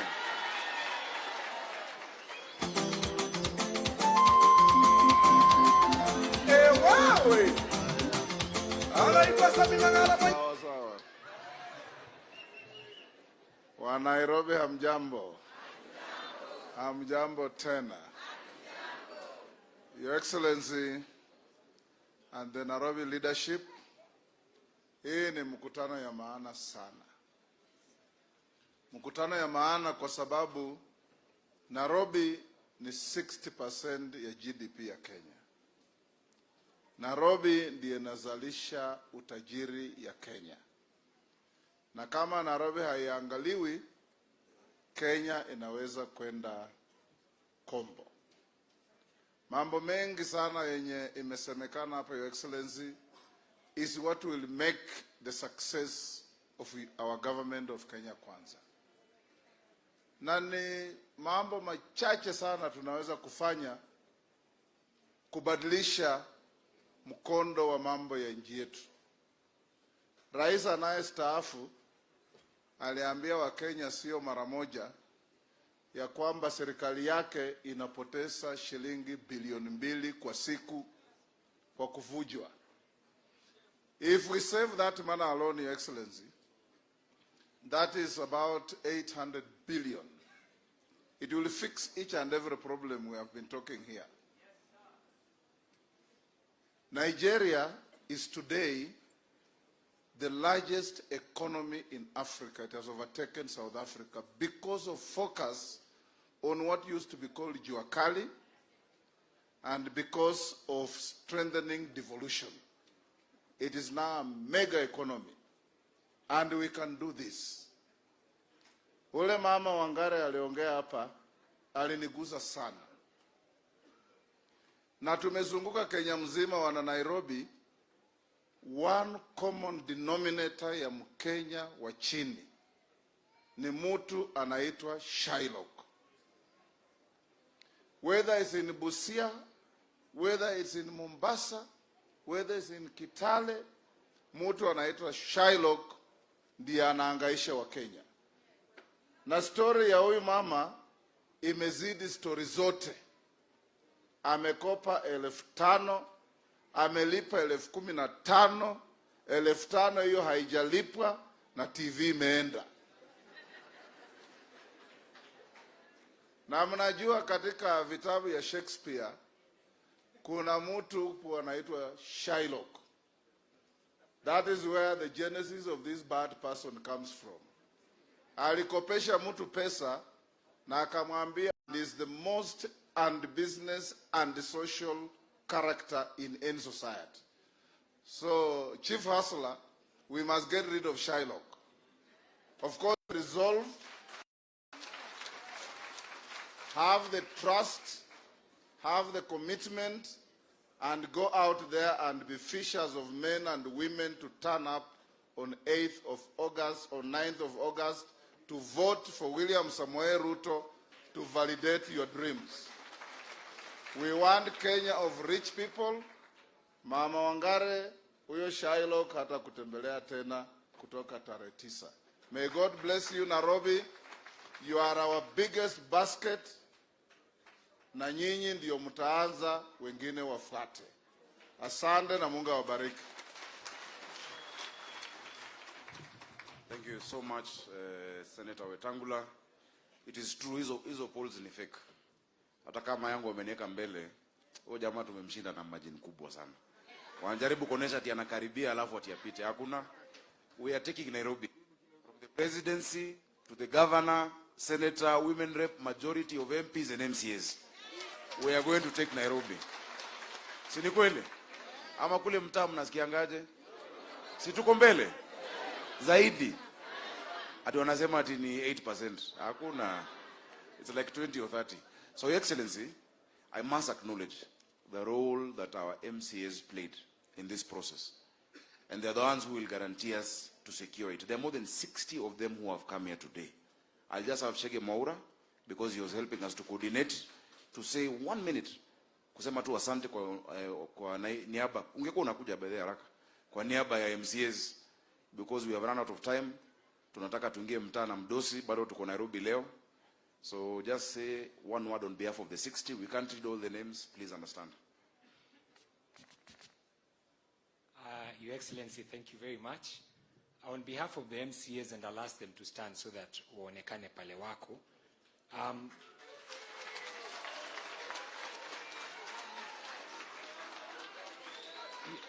Your Excellency, this process, we were part of it, and we are the first people to be called and have had a discussion na hii team, and we've agreed, and on behalf of MCAs, we are going to give a guarantee. Sababu mambo mengi ambayo inazungumzwa hapa, sitataka legislation, sitataka iwekwe kwa mkataba wa county.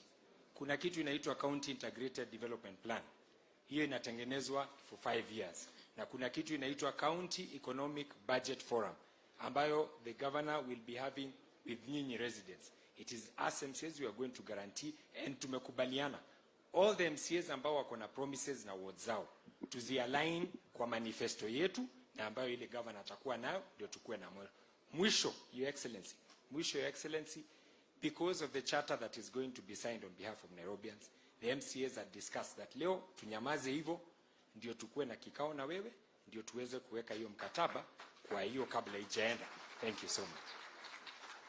Thank you very much, Shege Moura, ni MCA wa Ngara. Huyo ndo MCA wangu Ushago. Mimi nilizaliwa Ngara. So he's my rural MCA. Wengine wetu hatuna Ushago wengine. Your Excellency, we're going to have a matrix of legislation. The minute we get in after the 9th, we're starting to hit the ground running. Atuanze kuingia kwanza kufikiria what do we do. So even with our MCAs, we have a clear plan for the people of Nairobi City County. Your Excellency, on behalf of the MPs, Nixon Korir had opened for us and had welcomed us, so I thank you. He's a local MP. Let me call my sister, Mama Miradi, Senator Millicent Omanga, asalimiani.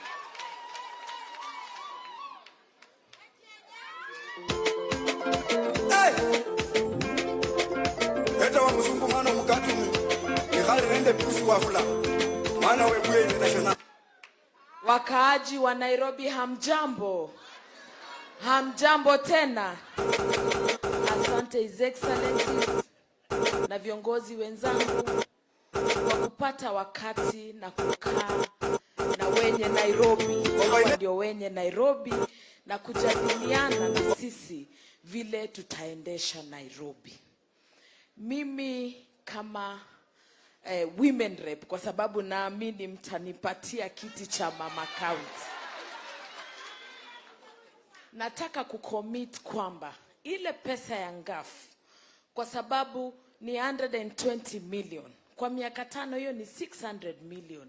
Hiyo pesa inafaa kusaidia kina mama wetu hao wa chini, vijana wetu kujiinua biashara. Ingekuwa inafanya kazi, basi yule mama hangenyanganywa TV. Ni kwa sababu kwa sasa inaenda kwa mfuko ya watu wachache.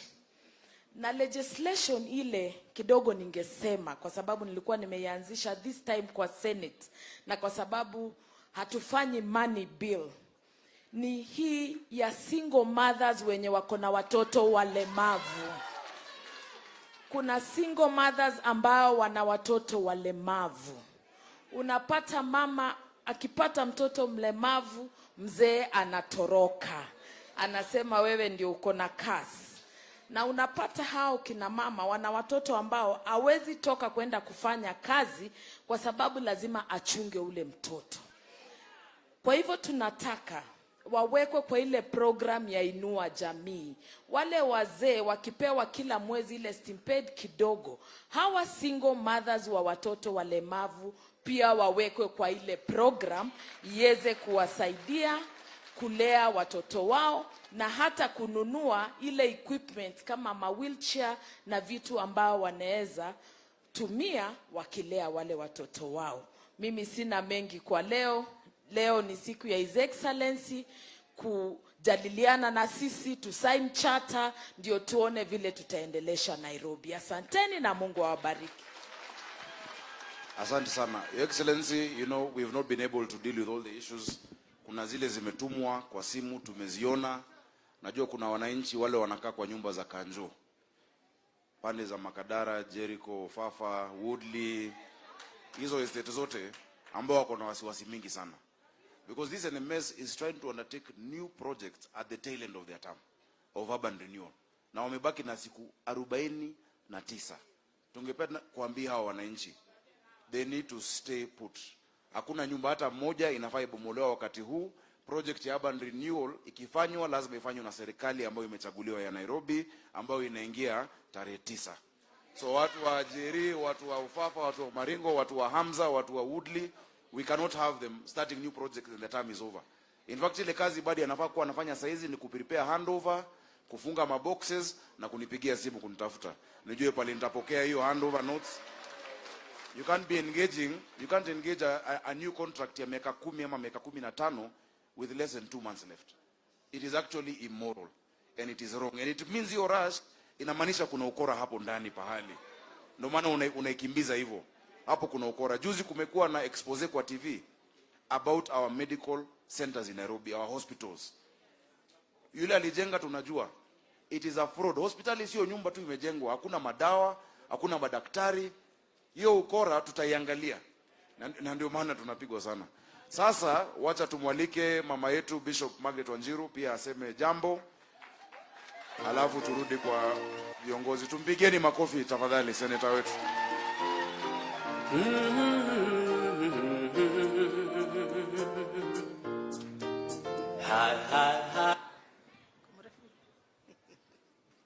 Bwana Yesu asifiwe.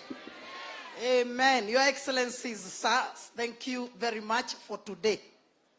From where I sit, tulitembea hii Nairobi yote na tukafanya campaign on a vision entitled Nairobi Mpya. We knew what we wanted as Nairobians. And today we want to take this opportunity to thank you that you bought into our vision. That 20 markets will be built in this county. That our clinics will not just be a shell, but there will be doctors and nurses and drugs in those clinics. And that our people can have money to do business. Your Excellency, thank you that finally maono yetu ya Nairobi itakamilishwa. Hallelujah. A few years ago, when I was the assistant minister in the Ministry of Housing, working with my late brother Shitanda, we worked very well. And we agreed that wherever we shall build houses, we shall have a nursery school, a supermarket, and a place for garages where people can work, manufacture a few of their things, and repair our vehicles. That program worked very well. But in addition to that, we also purposed that, and I would ask Sakaja to hear this one, we purpose that in every estate where we build houses, we have water reservoirs that have enough liters to give the whole of that estate enough water. A good example is Ngara civil servants. Ngara civil servants hautawahi kosa maji hata siku moja. Lakini nawe hata ukipita Thika Road, ukiangalia hivi juu, utaona tanki kubwa iko hapo. Inakuanga imejaa maji wakati wote. If we can, as we resolve the issue of enlarging our pipes and putting new pipes, but also resolve the issue of water reservoirs, we shall be able to have enough water in Nairobi. Hallelujah.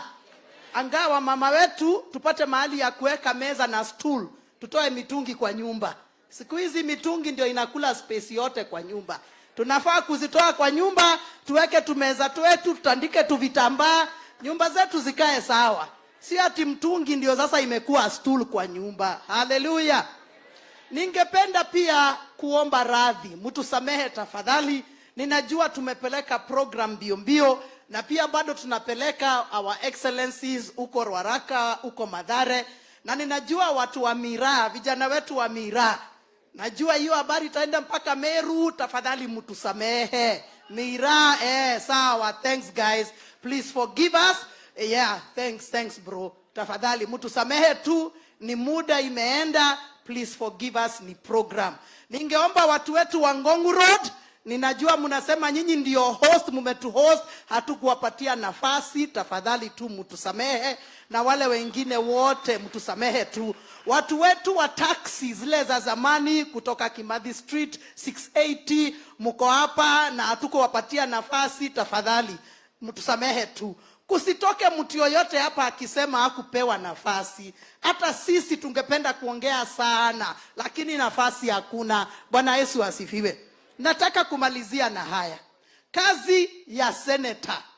Na tulikubaliana, wengi wenyu tumekutana kwa mikutano ingine. Wengi wenyu hata mmekuja kwa center yangu ya Kasarani. Na wale hawajakuja bado mtakuja. Wacha niwaambie, ile kakitu ya Bishop Aendei governor tena, hiyo story ishe. Kazi ya senator ni ya kuhakikisha huyu ndugu nimemsukumia pesa imetoka, afanye kazi, macho yangu iko hapo. Oversight. Hakutakuwa na corruption katika kaunti yetu. Sitaruhusu. We promise you zero corruption in Nairobi County. Bwana Yesu asifiwe. Jambo la pili, na waahidi, usiseme ati basari haitatoka, na kuhakikishia basari itatoka na kwa muda ambao unafaa, kabla watoto warudi shule. By the time unapeleka mtoto shule, uko na hiyo cheki kwa mfuko. Sio mtoto anaenda, anafukuzwa, unatumia bus fare, alafu tena unapata basari, alafu unarudi. Hapana. Everything will go well because we will be there to oversight.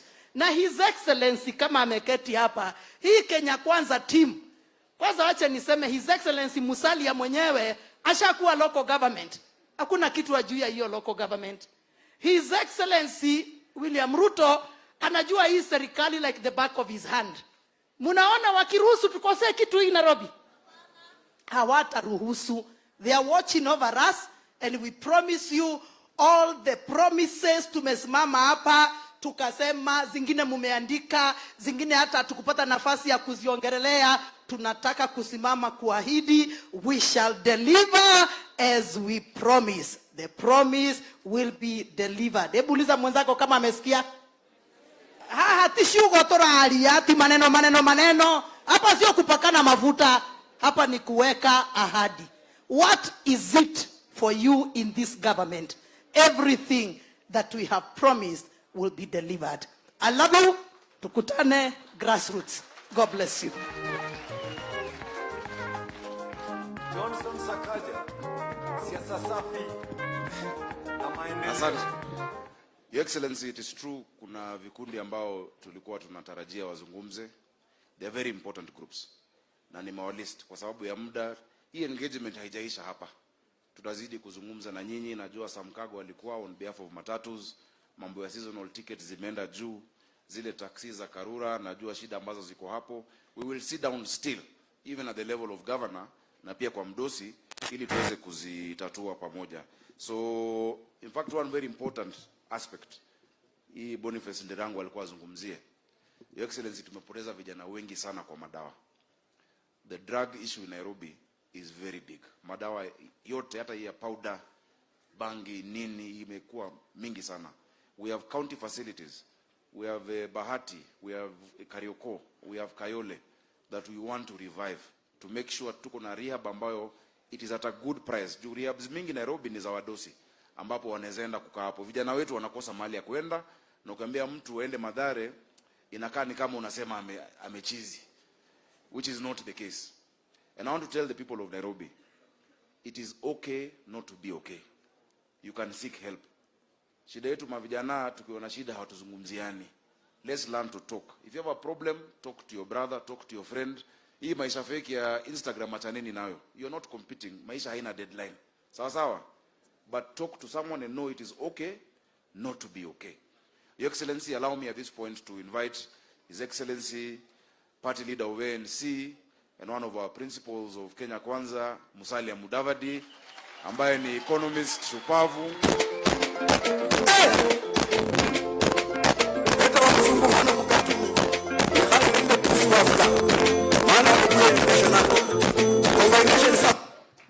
Asante sana Sakaja. Wa Nairobi hamjambo. Nairobians hamjambo. Asante sana. Sitaongea kwa muda mrefu kwa sababu mumeelezwa tunakimbia upande ule mwingine kuzungumza na wenzetu tena kuhusu mambo ya kitaifa.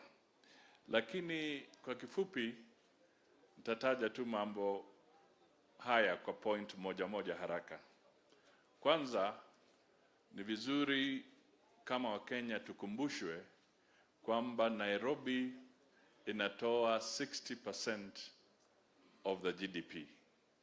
Nairobi inashikilia 60% of Kenya's economy. Kwa hivyo ni lazima tuzingatie sana mji wetu wa kitaifa, the capital city, because of the amount of GDP that it contributes. Neno langu la pili ni kwamba kwa kisamari, nikisikiza wale walinena hapa, wale wa Dandora, yule mama wa maji, I think it is important for the county government and the national government to focus on solid waste management. Vile Mheshimiwa William Samoei Ruto ambaye ni kinara wetu alisema kwamba Dandora ni vizuri tuipindue itoe energy. Na mimi nataka tu nitoe mfano mmoja kwa haraka sana. Mji wa Tokyo kule Japan, about 40% of the energy requirements in Tokyo alone is energy that comes from solid waste. Yani takataka inatumiwa kutengeneza stima. Tokyo, Japan. 40% of the energy. Kwa hivyo it is possible tunaweza pata up to 40 megawatts of power from Dandora, na tena tutumie yale kutengeneza building blocks na kabro baada ya kuchoma hiyo takataka ya kutumia kujenga manyumba. Water is a major priority. Mass transits katika uchukuzi, mambo ya uchukuzi must be a priority for the county government ya Kenya Kwanza. Housing ambaye Mheshimiwa Deputy President amezungumzia sana is also a very critical area. Na tusisahau kwamba kwa muda mrefu, to be honest, population ya Nairobi is continuously growing. But when you look at the number of schools, primary schools, public schools that the county government has put up or is supposed to put up, there is a very serious deficit ya mashule na watoto wetu wanaumia. Na ndio kwa sababu tunaona so many private schools beginning to mushroom at offering very low quality education, and parents are paying through the nose. So one other area we must invest in is the sector ya education, tusaidie watoto wetu hapa Nairobi. Hatimaye kile tu ningependa kusema kwamba sisi wote tuna jukumu, kwa sababu tusifikiri kwamba Nairobi itazidi kukaa pale. We are getting competition. Ukienda Kigali, ukienda kwingine, competition imechacha, na sasa tusipochunga hata Kigali ile airport yao itakuwa the new hub in this region. Kwa hivyo sisi tuna juhudi kama wana Nairobi, na serikali ya Kenya Kwanza tukiongozwa na William Samoei Ruto, mimi nawahakikishia we can restore the glory of Nairobi.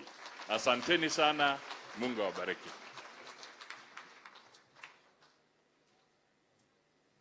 Tupigie ma-DVD makofi.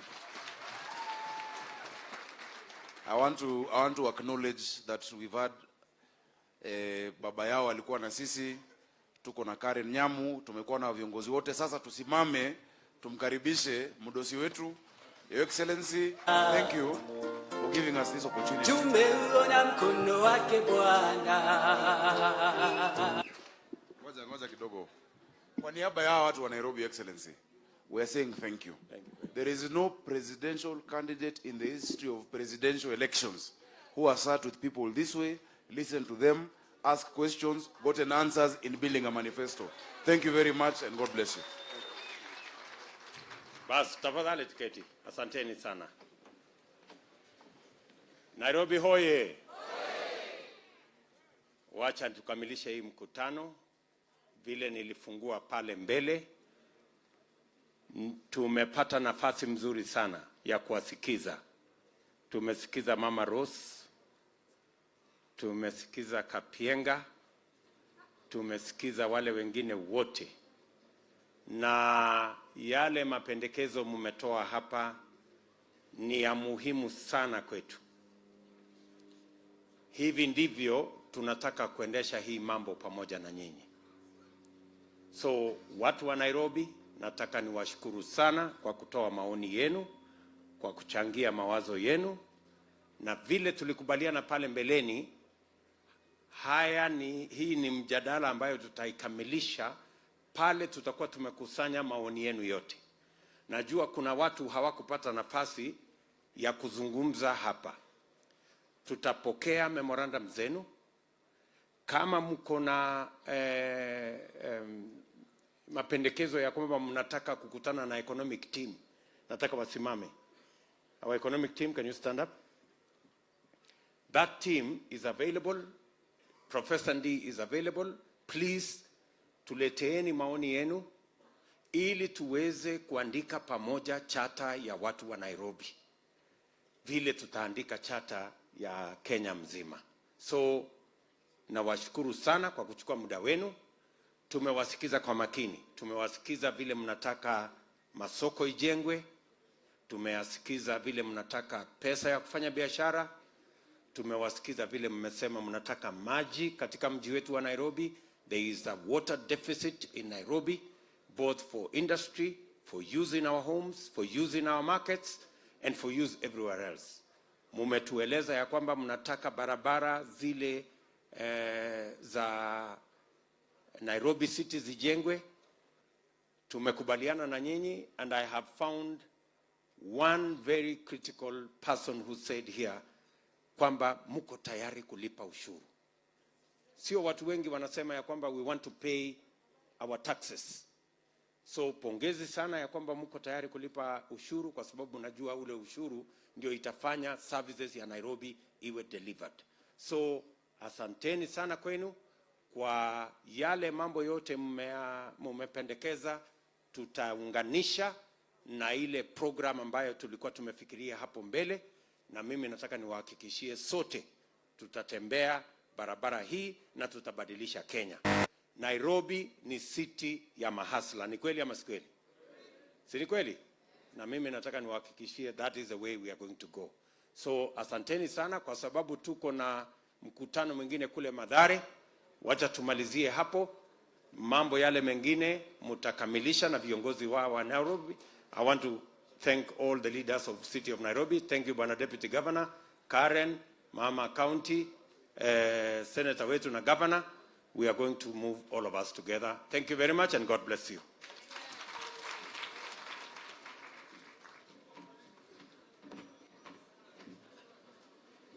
Haya basi tutabaki